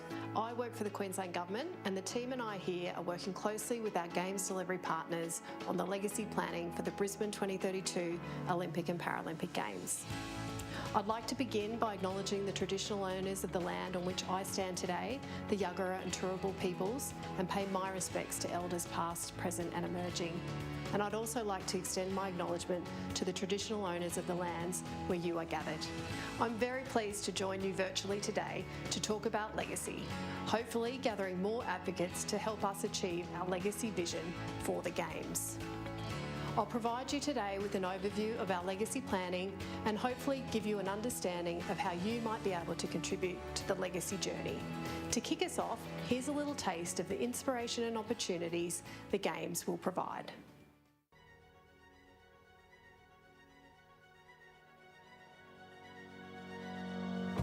Every beautiful Queensland sunrise brings us one day closer to a defining moment for our state.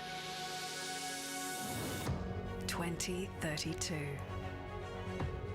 A generational opportunity for all of Queensland to shine, and through the legacy of the Games, shine on.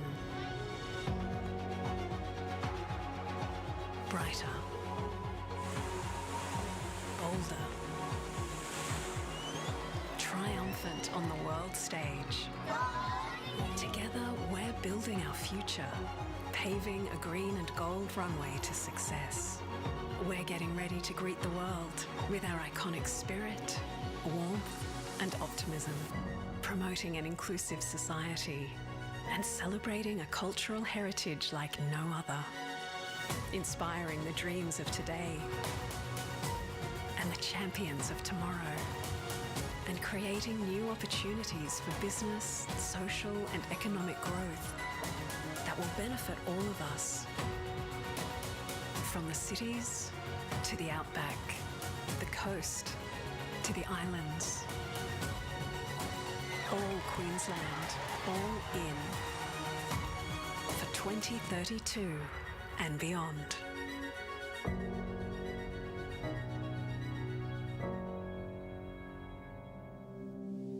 So you might question why we need to be talking about and planning for legacy now. Doesn't that happen after the Games? But to plan and deliver legacy right, we need to set the foundations now.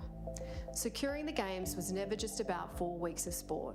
It's about the long-term benefits the Games can generate. The International Olympic Committee has changed its model to what they call the new norms, an ambitious set of reforms aimed at reducing the cost, complexity and risk around the delivery of the Games. Quite simply, the Games now need to fit into the city or region, not the other way around. We want to ensure we use both the years leading into the Games and the 10 years after to drive greater outcomes for our region. From the outset, our planning has always been legacy-led, thinking about how we can use this moment to create lasting benefit for our environment, our economy, and importantly, our communities. There is a lot of expectation and opinions on what the legacy should be, and our response is simple. We can do anything, but we can't do everything. We need to prioritise our efforts. That's why it's important we define what we mean when we talk about legacy. Specifically, we're talking about activities that support our legacy vision and can only happen because we are hosting the Games, can be made bigger and better because of the Games, or can happen sooner because of the Games. It's important to keep in mind legacy doesn't only refer to infrastructure. We can use the Games to drive societal change. A noteworthy example comes from Paris 24, where their flagship 30 Minutes project now sees 2 million French primary school children doing 30 minutes of physical activity every day. And there are many more examples we can look at to inspire us. London 2012, 1 in 3 people in Great Britain changed their attitudes towards disability because of the Paralympic Games.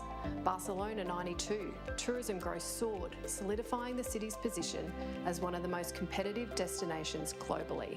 Tokyo 2020, the city reached an environmental milestone by using hydrogen technology in the construction of the Olympic Village and by adding hydrogen-powered vehicles to its public transport system.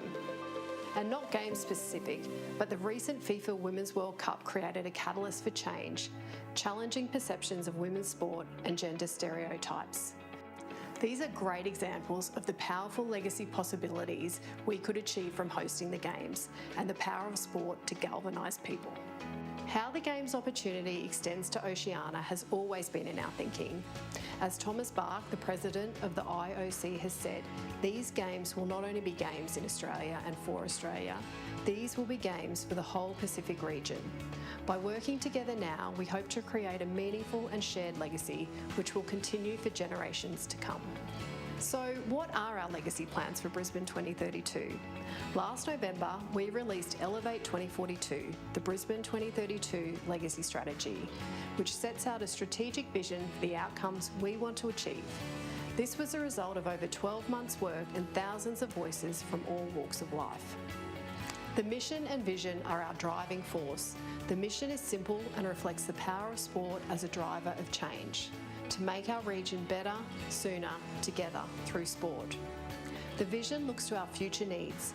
By 2042, we will live in an inclusive, sustainable and connected society with more opportunities in life for everyone. In the outer dark green circle sit 2 cross-cutting themes called our Legacy Foundations, which were central to our Games bid: respecting, advancing and celebrating Aboriginal and Torres Strait Islander peoples, and advancing accessibility and empowering people with disability. And within the circle, you can see our 4 transformation themes. The Sport, Health and Inclusion theme is focused on promoting an active and healthy lifestyle for everyone. It's about breaking down barriers to participation, making volunteering more diverse and inclusive, and building a strong sports system for athletes, coaches and officials that also extends support to you, our Oceania neighbours. Connecting people and places focuses on building stronger community connections, better transportation, improved digital connectivity, and designing things so they are accessible for all. This is also about celebrating our First Nations cultures, languages and stories, and that extends to connecting with First Nations peoples across the region and the world. A Better Future for Our Environment theme aims to use the Games and our contractual obligations to deliver an event which drives sustainable growth more broadly, uses our resources more wisely, and protects nature and biodiversity. And finally, Economy of the Future is about elevating our region onto the world stage by growing businesses and tourism. It will also focus on fostering arts, culture and creativity so that we can share our diverse and unique stories, storytellers and cultures with the world. So, we've set the vision and the strategic framework for what we want to achieve from hosting the Games. But this is a shared vision and will take a collective effort to achieve. Remember, this is just the first step in our legacy journey. We are beginning the implementation planning for our strategy now, and we will need the energy, participation and commitment of our diverse communities, vibrant sporting organisations and businesses, including you, our geographic neighbours, to help bring this strategy to life. I understand you will now have some time to discuss your ideas for driving legacy outcomes. Some questions to ask yourself might be, what would meaningful legacy look like for you? For your athletes, your coaches, your community and your country? How could we work together to achieve lasting legacy? Your ideas could be programs that are run, policies that are implemented, targets to be set, or other initiatives you might think of. With the world watching, our bustling city, state, nation and Greater Oceania will shine. Together, we can use this unique opportunity, the power of the Games, to unite us toward a common purpose. I encourage you all to look at the legacy strategy in more detail, and I look forward to working with you to make our region better, sooner, together, through sport.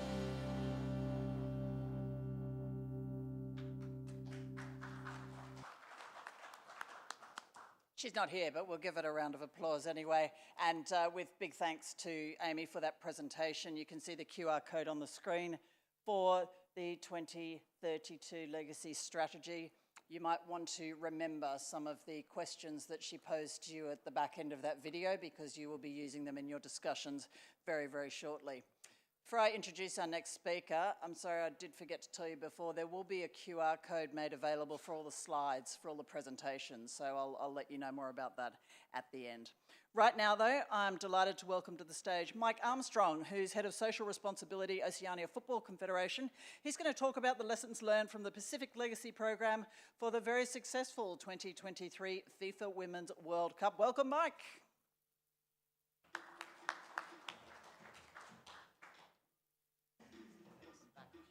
Thank you. Kia ora. Good to see you all again. Good to be back. As was said, I'm going to share a few of the lessons that we've learned through delivering our Pacific Legacy program that was linked to the FIFA Women's World Cup in 2023. I think you have a great opportunity on the horizon, and everyone's been talking about that, so perhaps I can add some perspective for someone that's been through this process. One thing I would point out at the outset is we had about 2 years to put our legacy together, and that is not enough. As Amy said in the video, the long timeline is essential to ensure that there's a lasting legacy. Before I share our Pacific Legacy plan and the process we went to get there, I do just want to reinforce, again, I think Amy said it, but what exactly legacy is. It's what's left behind after the Games, or it's the changes that occurred but wouldn't have in the absence of the Games. I think it's really important to think about this when we're looking at what you want to be left behind after Brisbane 32, and how you actually use this opportunity to catalyse significant change in your sports and the change that you want to see going forward. Again, I've been given strict time limits, so I'm not going to go through in detail, but this document is available online. This was our Pacific Legacy Strategy. It was organised under 5 pillars, and there were goals associated under those pillars. This was developed over a rather lengthy process of consultation, and I'll go through some of the steps that we took to develop this and put it into action. We tend to talk about how we do our work in the Social Responsibility Department going through 4 steps. These steps are really important to us to ensure that we're doing work that is in demand and it's going to leave an impact. The 4 steps are understanding the needs of the communities, the stakeholders that we're working with, identifying partners for delivery, understanding that we can't do it alone.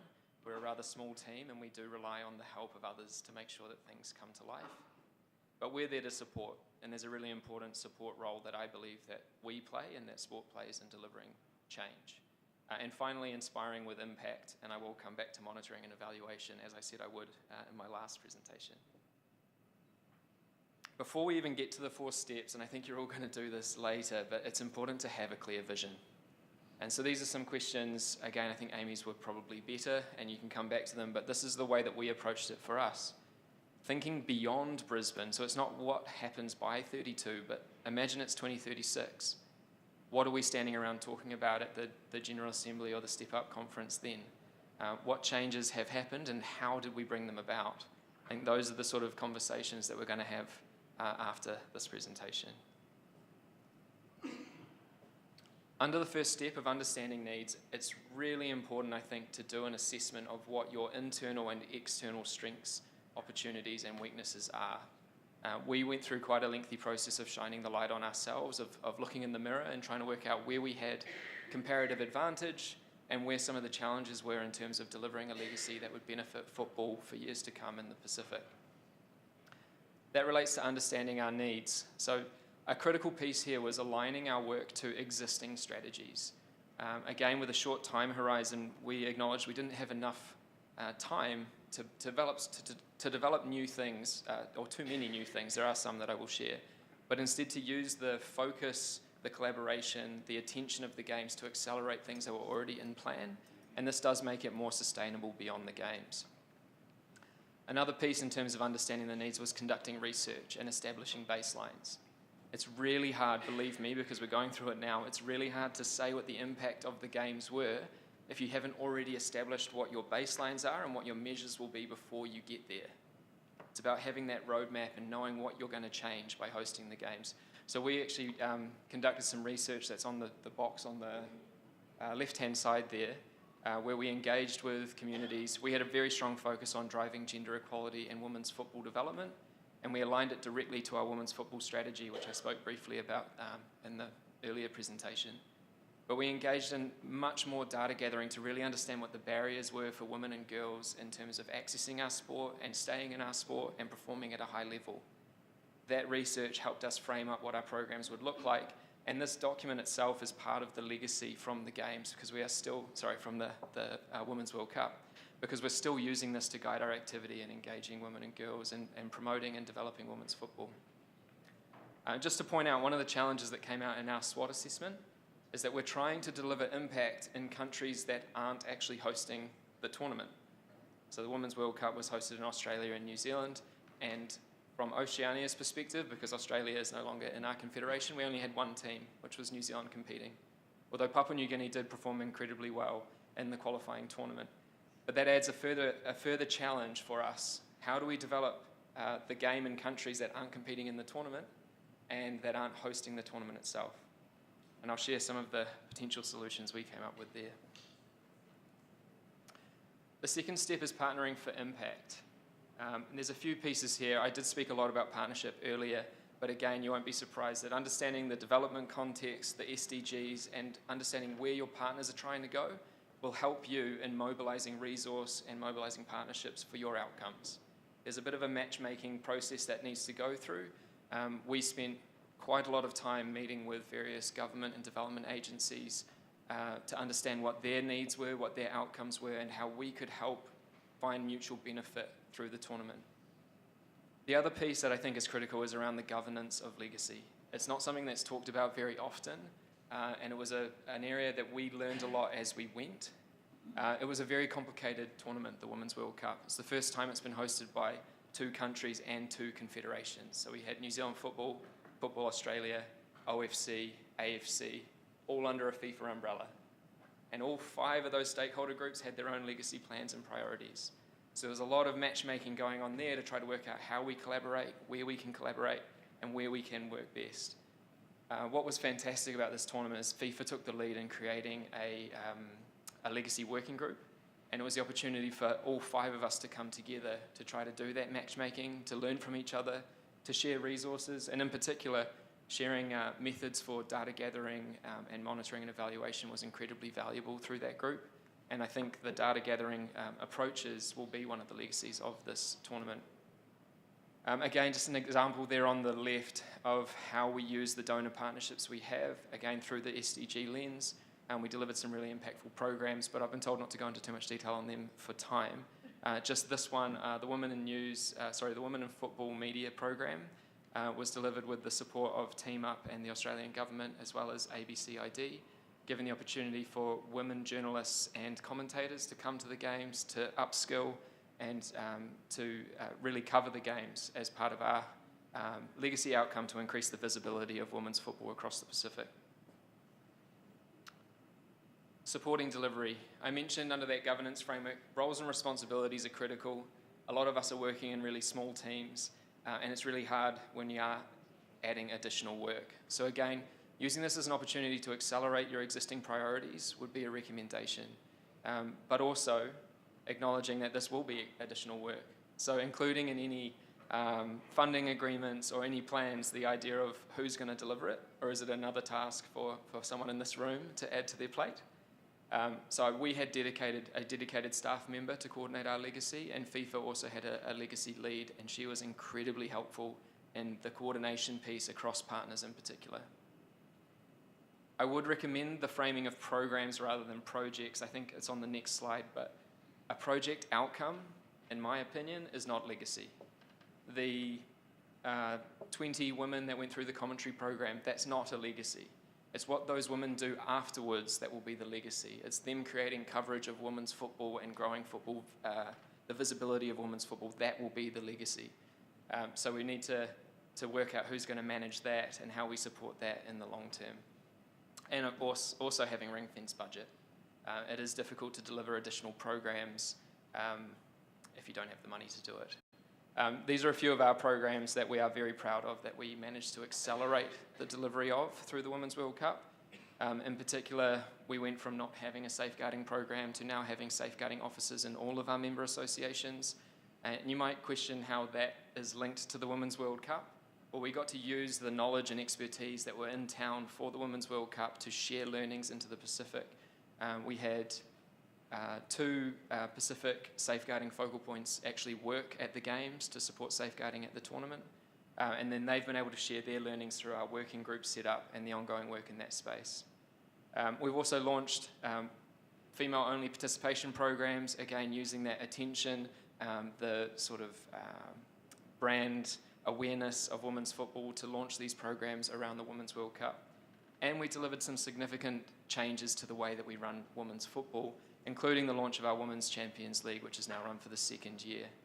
All of these are ways that we've brought the hosting of the tournament in New Zealand and Australia into the Pacific in ways that are leading long-term change that we were looking for prior to the tournament. And finally, inspire with impact is our last step. Now, hopefully, through these conversations, you've worked out your priorities and already decided on what you're going to measure, because it's really, really hard to do it after the tournament, believe me. So having your targets and your indicators set is really important. As I've already said, program results are not legacy, and we need to plan to measure these things a long time into the future. For us, I've put that little arrow down the bottom which shows the process that we went through. There was, as I talked about, the baseline measures that were created through the research that was done.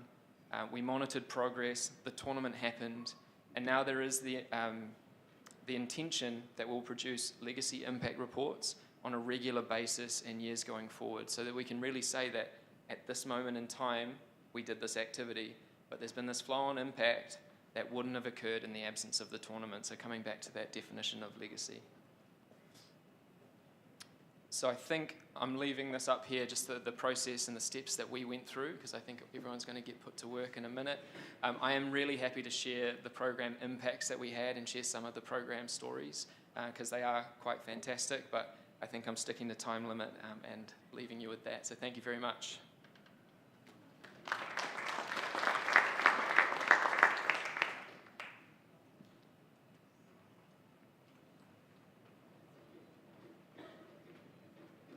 Thanks so much, Mike. Well, we've really cracked the whip on the time, haven't we? Folks, it's time for you to all get involved now. We've heard a lot about the possibilities for Oceania over the last day and a half or so. There's been a lot to digest, but you've all now got the opportunity. This is going to be one of a number of opportunities that you'll have over the coming days, weeks, months, potentially years, but the time is now. It's the opportunity to contribute to legacy planning for Oceania beyond Brisbane 2032. So just do me a favour right now, all of you. Close your eyes.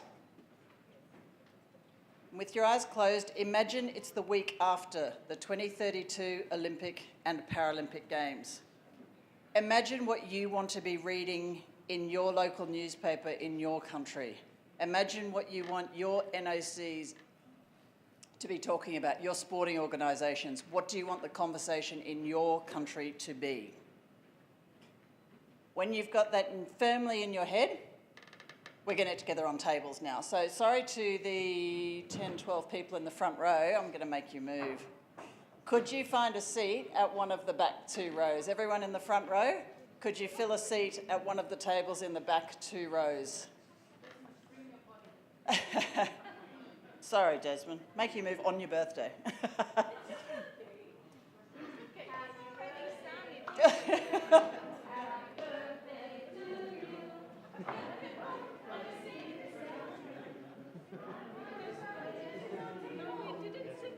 Thank you. I promised Desmond I wouldn't sing for fear of everyone's ears bleeding. So, folks, at your table, can you pick one person, please, to come forward and get a piece of the paper up here from Jackie? Oh, just not from Jackie, has nothing to do with this. Take a piece of paper and a square with a number and a pen, which are on their way now. One person from each table. Paper, a pen, and a number. People from the front row, fill any seat behind you. You don't need to take all your stuff. You're just going for a collaborative conversation and coming back. So every table needs a piece of paper, a pen, and a number.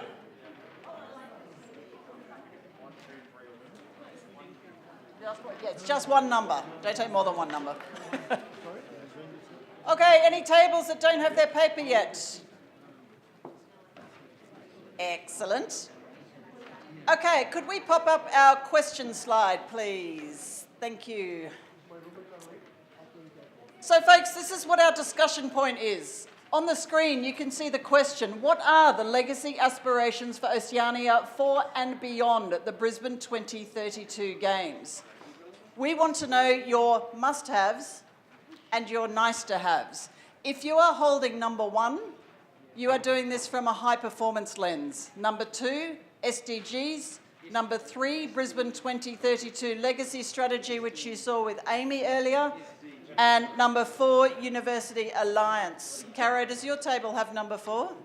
Oh, okay. I was going to say we're going to have an expert table over there. Okay, folks, 1, 2, 3, or 4, that gives you your topic.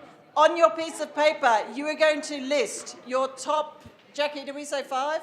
Top 5 must-have legacy aspirations for your topic. Under that, your top 5 nice-to-haves, things that would be nice to have, but they aren't essential, urgent, critical items for you. So 5 must-haves, 5 nice-to-haves. You get, how long, Jackie? 20 minutes. And then one person at each table will give us a couple of minutes on your top couple. So off you go, 20 minutes. I'm once more the timekeeper.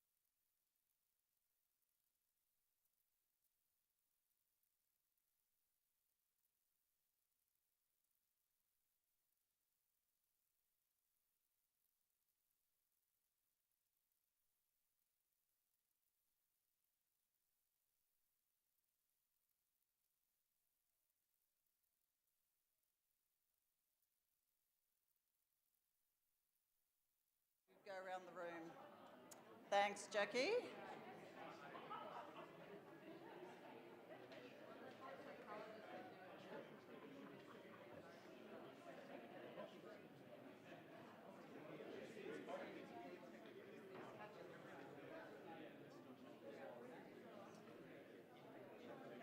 Where are you starting, Jackie?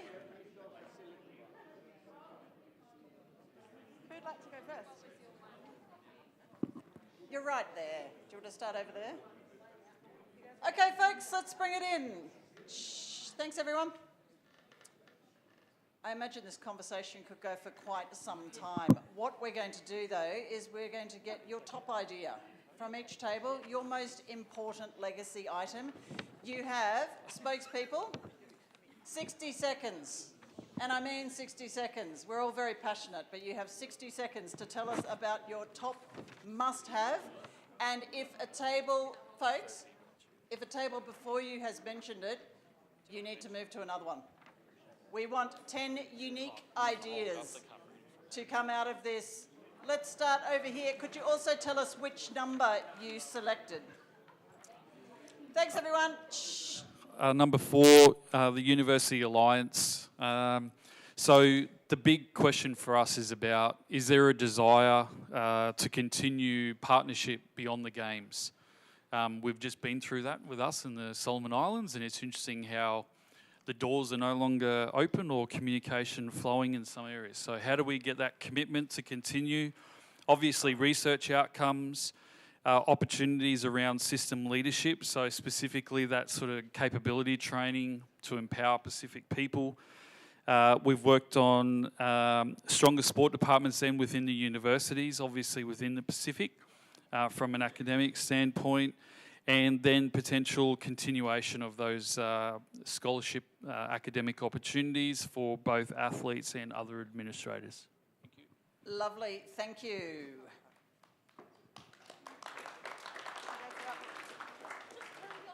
Next up, folks, this is your top must-have.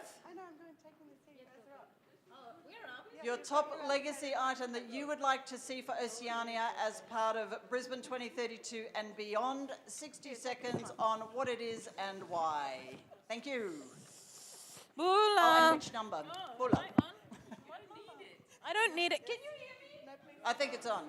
It's on. For the recording. Yeah. We had we wanted to pick our own number, but we got number 3. Can you remind me what was number 3? Legacy. Legacy. Thank you. So for this table, and we had great discussions, and the first, number 1 is sports visa. And we strongly believe it's something that we kind of need to look at, because access to training facilities and all of that is super important. And our discussions from there followed on with the entourage. So it was centered around the coaches, centered around technical officials, the trainings, the mentorships, and how do we actually make that sustainable and long-term. Absolutely, thank you. We also had 3, so the Brisbane Legacy, and ours, we agreed with the visa, and there was even a discussion around a sports passport. So, you know, wish big. So our number 1 was to share the Queensland Sporting Pathways Blueprint with Oceania and to provide assistance for individual nations to then develop their own and roll that out. Lovely. All yours.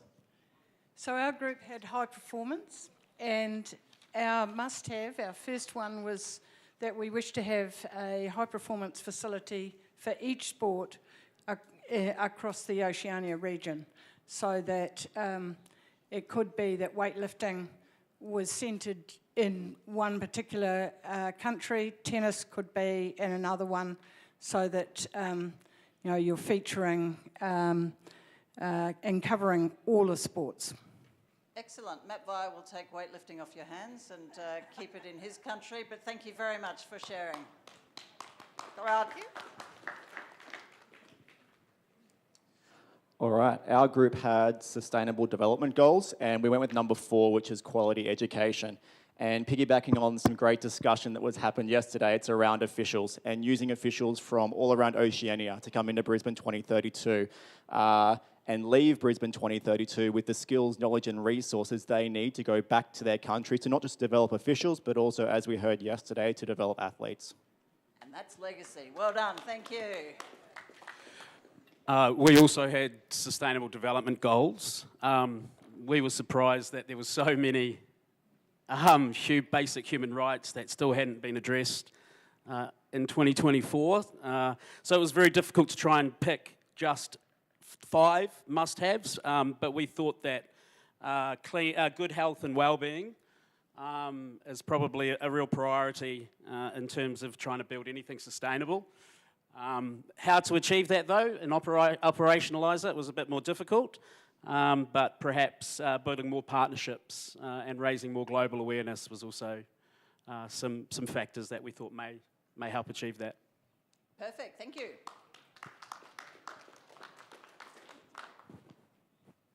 Okay, we had 3 Brisbane 2032 legacy.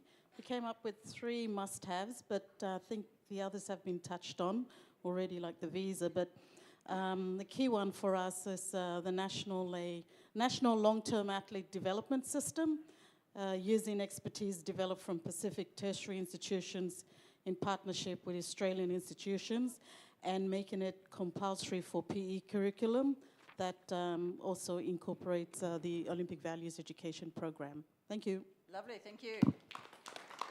Test. Am I correct in thinking this is Brendan from Brisbane 2032 at your table? Nice work. We got it.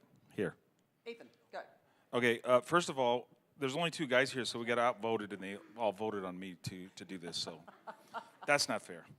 Ours was high performance, and our must-haves was a little bit easier than our nice-to-haves. Our must-haves, and I think might have been mentioned, but we'll bring it up again, is we feel that there needs to be high performance level facilities in our Pacific Island nations, so not just New Zealand and Australia, but for example, Fiji having a rugby high performance center and maybe tennis, Samoa having weightlifting high performance center, Nauru having wrestling high performance center, and like Vanuatu having volleyball.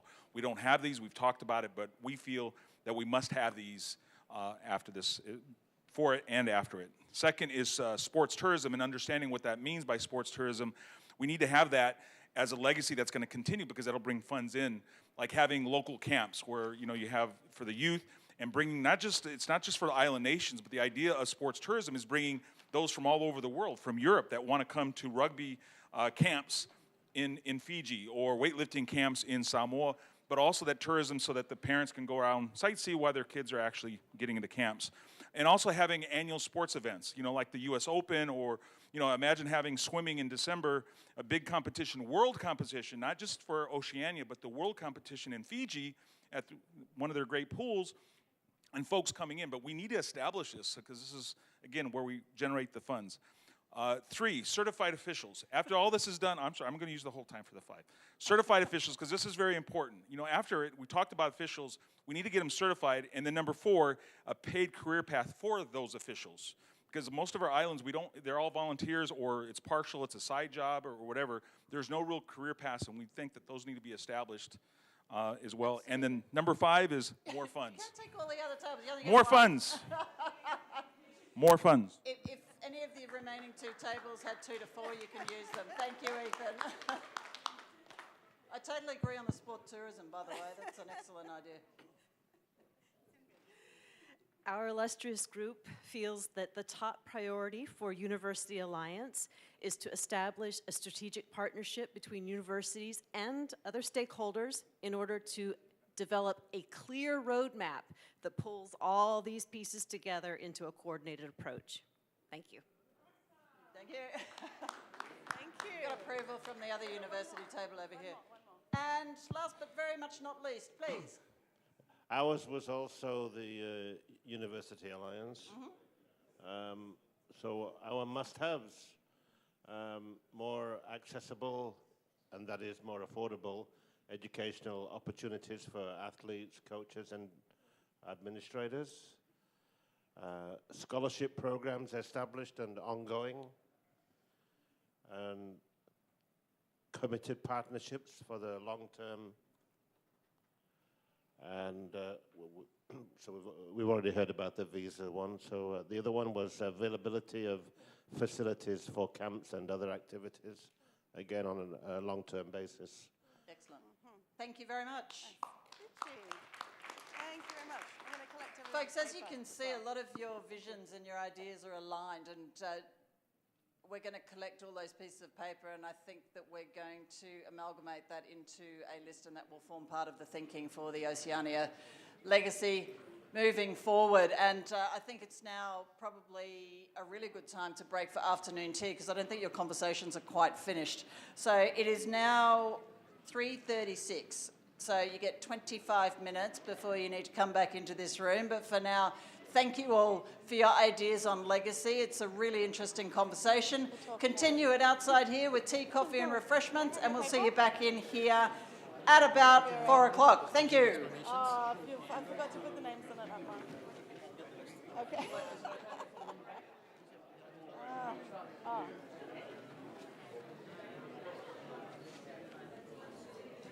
Did Atma ask you to put your names on this?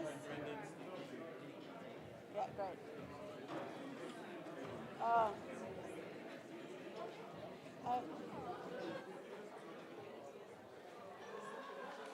Can you guys put some names on this? Are your names on here? Okay, great. Thank you. Can we add a name to this for someone we can follow up on afterwards if we need to clarify anything that's on your thing? Can you put your name on the bottom of yours so that I know which one it is? Thanks. I forgot that step. One of them was yours. I forget which one was yours.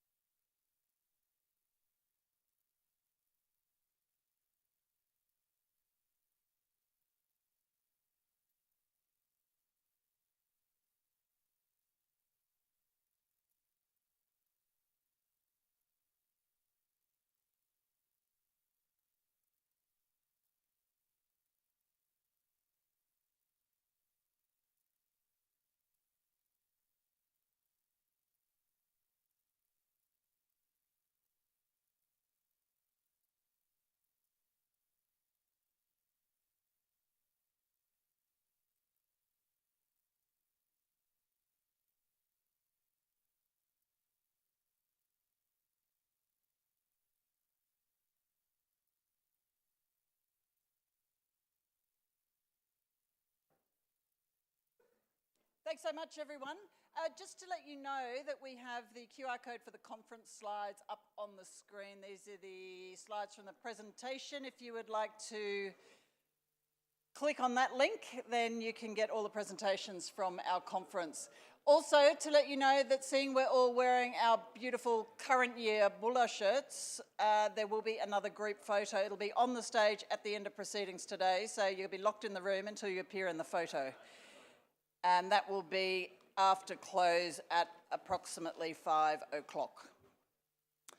Okay, folks, time for our next session. Now, we've had a lot of discussions on the wonderful things we want to happen in the Oceania region around legacy and events and planning for what happens to 2032 and beyond. A lot of this being delivered depends on integrity, and emerging threats to the integrity of sport will hinder our efforts in the region. So this session is going to unpack some of the current threats to the integrity of sport around the Pacific, and it'll also look at key recommendations towards strengthening the protection mechanisms in Oceania sport.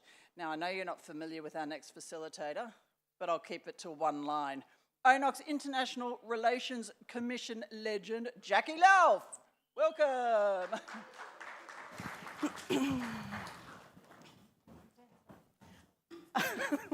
I'm not dancing onto the stage, thank you.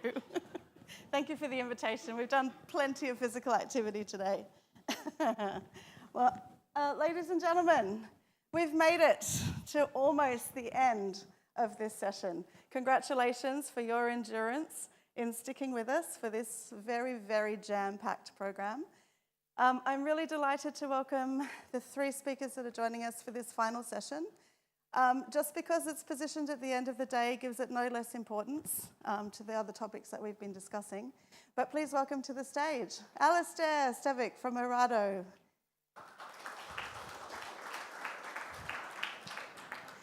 Alistair is the Chief Executive Officer of the Oceania Regional Anti-Doping Organisation. Come on down. I'd also like to welcome a household name across the region and swimming legend, Ryan Pinney.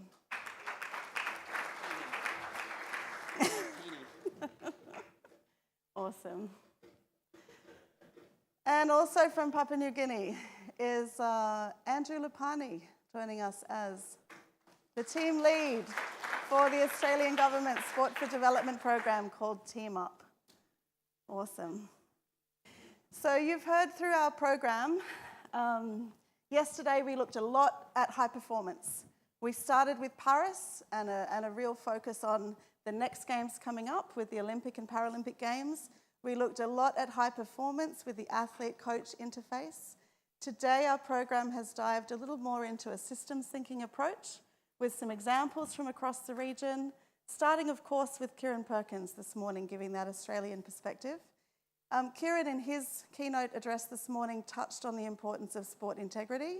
He mentions how important it is to protect against some of the emerging threats to sport.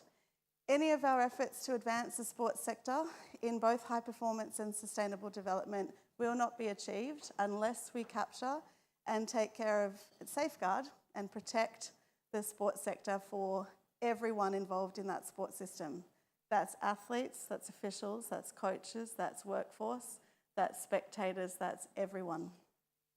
So today we're going to have a panel conversation with our three speakers. I know everyone's itching to leave this room and wrap up our conversation, so we've got three very short interventions for the program, and I'd like to welcome first Alistair from Orado to share his thoughts on, from an anti-doping perspective at the regional level. Do I need this? Yes, thanks.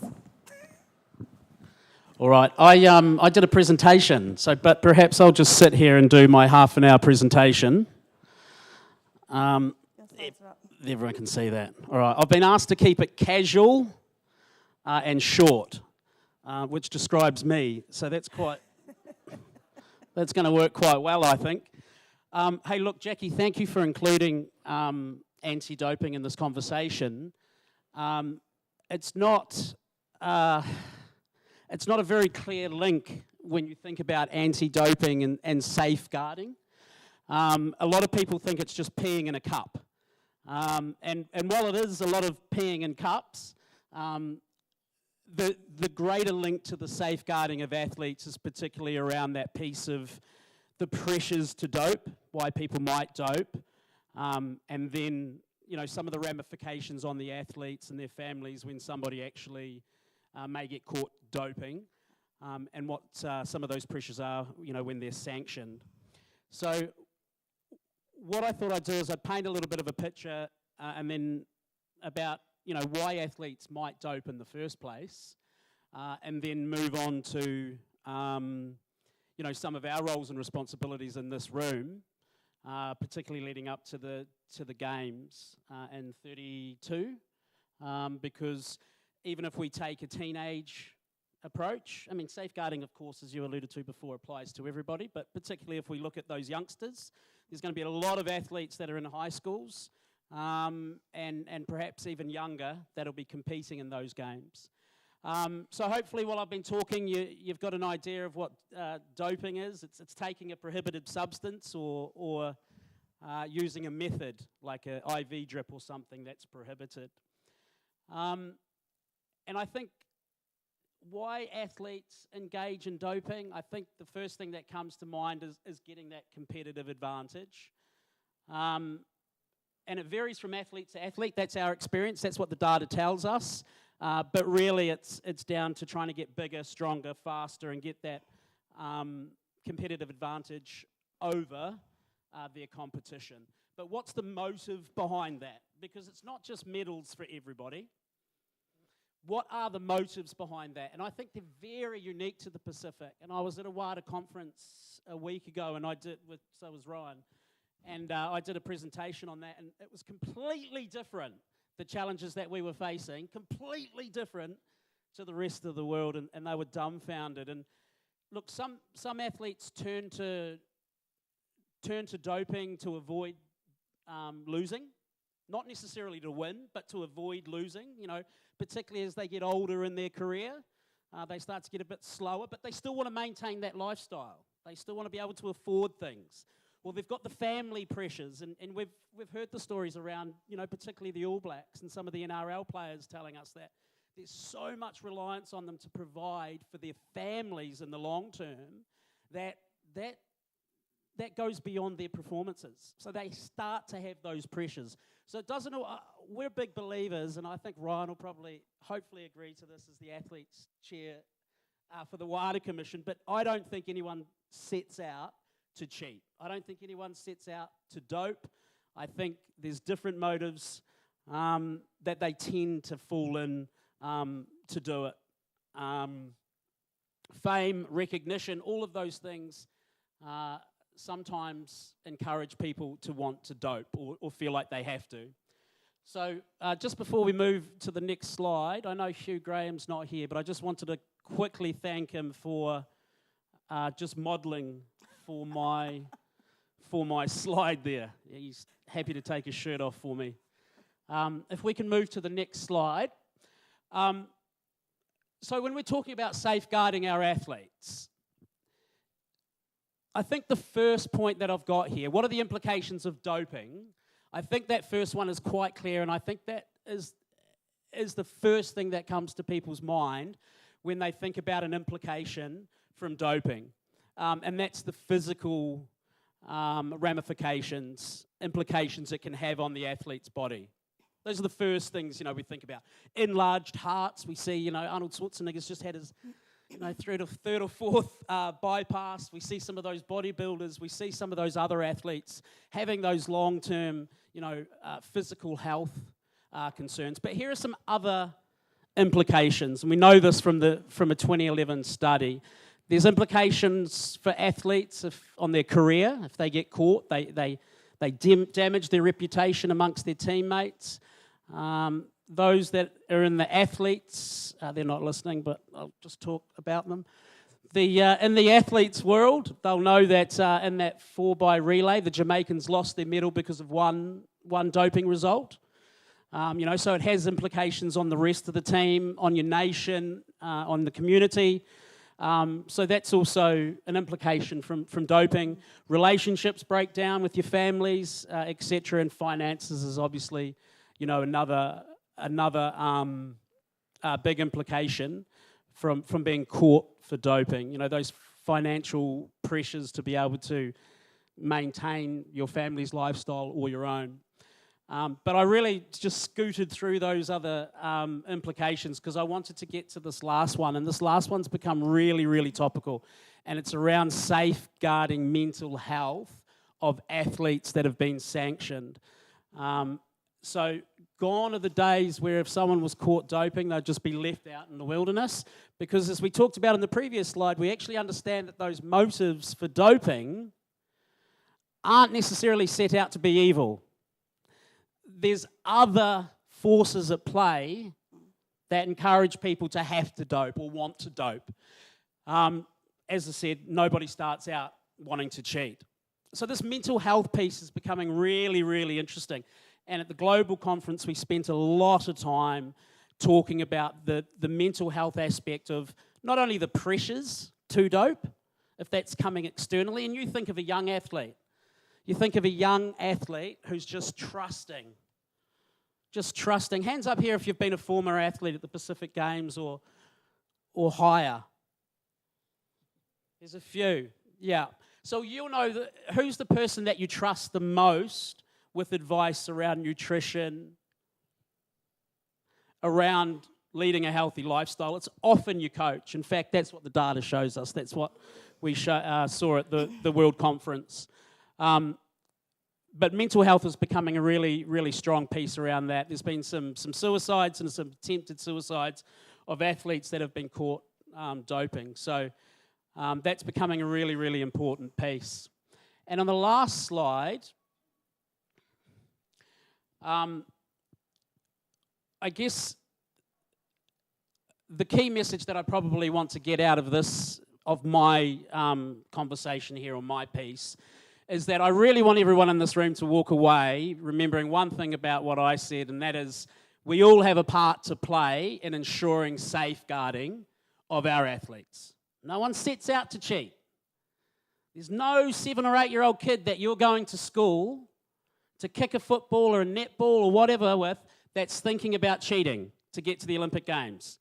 There's other motives at play that happen throughout their lives.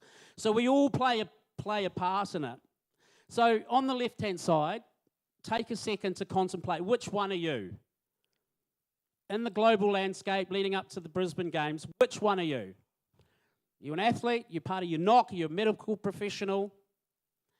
And then on the right-hand column, just match up, what is it that you can do? What are you responsible for? And you'll see there's more than one, and there's so much crossover. So we've got a chef de mission in the room. There's multiple things here.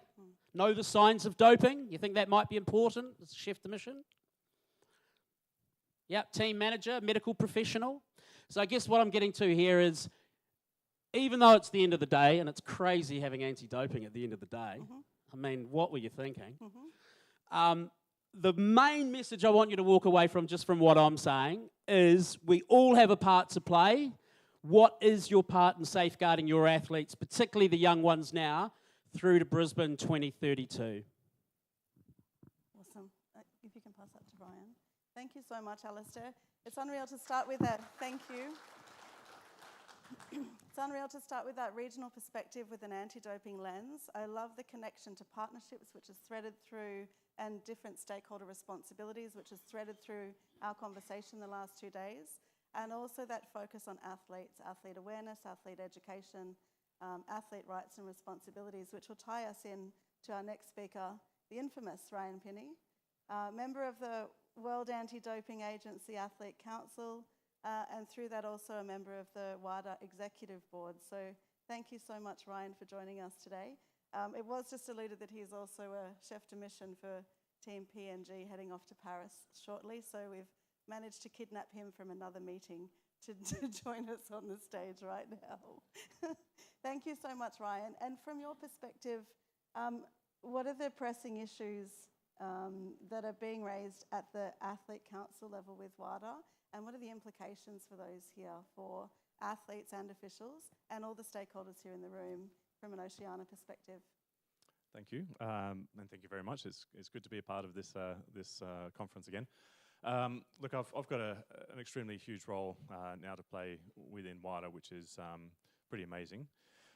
Through the Athlete Council, over the last 2 years, through the reforms, the former Athlete Committee requested a number of different projects, and one of them was an initial human rights impact assessment, which looks at the cross-section of human rights in anti-doping.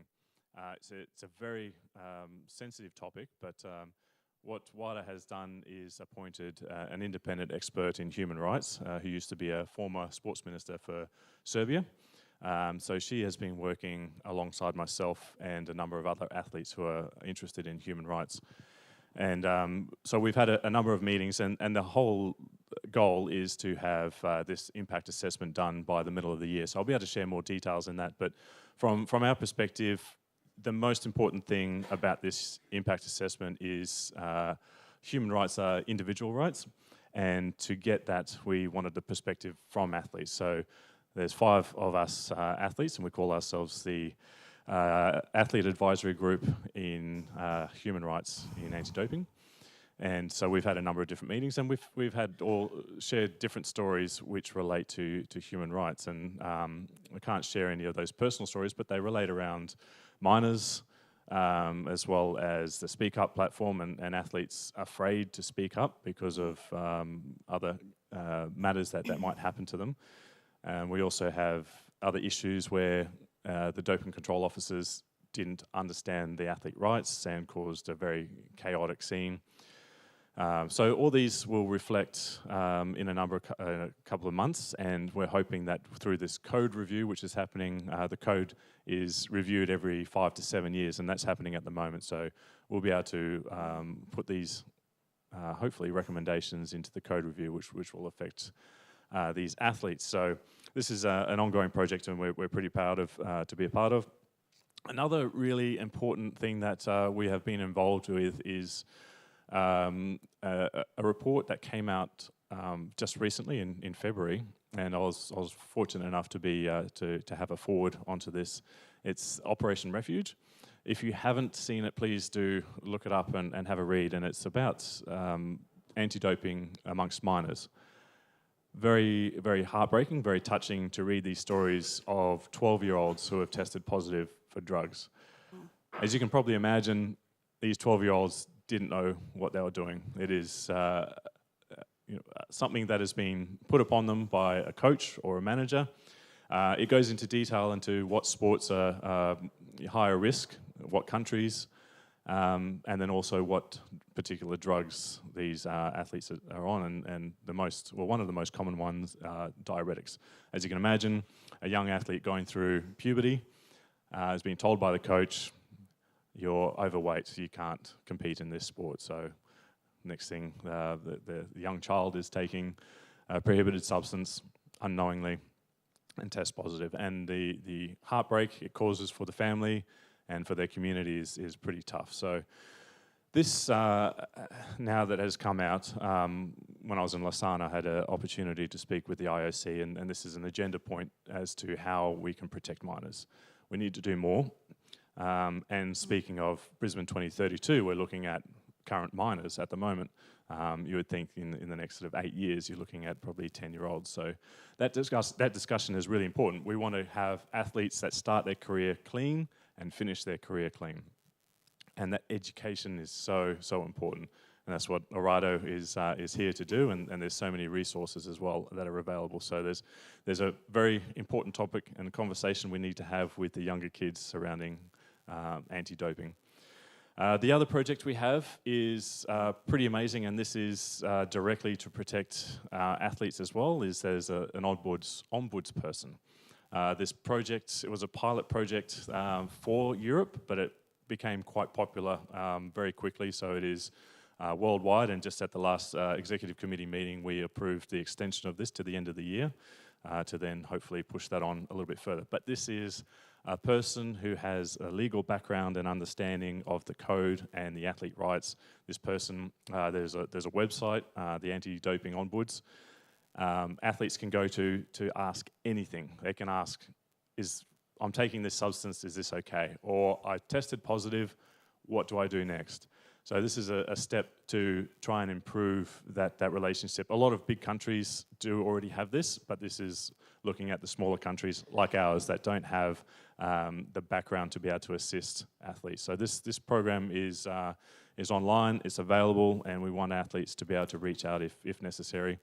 The Speak Up platform is also there, and really, really encouraging. And this is where the Operation Refuge came out of, because in 2021 there was a spike in reported cases or little rumours that suggested that these athletes were doping, and then this investigation started happening from there. So this Speak Up platform is important as well for everyone. It's anonymous, and we encourage you, if you do know or see anything that's happening, to protect our athletes again. So there's a lot of work involved, and Alistair covered quite a few of those around the protection of athletes. So hopefully we can look forward to the next couple of years and ensure our athletes are well educated and versed in anti-doping. Unreal. Thank you so much, Ryan. It's really, it's so interesting for us, and to hear the latest innovations and hot off the press this information from your most recent meetings with WADA, and to recognise that whilst we've been hearing and acting and educating in the region on anti-doping already for so long, that there are still current and emerging threats that we need to respond to. That's something that needs to be front and centre in everyone's minds. Just echoing the statements of both Alistair and Ryan. And moving to our next speaker with Andrew Lupani from the Team Up program in Australia's Sport for Development program. We're connecting to some of the emerging threats from a broader sport integrity perspective, recognising that anti-doping is part of that. And our whole session today is just to flag a number of the issues that are emerging threats that are relevant for us to be considering as we're thinking forwards towards and beyond Brisbane 2032. Thanks, Andrew. Because I got to stand up, maybe all of us just stand up very quickly. I know it's been a long 2 days, so just stand up, stretch, give each other a high five because you've made it. Thank you. And if you want to stay standing, that's completely fine by me, but if you want to take your seats again, you're more than welcome to. So as Jackie mentioned, I'm going to be touching on safeguarding in sport. I'm representing the Oceania Impact Network. Barbara from the Olympism 365 program touched a bit about what that is, but it's a collective of organizations. ONOC Equity Commission, UN Women through their Fiji multi-country office, and the IOC through Olympism 365 and Olympic Solidarity, and the program that I represent, the Australian government's Team Up program. So we all work together on a number of issues, and safeguarding is very close to all of our organizations and our program's hearts. And we do a lot of work in that area, of course. So before I start my session, if I can all ask you to close your eyes, not because I want you to fall asleep, but because I want you to close your eyes. And while your eyes are closed, those that have experienced or are aware of a safeguarding incident within their sport or their organization. So an incident of harm, of abuse, of exploitation, if you could raise your hand. Keep your eyes closed.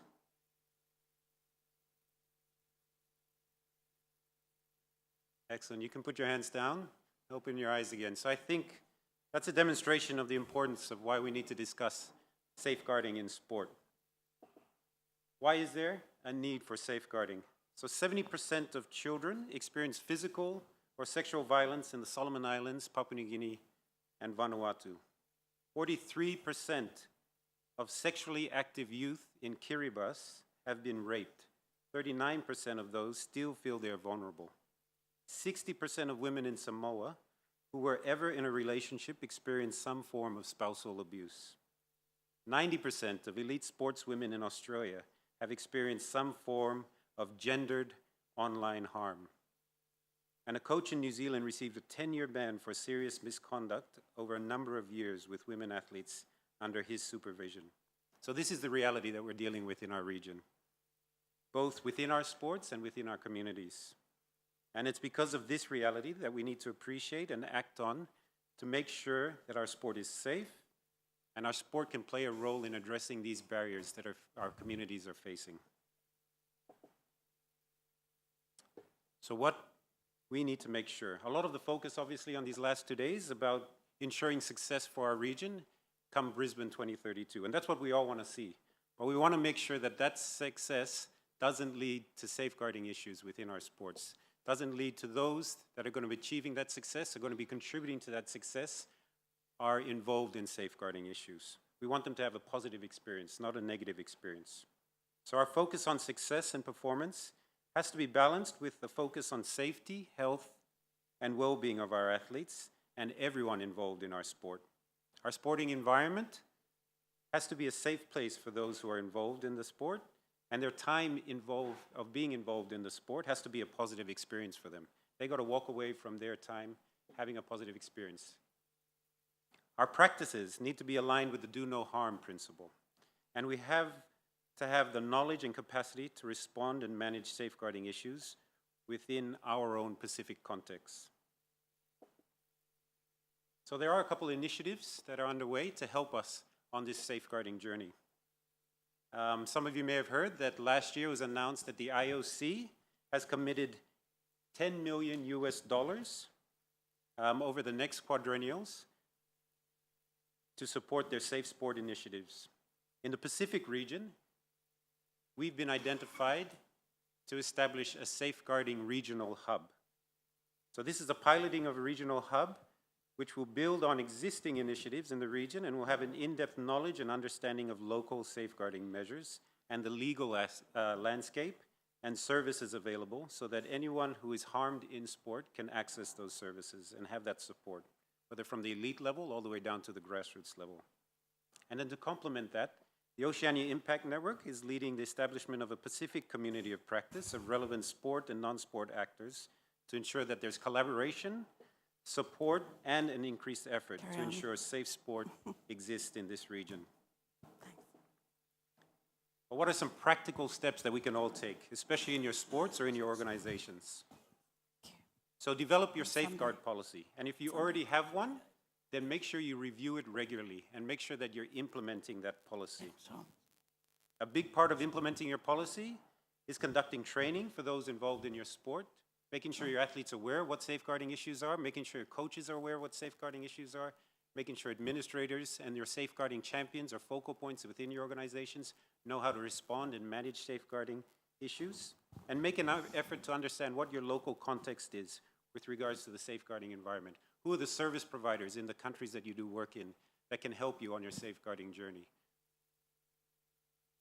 This can be overwhelming, I understand, and again, our focus for a lot of us is focused on achieving the results, the performance, but this is a big part of ensuring, like I said, the success of our athletes, not just from a performance perspective, but from their experience in our sport. So for NOCs, there is access to special Olympic Solidarity funding, and hopefully you're all aware of that, $10,000 that's been made available to help NOCs on their safeguarding journey. You need to apply for it, and you can get help from Sinead if you need that.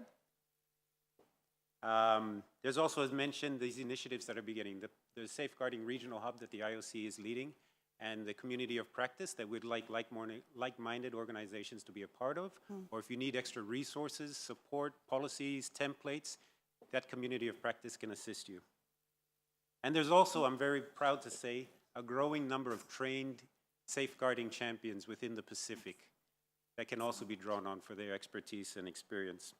And to end the presentation, I would just like to share a video of one of those Pacific champions, Sefa from the Nauru NOC. Hi, my name is Sefanaya Takape, and I work with the Nauru Olympic Committee, which is in the Oceania region and comes under ONOC. My role at NOC here in Nauru is the Sports Education Officer.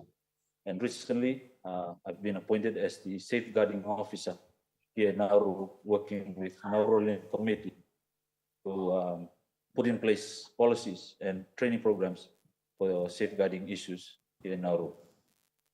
I attended the workshop for the Impact Network concerning safeguarding in Suva, Fiji last year.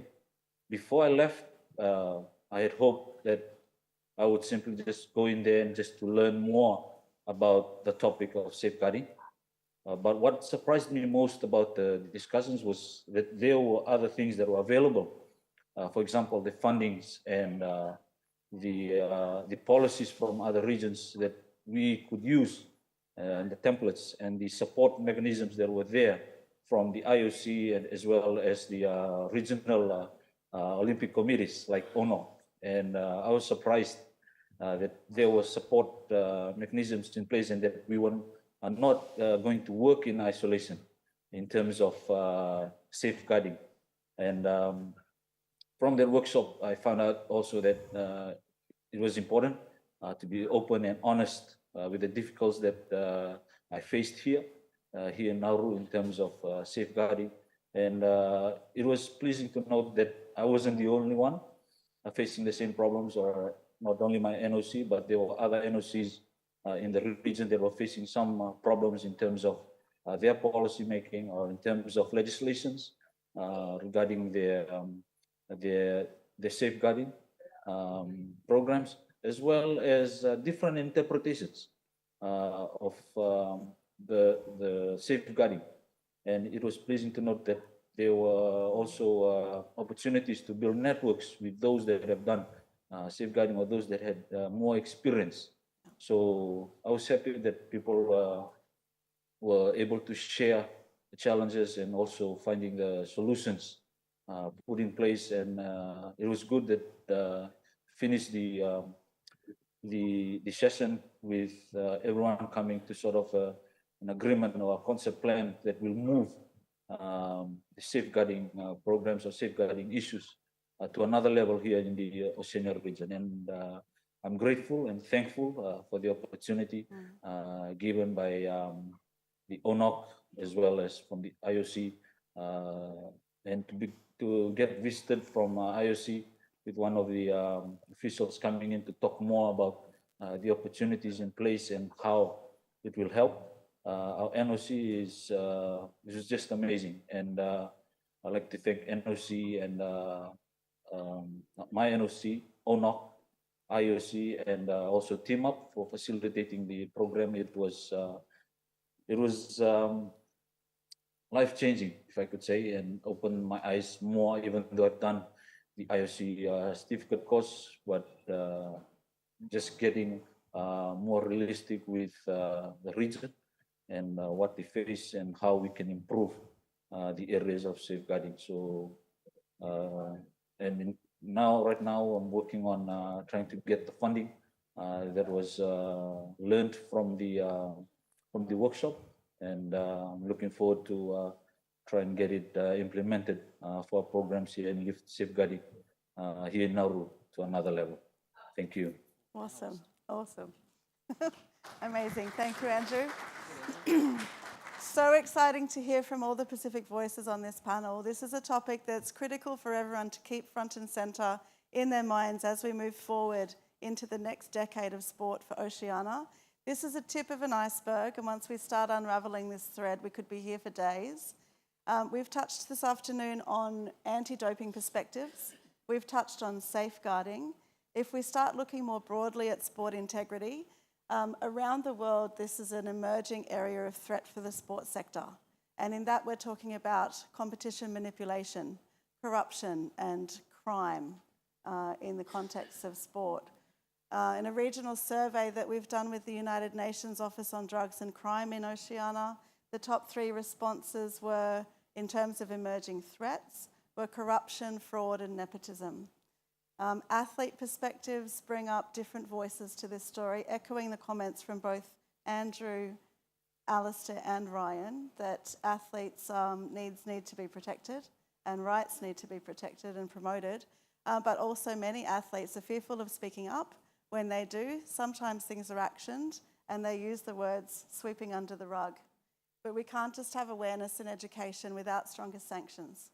So having stronger partnerships and connections nationally in the different jurisdictions when it comes to some of these threats is where the responsibility and the obligation lies for states when it comes to sanctions. So connecting sport and the sport partners that are in the room more broadly with the law and justice sector is something that's going to be needed as we step forward. So in terms of the conversations we've had around the Sustainable Development Goals and elevating high performance, we can't do that without protecting the sector at the same time. So we had a small window this afternoon to keep this topic front and centre in everyone's mind, not with the intention of bringing everyone down before we finish the session this afternoon, but to keep focus and to keep our foot on the pedal in terms of those emerging threats as we look forward, given that sport itself is a reflection of society. And as Kieran Perkins said this morning, the perpetrators are getting very, very nifty in the way that they're navigating. And there's a real sense of vulnerability in Oceania without those sanctions and with a lack of awareness and education. So with that in mind, thank you for taking the time to keep these issues front and centre. Please thank the panellists for sharing the Oceania perspectives on these topics, and I'll hand back to Stephanie. Thank you.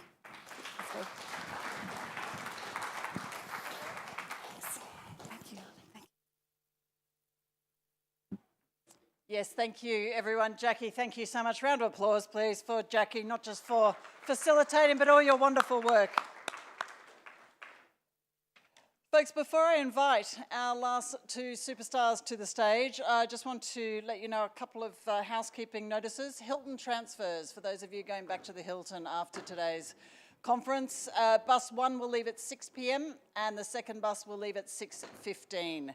A reminder that the company is Tewaka, T-E-W-A-K-A, so that's who you look out for at the front. We will be having a photo before you go, so make sure you hang around for that. And if you haven't registered for your masterclass tomorrow, please see the people at the registration desk so that you can register for one of the masterclasses on either wellbeing or on high performance. They will be back in this room, but this room will be split into two, so you'll be in one side or the other depending on which one you pick. Now, however, we are about to hear from two really special people. This is our Athlete Power Panel, and it's an inspiring session. I think you will agree with me in 20 minutes or so that has been very inspiring. It's dedicated to cultivating the next wave of Oceania's sporting excellence. We're going to hear from two esteemed athletes. They represent different generations. They're going to share their experiences and insight. To take us through this, would you please welcome Dwayne Cale, Paralympian, multi-Paralympic gold medalist in swimming, Vice President, IPC. Joining Dwayne, our star of the future, would you please welcome Brianna Rabakiwa from Fiji. She's an athletics rising star.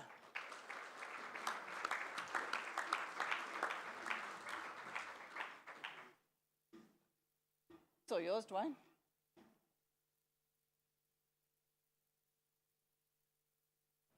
Thank you, Steph. Ina mana, ina reo, ina karangatanga maha, tēnā koutou katoa. To all the speakers, all the voices, all the important people in the room, it's a pleasure to be with you here. Greetings to you. I might start, if I could, by reflecting on yesterday. One of our colleagues in the room here during an opening address, and a person I have huge respect for, Mr. Paul Bird, he actually presented in a new fashion garment, and it was so successful, the whole room is now wearing them. So, Paul, I have newfound respect for your many talents, and fashion wasn't one that I had you down for, but certainly influencing. We also heard yesterday during the debate, Yvonne, you made reference to... you questioned us really on what are we doing for youth and their performance pathway and their aspirations. And it was really that rallying call to all of us as to how are we preparing and nurturing and helping grow the youth of the future. And that sits on all of us. And I'm delighted to be here today with Brianna. And because what is in front of you is the picture of the future of 2032 and what we are trying to achieve through the Oceania strategy. Now that picture doesn't include me, if you were wondering. It includes Brianna. because it's taking people like Brianna and helping her on that sporting journey to her individual sporting success and success as an individual. So, Brianna, great to have you here. Now, you have prepared a small address that you'd like to share with the audience to give us a little bit of background on you. So if I can invite you to deliver your address to the audience, please.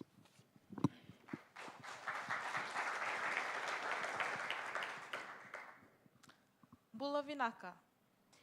If you ask any Fijian what athletics is, their answer would simply be, is that the sport where they run, right?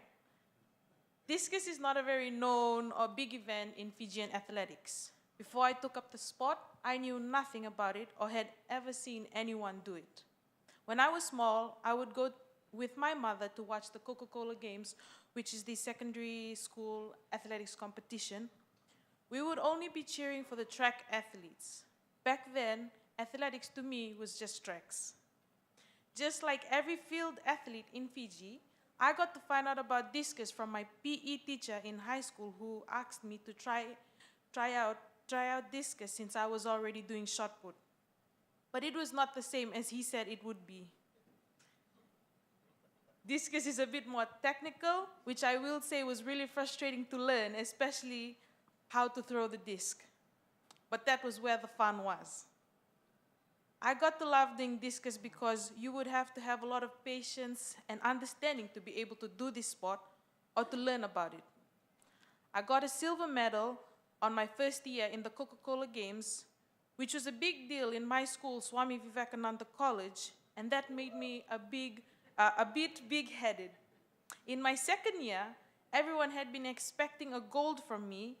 It was a bit of a pressure on me, and I got a bit too confident. That year, I never even made top 8. Humbled by that experience, I continued training a week after for the Pacific Games trials. With hard work, resilience, support from my family, friends, my very own small community, and the help of my wonderful coaches, I qualified in my second my second trials and continued training till being officially selected for the Fiji team that will be going to the Pacific Games in the Solomons. Before going to the Pacific Games, I was invited with a few other athletes to compete in the Queensland All-School Championship, of which I placed 4th overall in the under-17 grade. A week before going to the Solomon, I had to sit for my final exams. Throughout that week, I struggled with juggling my studies and training. I sat for all my papers before I sat on the plane to go to the Solomons. Scooped the bronze medal in the open women's discus and came home to a pass of all my subjects.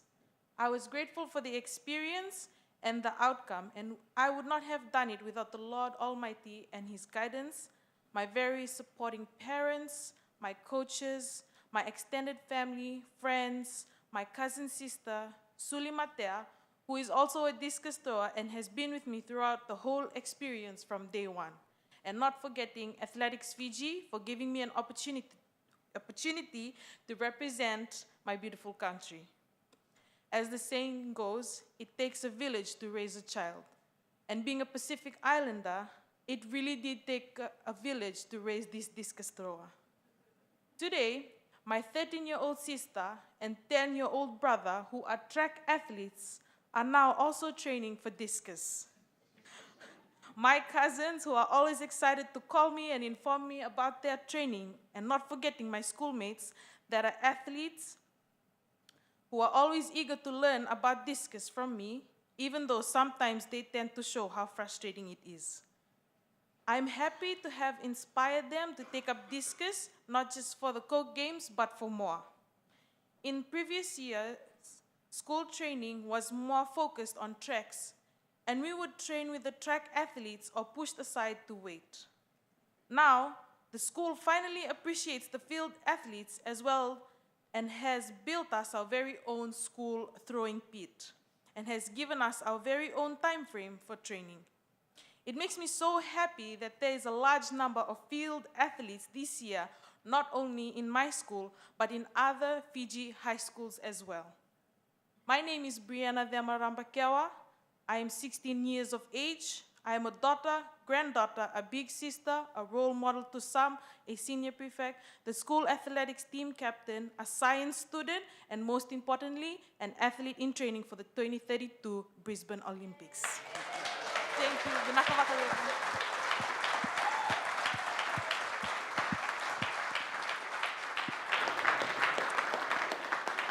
Brianna, if you are representative of the future of sport, we are in great hands. But I'd just like to delve in a little bit more to some of the things that you have discussed here. So we're going to have a bit of a Q&A here with Bri, and just expand a little bit more on some of the things you've touched on and a few other areas. So you just indicated you're age 16, you're in year 11. What you didn't say is in a period of 2 years, you've taken that disc and you've thrown it from 19 metres to now 42 metres in just 2 years.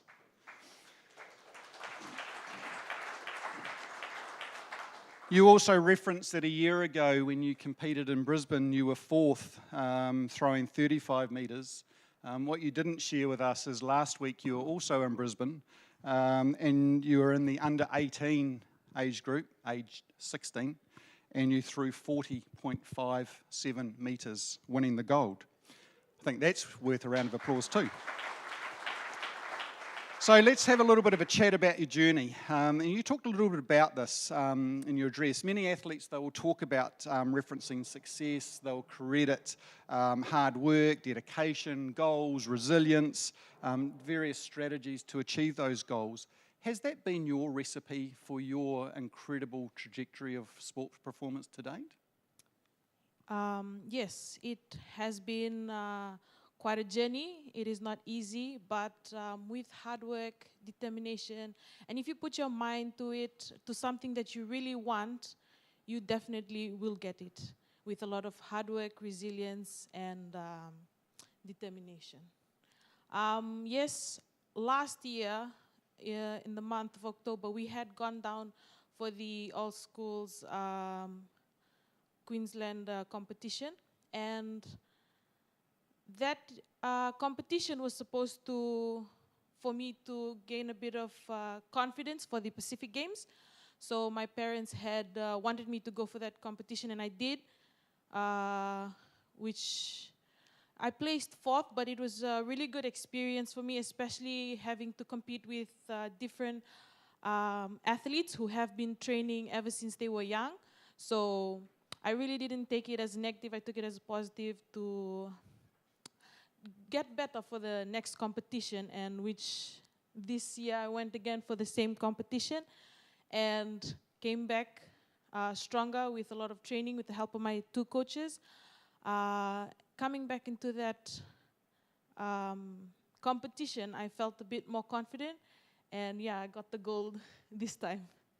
Thank you. Well done. And at the age of 16, you've got 2 more years in the under 18 category, right? Yeah. You remind me of another famous Oceania athlete, different sport, but in the shot put, Dame Valerie Adams, who also had a similar performance to you in terms of winning age group events at an age way below the level of entry. The future's bright. We often will use the phrase about balance is better, and what we mean by that is that balancing between the demands of sport and all that goes with that, and balancing life in general. You know, it would be family and friends and your education. You mentioned before you went to the Pacific Games, so that you came back and you passed all your exams. What you failed to mention is that in those 6 subjects in her year 10 results, the scores ranged from the 70s into the 80s for all 6. I was just ecstatic when I got one result in the 60s, let alone everything in the 70s above. But anyway, so when you think about balance is better, and you're trying to manage sport and everything that goes with that in your education and life generally, how important is that to you, and who and what do you draw on to get that balance for you? Yes, it is not easy, but it's not impossible. it really was difficult having to train for the Pacific Games and also study for my exams. I was always tired and exhausted, but I had a really good support group. I had my family who would always encourage me to keep on moving, and I had really good friends with a positive mindset who always helps me try and understand if I'm sleeping half the class. They would, afterwards I would ask them for help. They would help me and understand on what was told in the lesson. So yeah, I think it really is important to have good people around you, and if you have fun in what you are doing, you will never feel defeated. I do have long hours in school, and then I have to come home, and then I gotta go training, and then coming back, I have my chores to do, and my parents always remind me that it's also good for character building to do your chores. That's what they say. So yeah, and throughout, it is tiring and exhausting, but if you had fun doing it, you will never feel defeat. Thank you. Did your mum and dad, who are in the audience here, they didn't put you up to that last statement about doing the home chores, did they?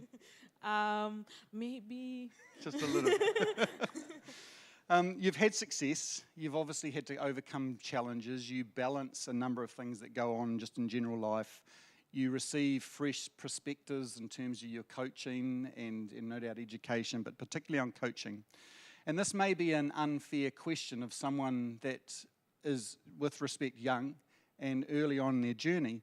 But do you see that you have any role in inspiring the future generations and those? You talked about your siblings and your cousins.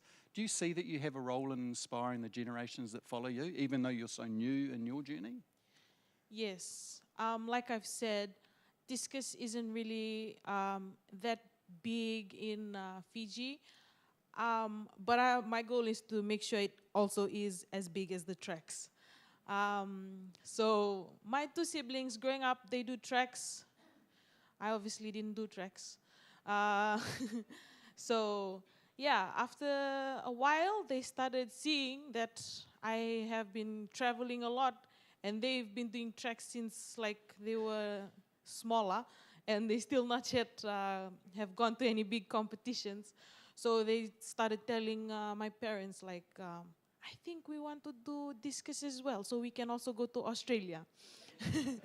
And so coming back from this competition, and my brother started telling me that he has been doing training as soon as I left for Australia.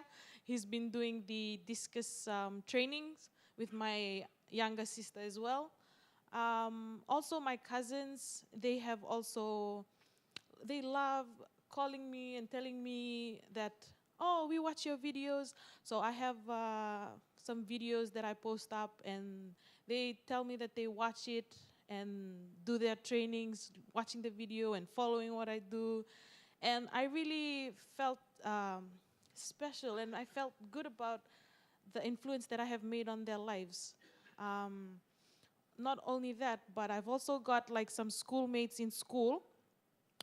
There's this girl who came up to me, and she does discus. She wants to do discus for the junior grade in the Coca-Cola Games. She came up to me and told me and asked me if she could also be a part of my training group.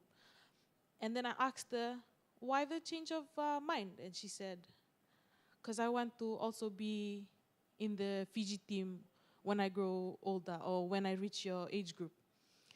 And I looked at her and I said, are you sure? And then she said, yes, I really do want to. So now she's training. It's been 2 weeks now. She's been training with us in the gym, at the throwing pit, and yeah. So you truly do have an inspirational role in that you play. But where do you get your inspiration from? Who inspires or motivates you to be the way you are?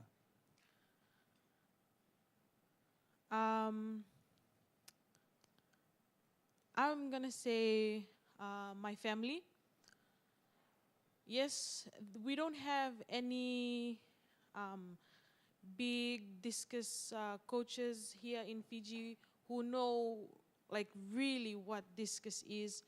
So throughout my whole journey, most of our training is usually watching YouTube and following what they do on YouTube and all their trainings. And sometimes my coach, Mustafa Fall, whenever he's in the country, he would help me out with a bit of techniques for my throwing. And what really pushes me to become better is knowing all the sacrifices and prayers that my parents, my grandparents, and the whole extended family has been making for me. Thank you. So I talked about that rallying call, and here's one request of looking for some guidance on coaching and discus throwing. I'm sure with the collective connections in this room, we can certainly provide some assistance there. So in closing, you're a young athlete, you're navigating a very complex sporting system and all the challenges that go with that. What do you say to us, given your experience and what you've gone through to now, what do you say to us as sporting administrators of sport on what we need to be aware of for those like yourself that are coming through the sporting system? How could we have made that transition or movement easier? What do we look out for? Well, for me, discus, we usually start in the sub-junior grade, and that's in high school.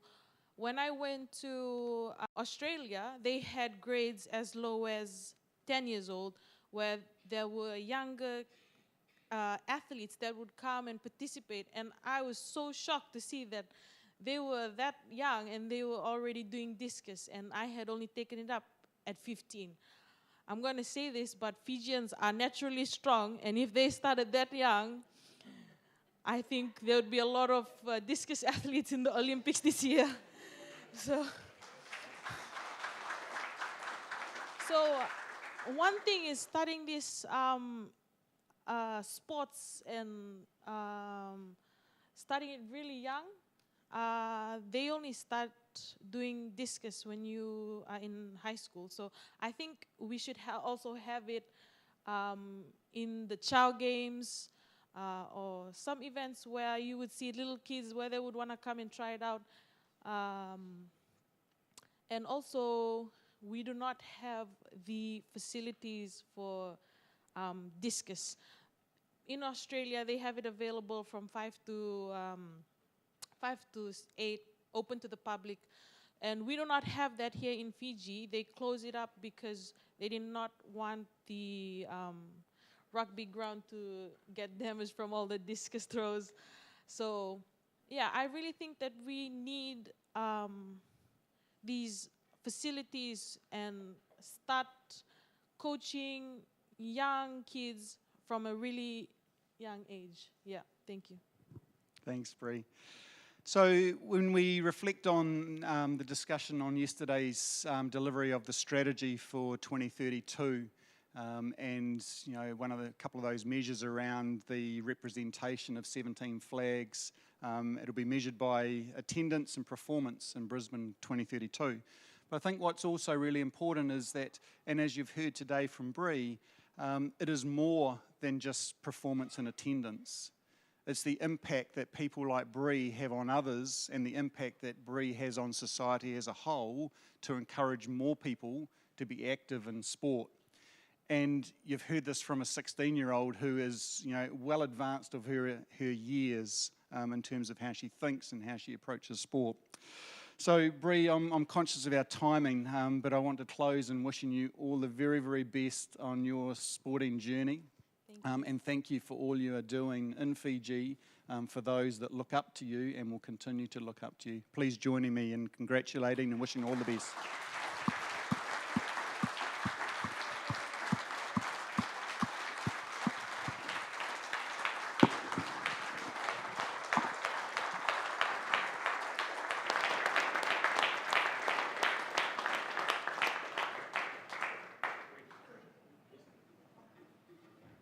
What an absolutely wonderful way to wind up our event. Thank you to both of you, and Bree, you just take my breath away. Absolutely incredible. Thank you so much for sharing your time with us.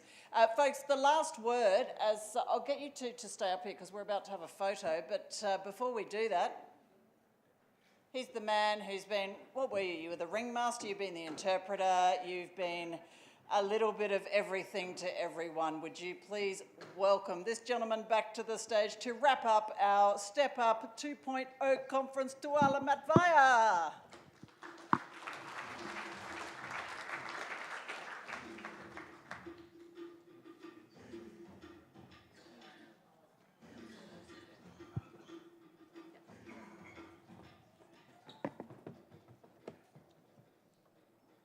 Thank you, Stephanie.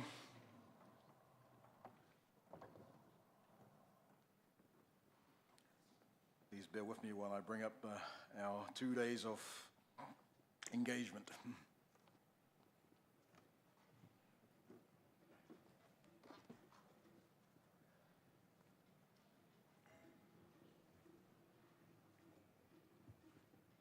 Our colleagues and friends, it's now the time to reflect, as we do in these sessions or these conferences on an annual basis.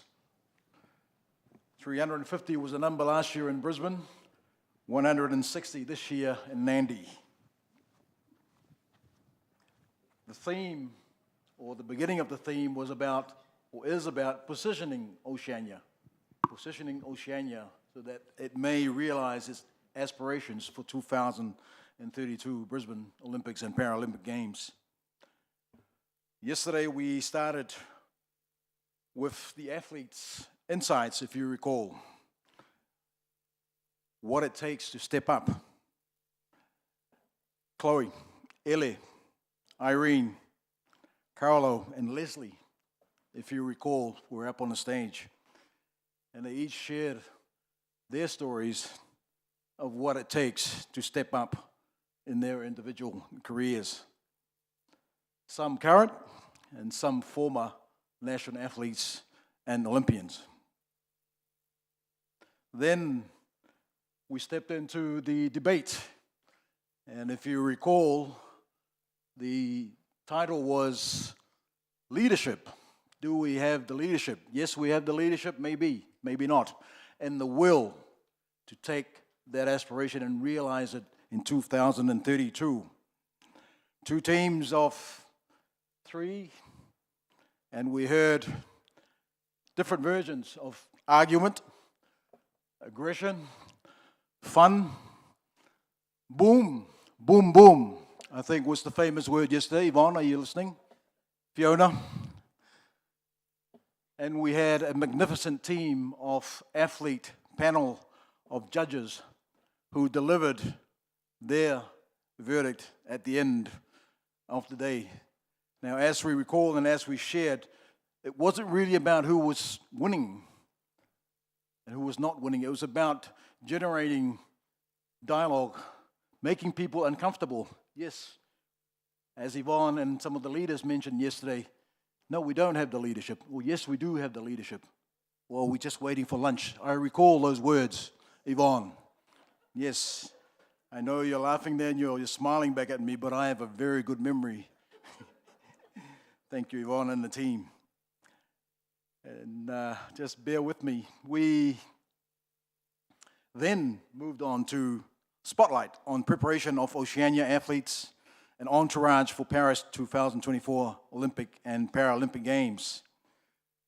Dr. Maharaj spoke at length about the pathways, the challenges, classifications, and the qualifications for 2024. There was also talk about advancing Pacific technical officials towards Paris. And then we heard about Taekwondo, the strategy from Paris to Brisbane 2032. This was followed by the Pacifica case studies, championing national action by strengthening high performance and sports-based strategies to advance national development. What was that about?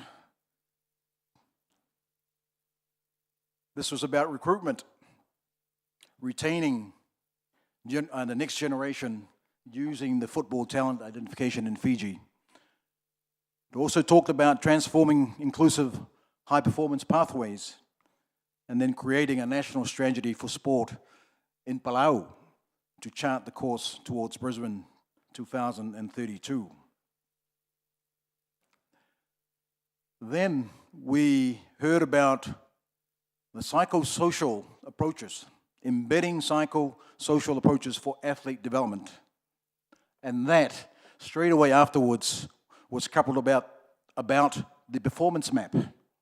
We heard from Wayne Goldsmith, the mindset, the attitude, and the purpose. And he closed by asking the hard question of us. There's been talk about the athlete being in the middle of the investment and development. He raised that question, what about coach development? And that was the closure of the performance map about mindset, attitude, and purpose. If you recall last night, there was, in fact, a cocktail. And there were a lot of us that changed their attitude and their mindset and their purpose during those 2 hours. And the captain of the winning or the negative team displayed true harmony and true skills in her dancing ability last night. Thank you, Yvonne. I actually captured those on my phone, but I was told not to show those images on tonight. Thank you also, Fiona, for countering your colleague with your moves last night. Thank you to the organizers for our opening cocktail last night. Day 2. This morning we heard from Buckline, harnessing sport as a tool to advance national and regional development in Oceania. And that was followed by the keynote address this morning, leading through a powerful era of opportunity. It might have been long, but it was relevant.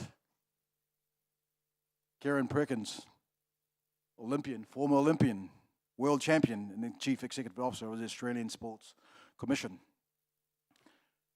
Then we heard about leveraging international partnerships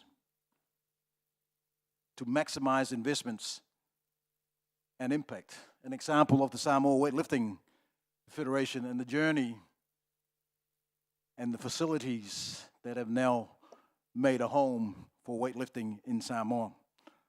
We heard about harnessing the Pacific Games for national sports legacies from Martin Rara, President of National Olympic Committee of Solomon Islands, and the colorful stadium that reflected a lot of the facilities, the new facilities from the Sol 23 Pacific Games in Honiara.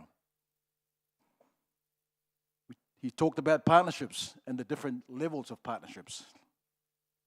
Then we heard from Frank Puletua, Director or CEO of Oceania Rugby.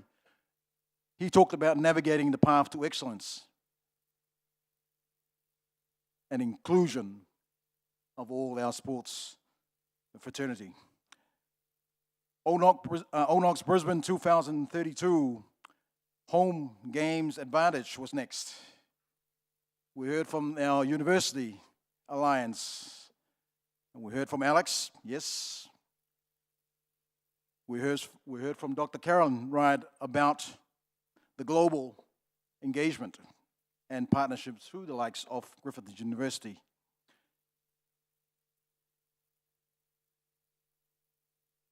We heard from Dr. Susie Schuster, representing 8 participating universities in the Pacific Islands, the cohort, and followed that by the esteemed Dr. Julia Masanso Paunga, Deputy Vice Chancellor, who talked about the role of sports, how sports is now embedded in the strategy throughout the University of the South Pacific.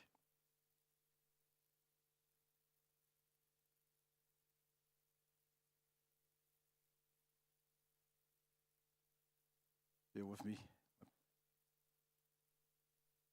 Following that, we then heard about the navigating of more flexible sporting visas for Pacific athletes and entourage. And if you recall the slides in that PowerPoint, there was a lot of mention of the challenges and the feedback from the consultation throughout the Pacific Island countries in the last 2 years. Visas, entry points. Then we heard from Marcus Stevens, President of Nauru Olympic Committee. John Kenny, the head of School of Human Movement and Nutrition Sciences at the University of Queensland. We heard about the advancing the Sustainable Development Goals through sport in the Pacific, the opportunities for National Olympic Committees and the sporting federations to leverage Sustainable Development Goals, OWITA. We heard about embedding the SDGs in regional sport strategy from Mike Armstrong and connecting physical education, school sport, and high performance for the next generation of sporting talent in Oceania from Dr. Susie Schuster. We heard about collective actions, systematic thinking, and scaling the impact of sport for the Sustainable Development Goals. We heard from Barbara Schweizer. Next, then we heard about designing the Brisbane 2032 legacy in and for Oceania. We saw that video. There was about 3 or 4 minutes, the Queensland government about elevating 2042. Amy Cupid talked about the Department of Tourism, Innovation and Sport. We heard about lessons learned from the Pacific Legacy Program throughout the 2023 FIFA Women's World Cup.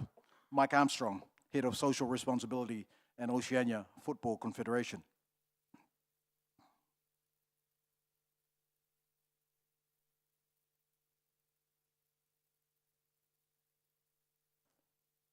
My apologies as the system is slow moving up.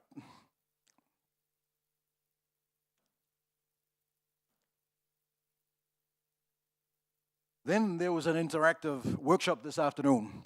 If you recall, you were divided into groups with the facilitators, and you were allocated a task. And while that task was being briefed, we heard about the 4 pillars. If you recall, legacy aspirations. What is it that we really need, and what are your wishes for Brisbane 2032?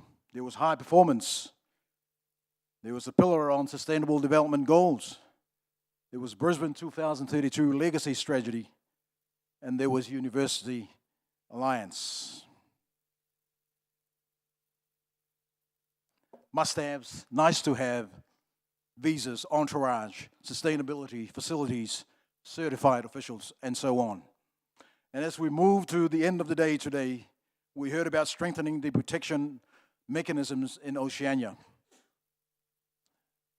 We heard from Alistair, we heard from Ryan, and we also heard from Andrew and some of the new initiatives about the hubs that are about to be set up here in Oceania. Safeguarding, protecting our athletes, and protecting those around the athletes who have the possibility of influencing decision-making of our young athletes in the Pacific. And then we heard about the Athlete Power Panel, the inspiring the next generation of Oceania. Dwayne and Brianna. Dwayne and I had a sharing today, reflecting back on 2017, and we talk about embracing change and moving the mindset. In 2017, this same conference and the AGA was hosted here in Denarau, right, Dwayne? And Paralympics was not in the room. It was just outside the door. And 7 years later, what a change of mindset. Congratulations, ONOC.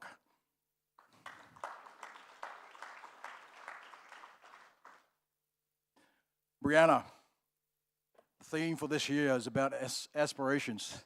And after hearing you, as we've all heard, if that's not an example of aspiration for 2032, ladies and gentlemen, I don't know what is. Fantastic. Very inspirational, Brianna, and I wish you all the best in your career.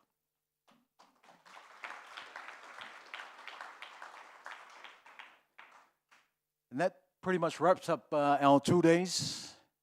I won't say any more, just to thank you, but also acknowledge all the partners for IOC and also ONOC. And I've been also reminded to make mention of some of the development partners, Australian government through the Pacific Oz Sports, for the wonderful support you've provided for many of our athletes through our National Olympic Committees yesterday as they prepare for Paris 2024. Thank you. And now it gives me great pleasure to invite the Vice President of Oceania National Olympic Committee to officially close our 2 days. I'd like to invite Buckley Demonjul to please take the stage for your remarks. Thank you, Faftai.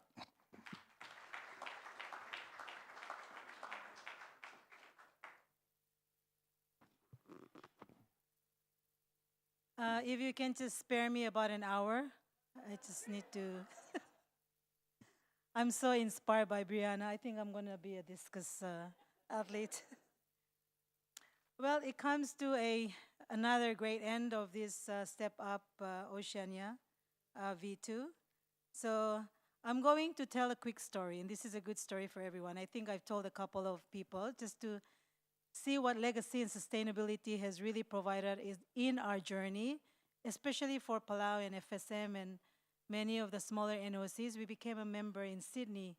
That was our first Olympic Games. So I just wanted to share that after Sydney, we had an athlete, Peoria Goshiba. She's a 100-meter runner. And after she went home, she had a baby named Sydney. She named her baby Sydney. Sydney is now training under Yvonne at Gold Coast in her journey to the Brisbane Olympic Games and to Paris. And her name is Sydney. She's 18 years old. And then I had a staff who was a team manager for Athens. And he went home and the wife got pregnant and they named her daughter Athena. And Athena, would you believe it, is at Griffith University. She just graduated and she's going to be a sports physio. So in the next story, maybe 4 years or 8 years later, I think Athena and Sydney might have a daughter named Paris or Brisbane.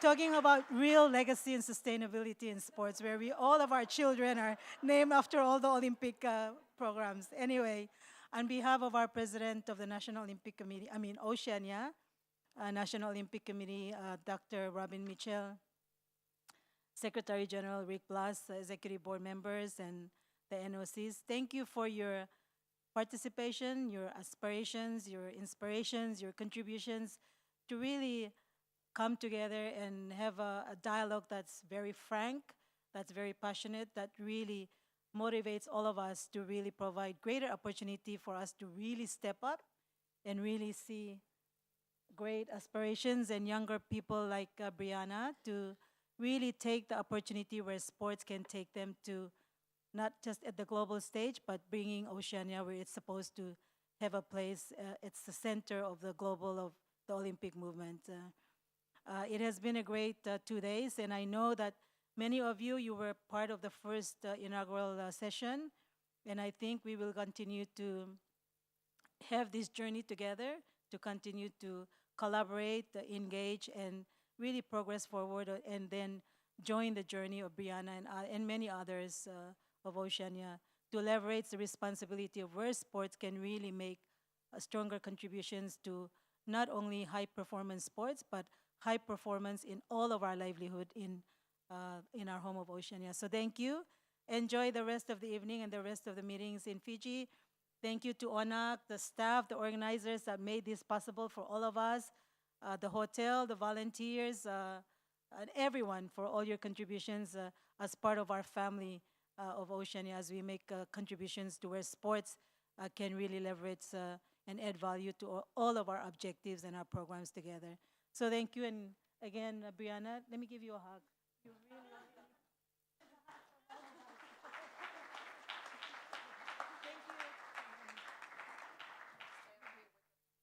Oh, and a big thank you to Stephanie and all the other MCs. Thank you. Thank you. Yes, indeed, you took the words out of my mouth. Thank you to everyone that's been up on this stage. Thanks to all of you who've been in the audience and part of the collaborative conversations, and long may they continue. It's been an absolute joy, Atma. Thank you for having me back. Absolute joy to spend the last couple of days with you. Now I need to spend 5 minutes very close with you because we want a photo to finish things off. So folks, On your feet, we're having 2 photos. First, everybody please forwards. We're going to put some chairs in the front row. There'll be a row standing behind, chairs on the front row of the stage and a row standing behind. The second photo will be, we're after a photo with only these Buller shirts on. So first photo with everyone, please. Come on down.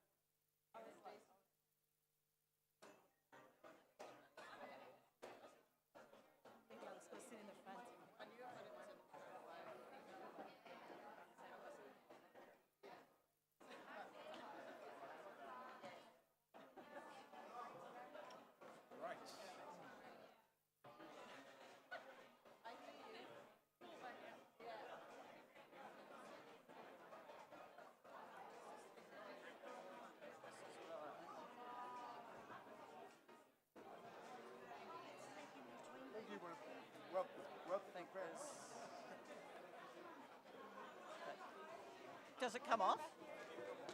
Yep. Here we go. Okay.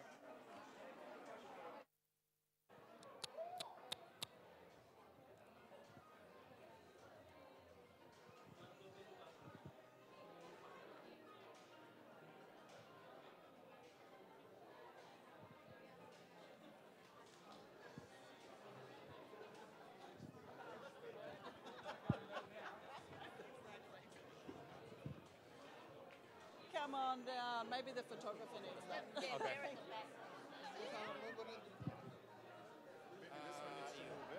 Just you need to tell them what to. So you can use it.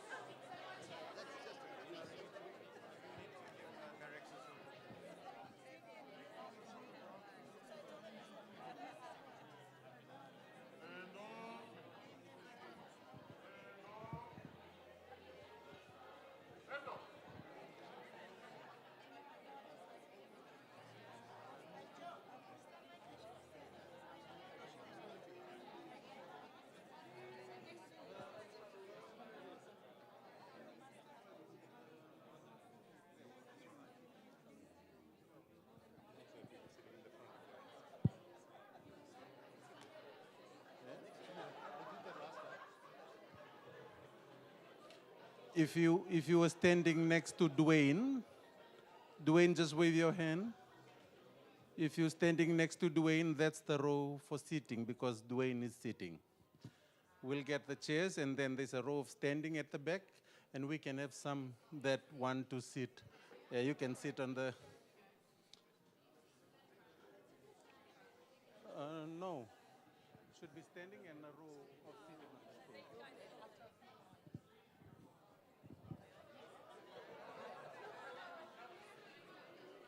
You come. Wanna come? Yes? Come. Just clear so that Dwayne can come through the ramp.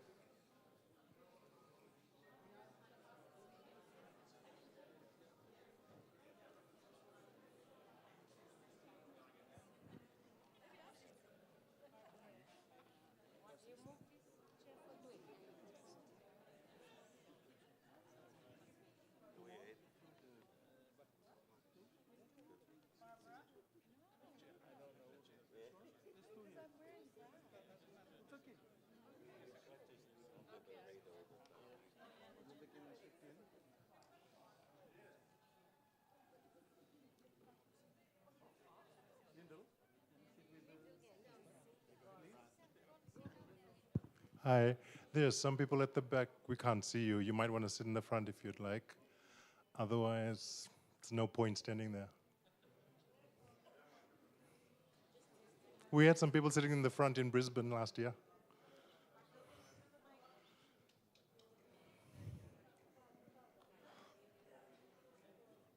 Oh, maybe you can see them, eh?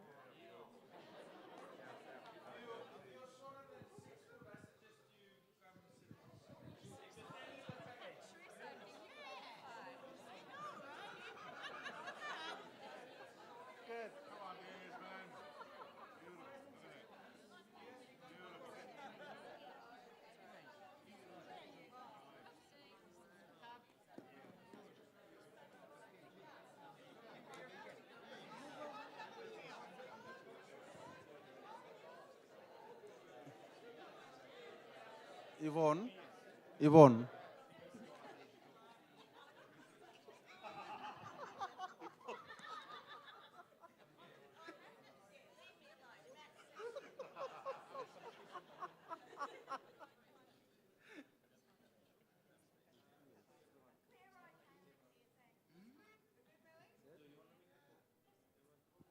Okay. Everyone on this lens, please. If you can't see the lens cannot see you. All eyes on this lens with your big bulla smiles. 1, 2, 3.